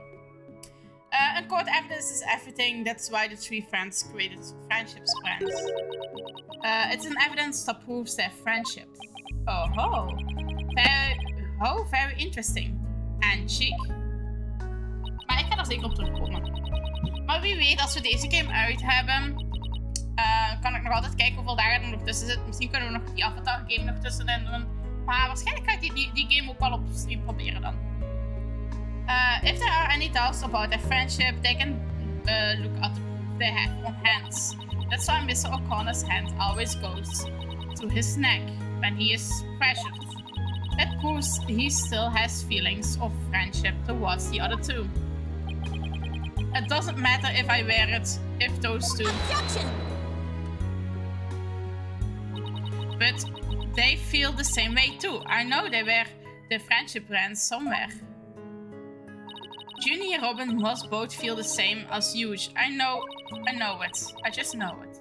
Everything you has said leads me to believe that. In fact, he may have also just told me that the others were the proof of friendship. Were they easy to touch? Were they easy to touch? All we have to do, I think, back to their testimonies. Ready? Miss Newman holds her arm when pressured. And Miss Woods holds her wrist.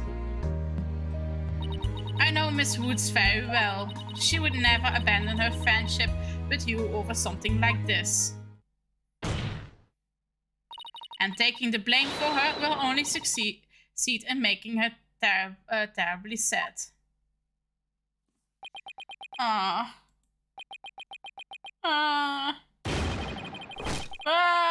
Oké, wat gaat er gebeuren? Nee, maar ik ga die ene dragon ding eens nakijken. Who knows? Hij is gepreorderd, hij zag er goed uit dus.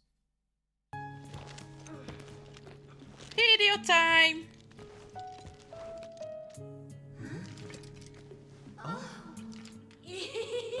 Robin, those bands of friendship that you made, just for the three of us. You may have forgotten about them, but not me.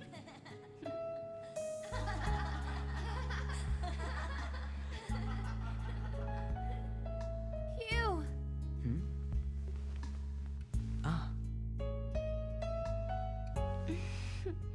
Hey, Hugh!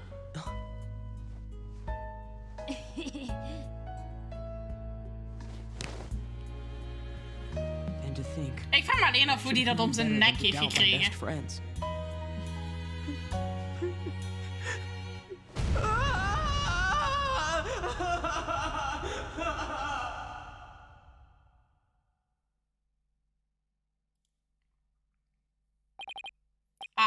I didn't kill anyone. And I didn't have a body double. I didn't move the body, I didn't even see it, and it may look like I'm speed reading. Zen and the art of mastering the bar exam, but I haven't read a single word. Well, you could have fooled me. In fact, you did. So, Miss Sykes, can I please place my trust in you? Yes, I'm going to save Junie. So yes, you can place your trust in me. Then, am I to understand that the witness is recanting his confession? Yes. Okay, back to square one. Alles de valbak in. Go for it. A most roundabout trial. I much prefer the turnabout variety myself. Now we are back on the fact that there was but one suspect only who lacked an alibi, which is, in the end, the truth you have been seeking this entire time. So we're back to square one, dat bedoel ik dus. Now I'm exhausted and depressed. It probably doesn't matter at this point, but I might as well update the mood matrix.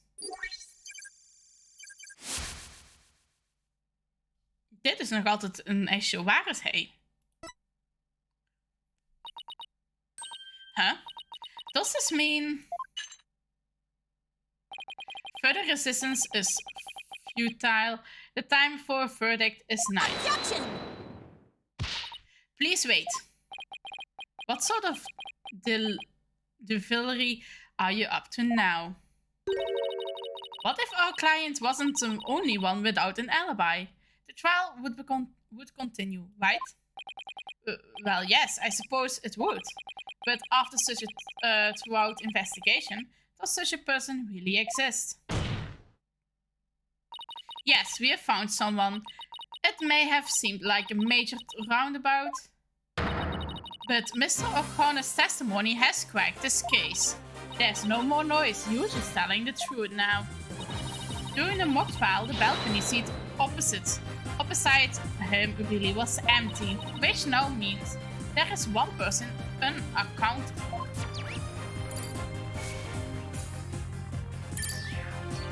Bye-bye, Richard. Besides Junie, the only other person without an alibi during the mock trial is Aristal Means. The balcony seat was empty, that much is true, isn't it, Mr. O'Connor? That's right, how many more times do I have to say it? So basically, Professor Means wasn't where he was supposed to be during the mock trial. Silence. Need I remind you, every last soul in the lecture hall heard him deliver his speech. Objection! I know, and that's not in dispute here.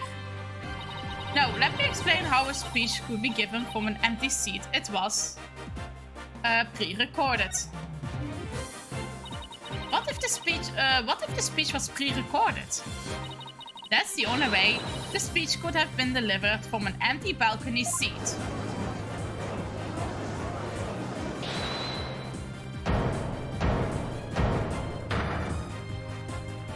Wait, are you accusing Professor Means? That's insane. I mean, he is the one who gave me the tape recorder. Ooh, take this to the police, he said, and tell them you found it. What? Really? Wait a second. Mr. O'Connor, did you just say that Professor Means gave you a phony recording to you? Phony? The defense will refrain from hurling unsubstantial allegations. Well, I said he gave it to me, but what do you mean it's phony? Wow. Who could have seen this development?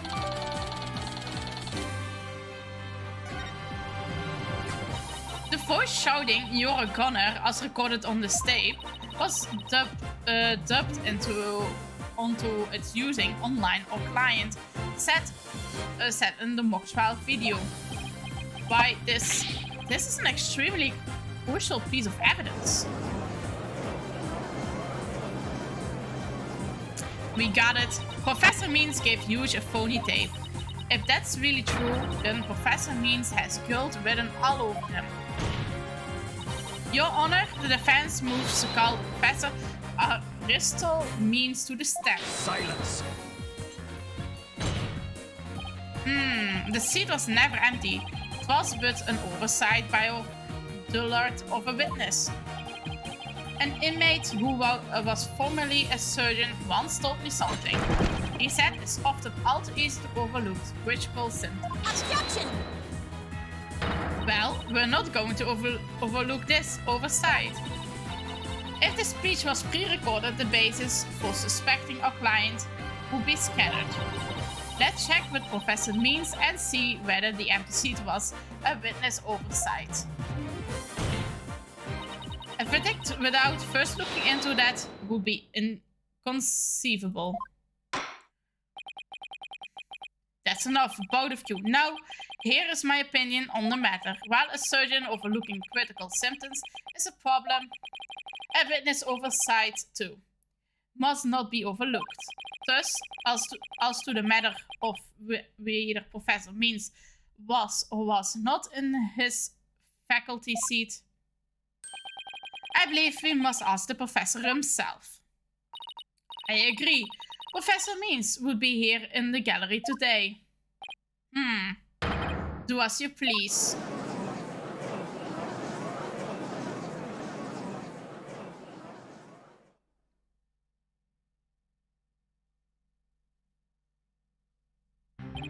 Will you please state your name and occupation for the record? Certainly, I am Aristol Beans. I teach the lawyer course at the Thames Legal Academy, and let me add that while I welcome any opportunity to assist with the trial, I don't care for this undue suspicion. Don't worry, Professor, we're just interested in the mock trial video right now. We just need to take another look at the speech you gave. Can we count on your cooperation in this? Very well. If that's all you're interested in, please proceed, Miss Sykes. We need to find some sort of evidence that shows the speech was pre-recorded. Alright, I believe we're ready. Let's roll the video. You cannot see the balconies. Good afternoon. I would like to start by thanking you for coming here today.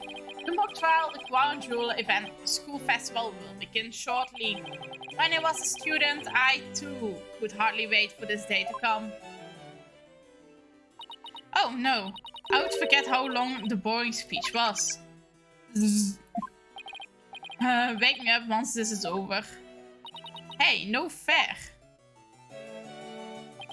The experience of our youth have a powerful and profound effect on our adults. And you there, wake up, pay attention. Huh? Eek! I'm awake. Isn't that right, Your Honor? Huh? What? I'm awake too. Wide awake. See? Blackwell is helemaal aan het slapen nog. Once again, our pure white lady justice will be watching over all of you today. White? She's not white. Pay attention and you may make a difference one day. No, let the mock trial begin. She's not white. In this case. That is about it. One of my better speeches, if I do say so myself. I even saw something of our students with tears in their eyes.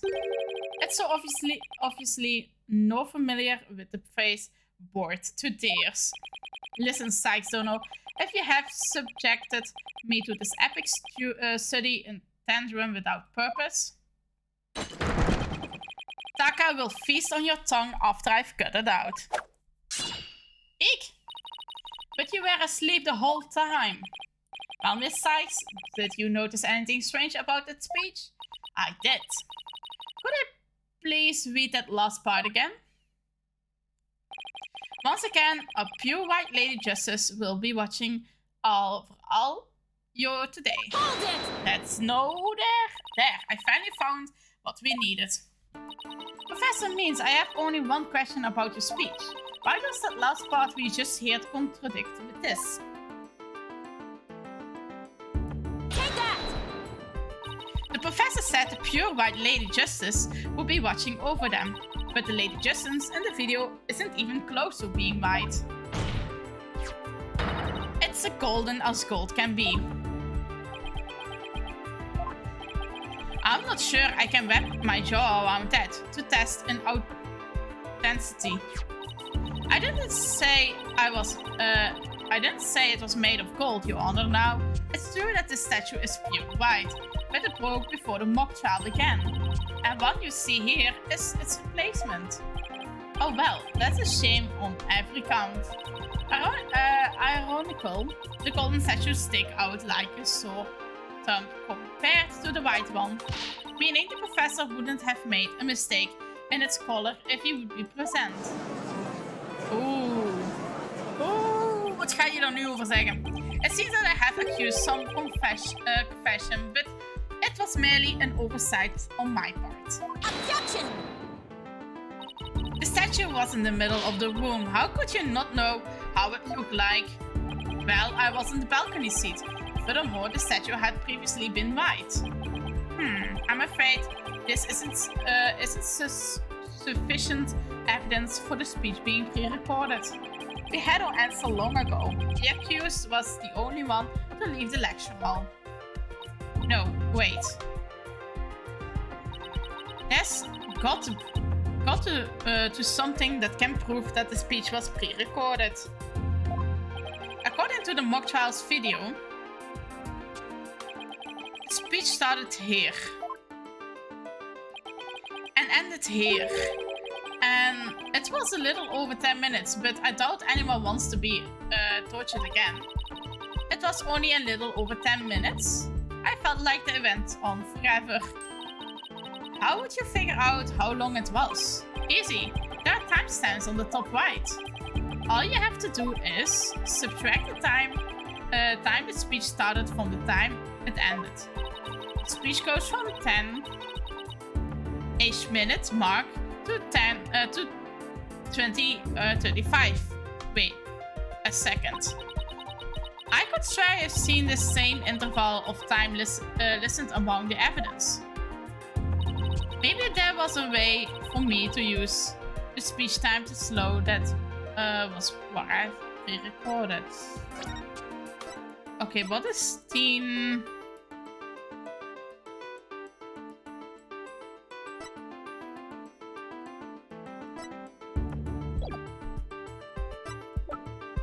Like this? Nee.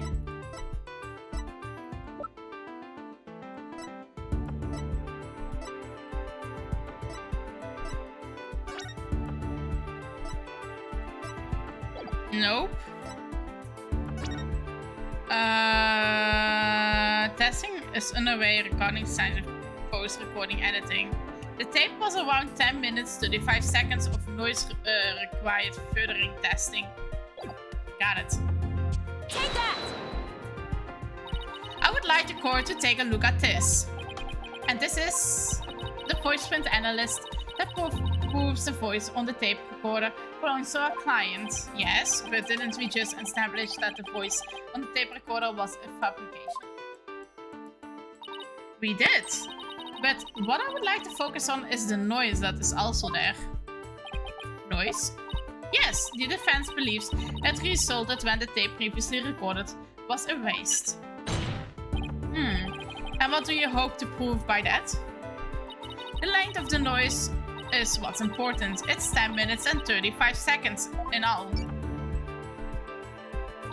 And what did the timestamps read at the moment Professor Means began his speech?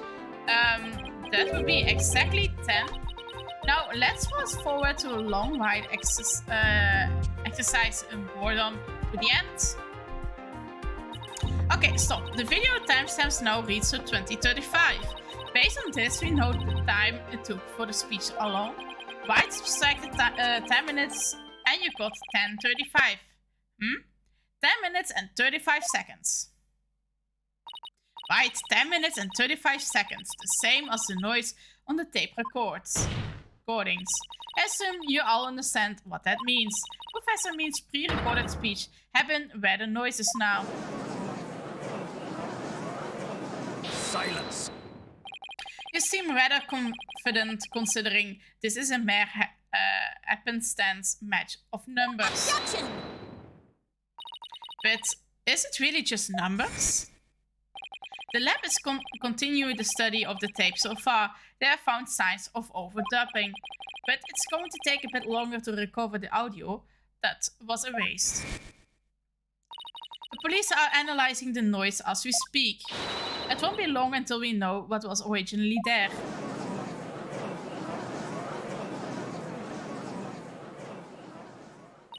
Now I'm sure of it.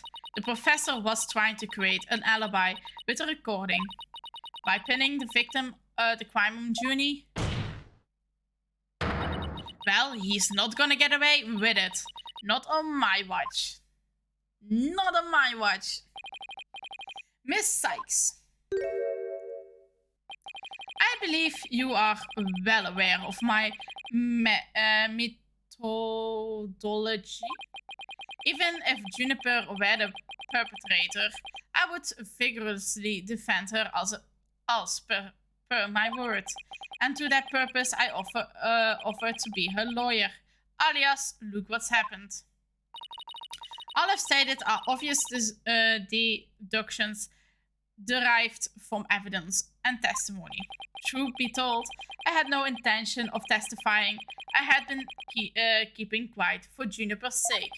But now that you cast this blame upon me, I have no choice but to reveal the truth. Uh-oh, that doesn't sound good. I will now reveal the truth behind why I had to pre-record my speech before the mock trial. I, Professor Means, always say what I mean and mean what I say by all means. Okay. Witness testimony, let's go. Professor Means' testimony. Defendant came to me with what she said was very important and by necessity secret. She asked me to pre-record my speech and come to the audio room during the mock trial. Juniper confessed to the murder and asked that I get her declared innocent in court. She also said I would become an accomplice after losing my alibi due to the pre-recording. But when I said I would protect Juniper, I mean it because it's the humane thing to do. Okay. Oh my, so you're saying the defendant threatened you? This has to be a lie. I mean, everything about it lines up too perfectly to be true. On this most consequential of occasions, let me be completely frank with you. Juniper has truly taken the heart my teaching that states, the end justifies the means. I don't believe you. When she asked me to defend her, she said I must also prove her two friends innocent. Her two friends, the witnesses. Correct, Lucio Connor and Robin Newman. It was to ensure all three walked free. All three were to achieve their dreams. That was the result Juniper was seeking. And she was even willing to threaten me, her own professor, to do the end. You, no doubt, have high praises for her ruthless tactics. Well, yes, well, that is why I vote to vigorously defend her despite her threatening me. There was a time when lawyers merely sought the truth, and their wishes completely in court. But alias those days are over. Now, in the defense of justice, order, and all that's good, the end justifies the means. I am so sick of hearing that phrase. I'm sick of reading that phrase, sentence. Although it truly grieves me, so I must tell you this. Forsake the truth is its victory you seek. Steel yourself for this new courtroom reality. That does it. He's gonna regret dragging those depressing idea in here.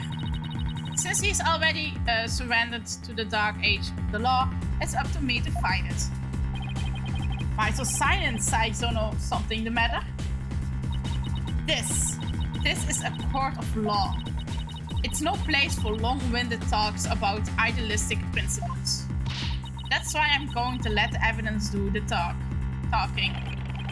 Let's not get carried away. No, Miss Sykes. It will not do to have you attempting to discredit my doctrine. Do not force me to justify this situation. No, go ahead and justify it. Only if I lose and you win, that's it. Okay, cross-examination. Let's go. The defendant came to me with what she said was very important and by necessary secret press. I doubt your client would have come to you with something like that. You have a point there. If only Professor Court had been alive, I suspect Juniper would have come to her instead. So our client came to talk to you after Professor Court was dead. Let's go through this step by step, shall we? First, Juniper came to me that day. She asked me to pre-record my speech and came to the audio room during the mock trial. Hold it! Are you suggesting it was our client who told you to fake an alibi? You have every reason to be surprised. I too was shocked when she told me that. Simply put, Juniper has a secret that she wished to protect that badly. He is kidding me. Is he kidding me? What lie couldn't be further... Zo, even drinken.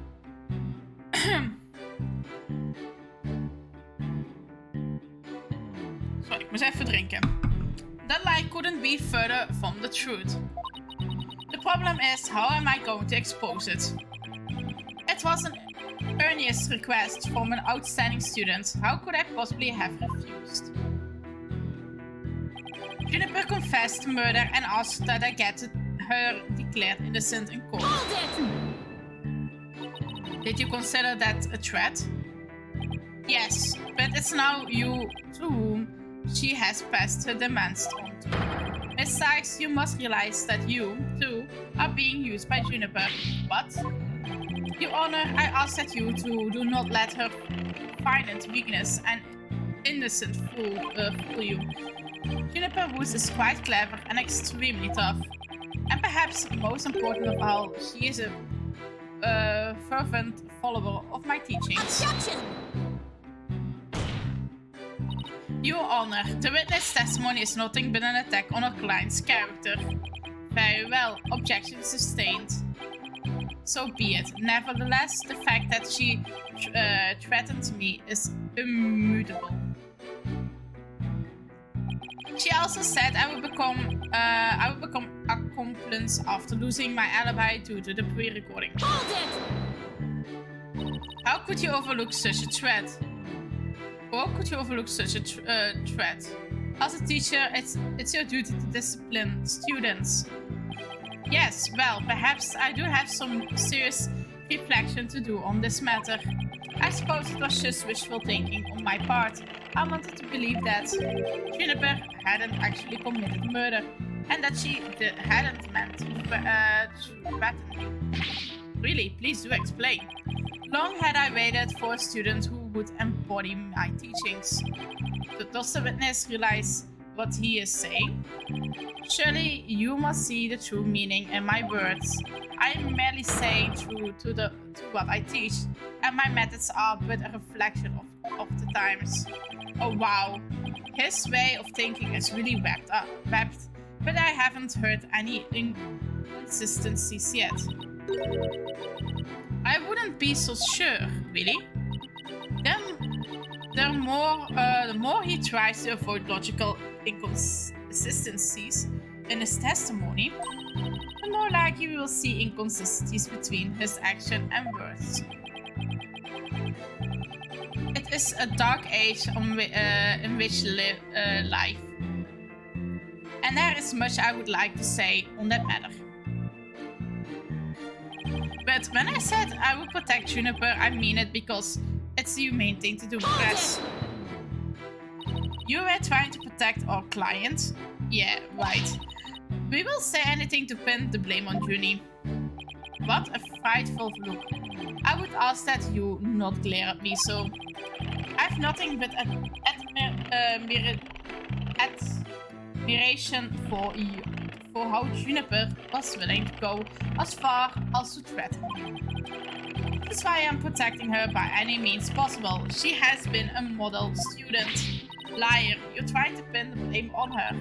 How am I going to show that what he's saying isn't what he's really thinking? You cannot possibly overturn my claims, so isn't it about time you admitted defeat? After all, if my unassailable logic is not true, then what is? If he thinks I'm going to give in to his pack of lies, he's got another thing coming. I'm gonna find a hole in his story if it is the last thing I do. Even though he's rotten to the core, he's a talent pro. I mean, that all made perfect sense. Yeah, but you can't believe a word he says. He's making this up as he goes along. He will trip up on his own words yet. Time to see how consistently the professor's testimony matched up with his actual action.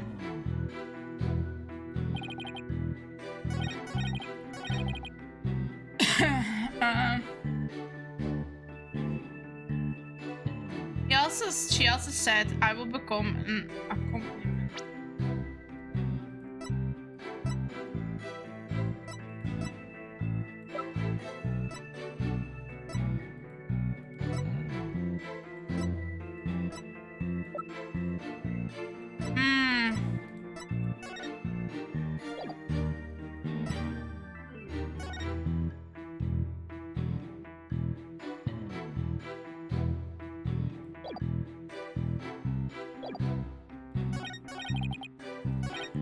Event came to me with what she said was important. Okay, she asked me to pre-record my speech and come to the audio room during the mock trial. Juniper confessed to the murder and asked that I get her declared innocent in court. She also said that become an accomplice after. Okay. But then she said I would protect Miss Bost. Murder and asked that I get her declared innocent in court.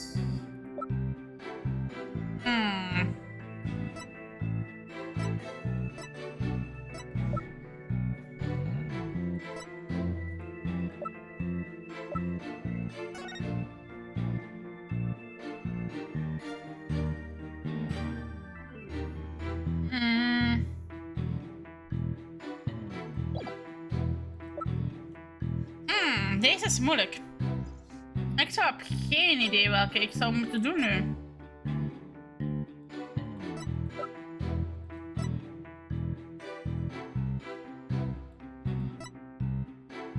Ik heb geen idee wat ik zou moeten presenten. Het enige dat ik kan bedenken is dat de audio control room is hier. En hij is hier. En dat hij dan zo moet lopen. Dus... dat is het enige dat ik kan bedenken. Dat hij dan niet raakt zonder gezien te worden. Objection! Nope. It's not. Oké. Ik wil heel graag de council knop hebben. Ik wil de council knop hebben. Dat is wel zonde dat ik die council knop nu niet heb.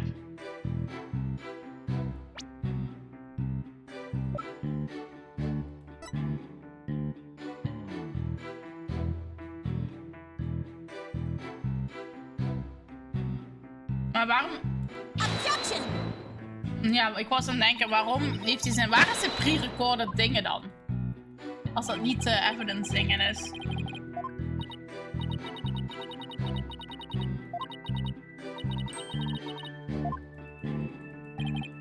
Dus ja, dat is weer een fout. Ik ben echt aan het schokken nu, hè.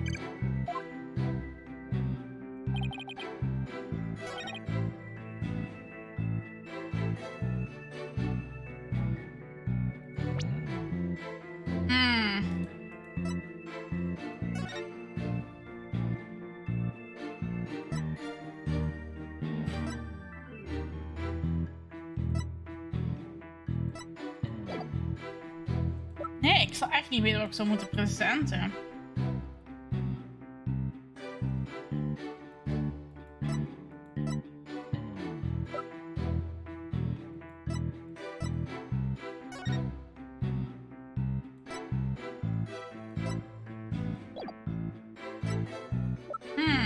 Ik weet het echt niet. Ik zal maar iets fouts presenten.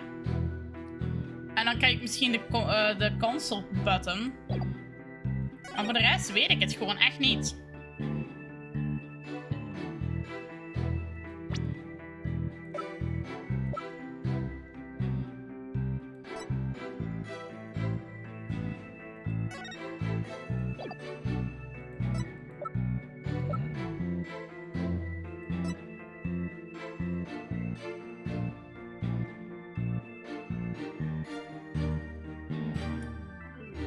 Maar dan had hij toch de statue kunnen zien?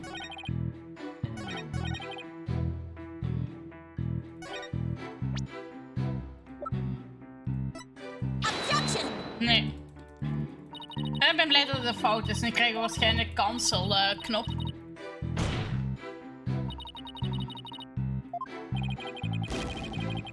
Oké, nu zijn we laag genoeg voor de cancel knop. Ja, console knop. Wat ik kan doen is save. Hier voor de helpbar natuurlijk, want ik wil niet helemaal teruggegooid worden.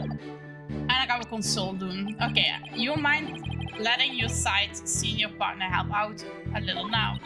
If you insist, actually I could really use the help. Well, I find this statement suspicious. You should find the answer if you take a good look at the evidence. Thanks, Apollo. I would get used to the more humble version of you know? Okay. But then I said I would protect Juniper. I mean, it's because of the humane thing to do. Oh.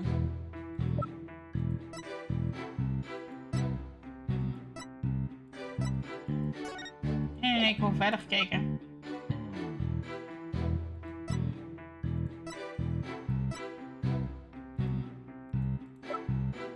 But when I said I would protect Juniper, I meant it because it's the main thing to do.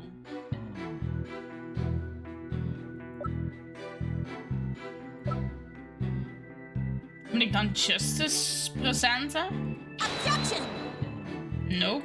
Maar nu weet ik wel welke zin het is. Het heeft iets te doen met die laatste, maar ik weet totaal niet wat ik ga moeten presenten. Hè.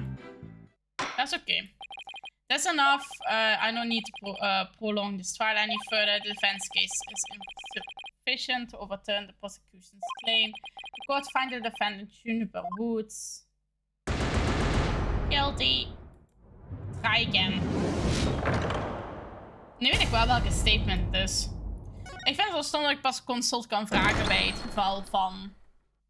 Als ik eerder de consult dingen kon vragen, dat is veel makkelijker. Ik moet eerst letterlijk 1 leven van dood zijn om mijn consult te vragen. Dat vind ik echt zo stom. En dan moet je nog uitzoeken wat ze willen. Oké. Oh, ik heb hier ook nu de consult full live.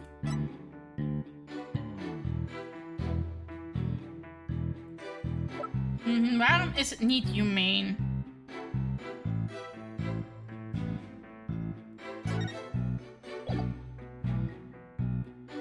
Waarom is het niet humane?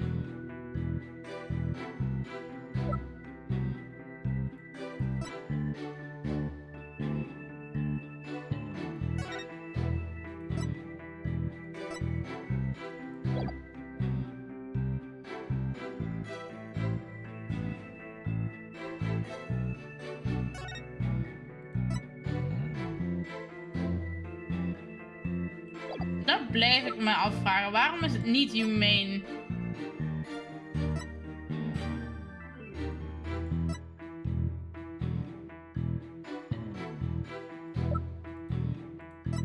Waarom?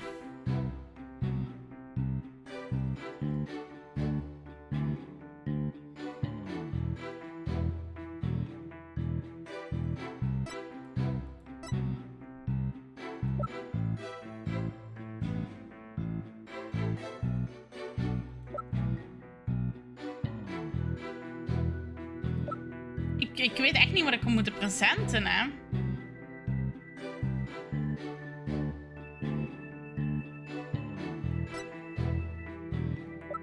Ik weet echt niet wat ik moet presenten hier. Ik kan elke evidence afgaan, dat is wel iets.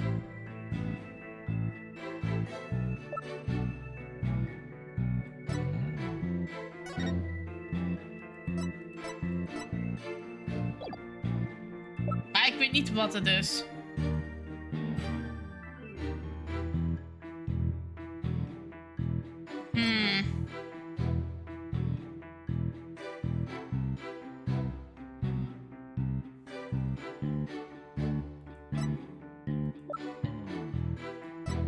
Ik heb dus niks op deze guy, hè. Niks. Ga ik echt één voor één gewoon alles afgaan?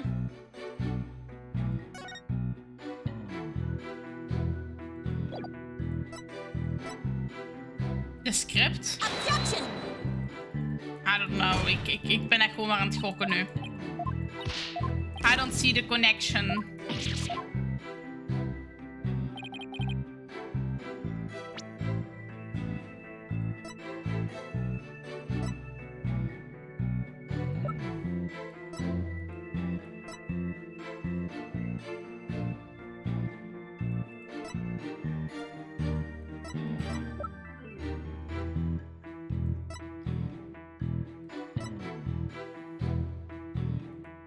De tape. Result. Ik ben echt gewoon aan het gokken, hè. Zijn er mensen misschien met ideeën wat ik moet presenten? En ik moet dit presenten hier.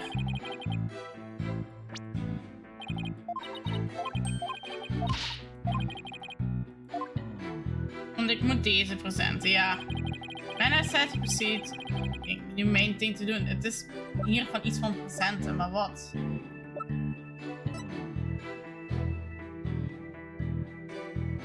Deze? Bribe? Nope. Ook niet de bribe.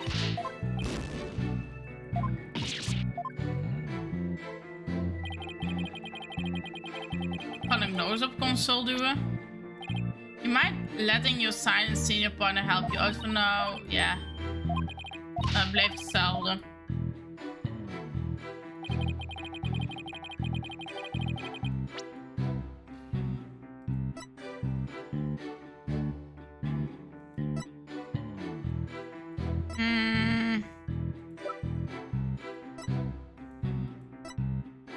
Ik heb echt geen idee wat ik moet gaan voorleggen hier, hè.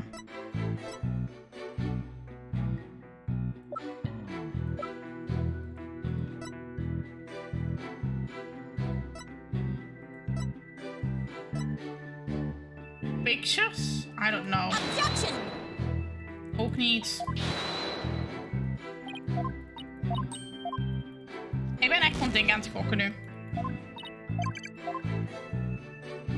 Ja, wat heb ik nog niet gepresent?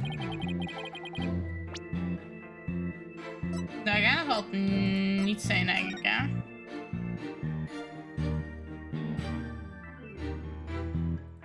Nee, ik denk het niet. Die gaat het ook niet zijn. Die hebben we al gepresenteerd.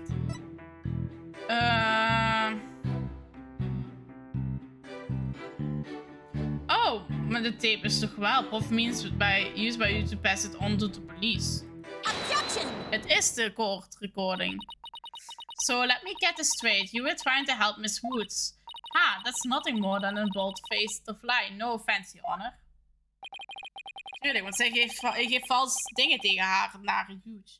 It's just the imitation of my gaiter and your hair follicles. Your Honor, it is an outrage. Miss Sykes will clarify her statement, but leaves my hair follicles out of it this time. Yes, of course, Your Honor. Now please take a look at this. The witness gave the tape to Miss O'Connor. And he slyly whispered, take this to the police and tell them you found it. There was no whispering slyly or otherwise involved. I simply did that out of kindness. Objection! The tape contained our client's voice. In short, it's an incredible damaged evidence. Why would it even exist if the witness wasn't trying to pin the murder on our client? They say the road to hell is paved with good intentions, but not yours. You never had good intentions, only lies to protect yourself while blaming others. You, Professor, are the embodiment of the dark age of the law. Oh wow, dat was even een doordenk, maar we got hem nu. Objection, okay. Why you dare call me teachings and methods lies?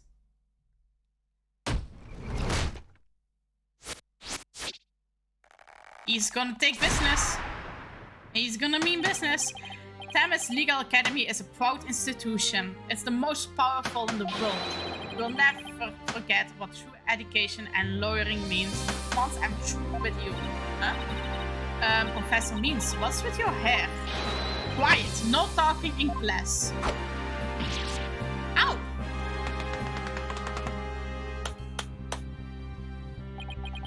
Eyes and ears on here, everyone. Homeroom is now in session. We will begin the roll call. Athena Sykes. Here. Apollo Justice. I'm fine. I mean, here. Fool. The proper response is here without any extraneous information. Ouch. I mean, here. Next, Your Honor. Here. C-class, that's the proper way to answer. Simon Blackwell. I said Simon Blackwell. Are you here or not? Hij is aan het spelen. Hij is aan het spelen. There is always one, isn't there? Well then, I will just mark you absent. Now, get out of my class this instant. Get out? Very well, if that is your wish. Who am I to define your homeroom teacher? Is that such a good idea? Prosecutor Blackwell is free of his shackles. Yeah, and he's not free of his electrocution stuff. It just so happens I was a member of my high school's disciplinary community. But is it really so shocking? Constabulary lapdog to teacher's pet. But what a malleable mute you are. Right. Very good, Bobby. You just earned a gold star and a promotion to head disciplinarian. Alright, class is now in session. Do I have that sudden urge to go to the nurse's office with stomach ache?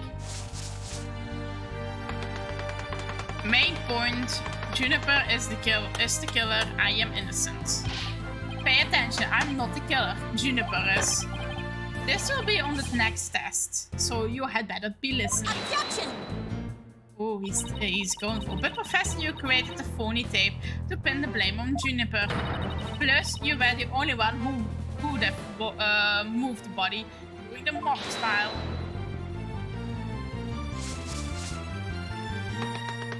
Please note, I was not at school.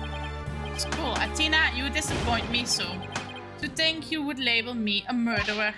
Now, pay attention. The murder occurred on the 23rd between 6 and 8 p.m. But I was already at home by that time. Nope. So, how could you have been involved? Or how could I have been involved in this crime? Professor Means, can you really prove you had already gone home by that time? Can you prove that I was still at school? Yes. Yes. Yes, we can. Hello. Yes. Haha. So you admitted, well, you just earned extra credits for your honesty. But you have also earned yourself laboratory cleaning duties until you graduate. Ew! I do not objection from me. Oh, okay. No way, man. I totally object. Robin? I can't believe I fell for the professor's silver-tongued lies. Why you... How dare you talk about your teacher like that? I'm not listening to you anymore, man. No way. No how. How? Now I have a confession to make. You know, those two statues that were on stage, I didn't make them all by myself. Statues on stage? Do I want to know where this is headed? I was able to finish one of them, but the last bell rang before I had time for the other one. So I asked Professor Means to make it for me. In other words, Professor was there on the stage after the last bell. Right. And I would have been way past 7 p.m. before he could have finished. Professor Means was still at school. This is, well, this is incredibly important testimony. The professor told me I will take care of it. I thought my parents would let me be an artist if I said I would make both statues myself. I'm so sorry for not telling the truth. Robin? Quick, somebody get this juvenile delinquent out of my sight. Simon, your head honcho among the delinquents. Do something. Ah! And who is in charge of the class pet around here? Not interested. But if you want the class in swordsmanship, I'm your man. Well, he did do something. It's just not what he wanted. Of course, only real blades will do. No sword at school. All weapons will be confiscated. Ah, nurse! Nurse, where's a school nurse when you need one? I would seem Saxono seeks a showdown, professor. In which case, you would do well to draw your staff quick as lightning. Very well, then I will just have to prove my innocence myself. The real lesson begins in the second period, perhaps to be served old school style. No pets allowed. What was that? Oh, never mind. Your testimony, please.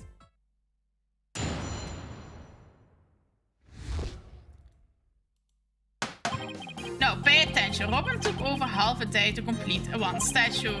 I, however, finished most of the other statues between 7 and 8:30 p.m. The defendant Juniper was the two statues with her own eyes at 8:30. Completing the statue so quickly meant I could not leave the stage for a single second. How could I have possibly had the time to go to the art room and commit murder? You're saying the defendant saw the finished statues? Precisely. She said so herself at the detention center yesterday. Her defense team was there and heard her say so. Too. Don't try to deny it now. That evening I went back to my dressing room to get something I'd forgotten there. I was well after the last bell rang. I would say maybe around 8:30. That's when I noticed that both stage statues were finished. They were quite large and they were each covered with a white sheet, but I could tell. Oh, right. The professor was there and when that matter came up. Before I address the professor's charges, I have a question for Robin. How hard would it be to complete a statue like that in 1.5 hours? It would probably take me at least twice as L-O-N-G, long.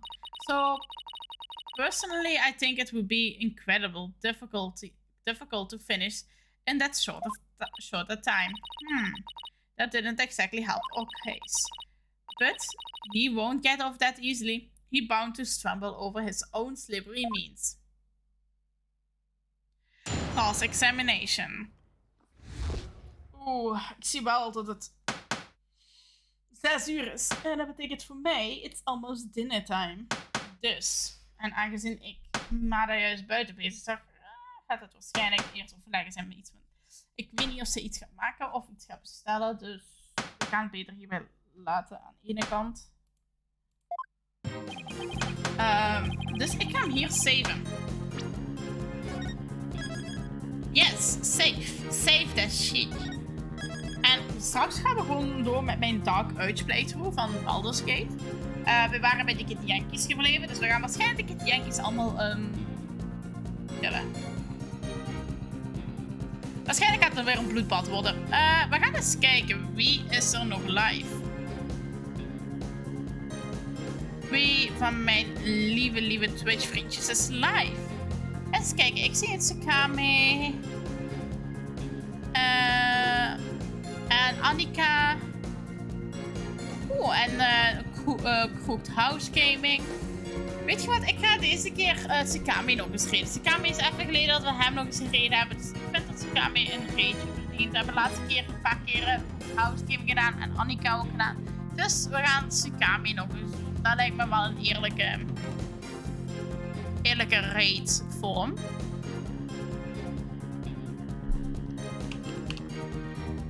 Maar het is bijna etenstijd voor mij. Dus ik hoop voor de mensen die ook gaan eten, dat ze ook lekker gaan eten. Dadelijk zo. De raid staat klaar. Dus ik hoop dat jullie ook zo dadelijk gaan lekker gaan eten. Dus na het eten ben ik weer terug met Baldur's Gate 3. Dark Urge playthrough. En we gaan deze gewoon weer een keer verder zetten. We gaan zien. Deze week waren wat middelstreams geweest due to te veel bezoek en timing. Ik kan er ook niks aan doen. Ik kan er helemaal niks aan doen, sorry. Ik ga proberen volgende week hopelijk iets meer weer live te gaan. Ik ga gewoon mijn deur dicht nagelen. Nee, dat werkt. Ik wist that's it. But yeah. Ik ga jullie voor de mensen die gaan eten, ook eet smakelijk. En veel plezier bij het Sakame. Hij is Sea of Thieves bezig. Volgen jullie hem niet, geef hem een follow, eigen topkerel. En ik zie jullie hopelijk straks. Eet smakelijk voor de mensen. Bye bye.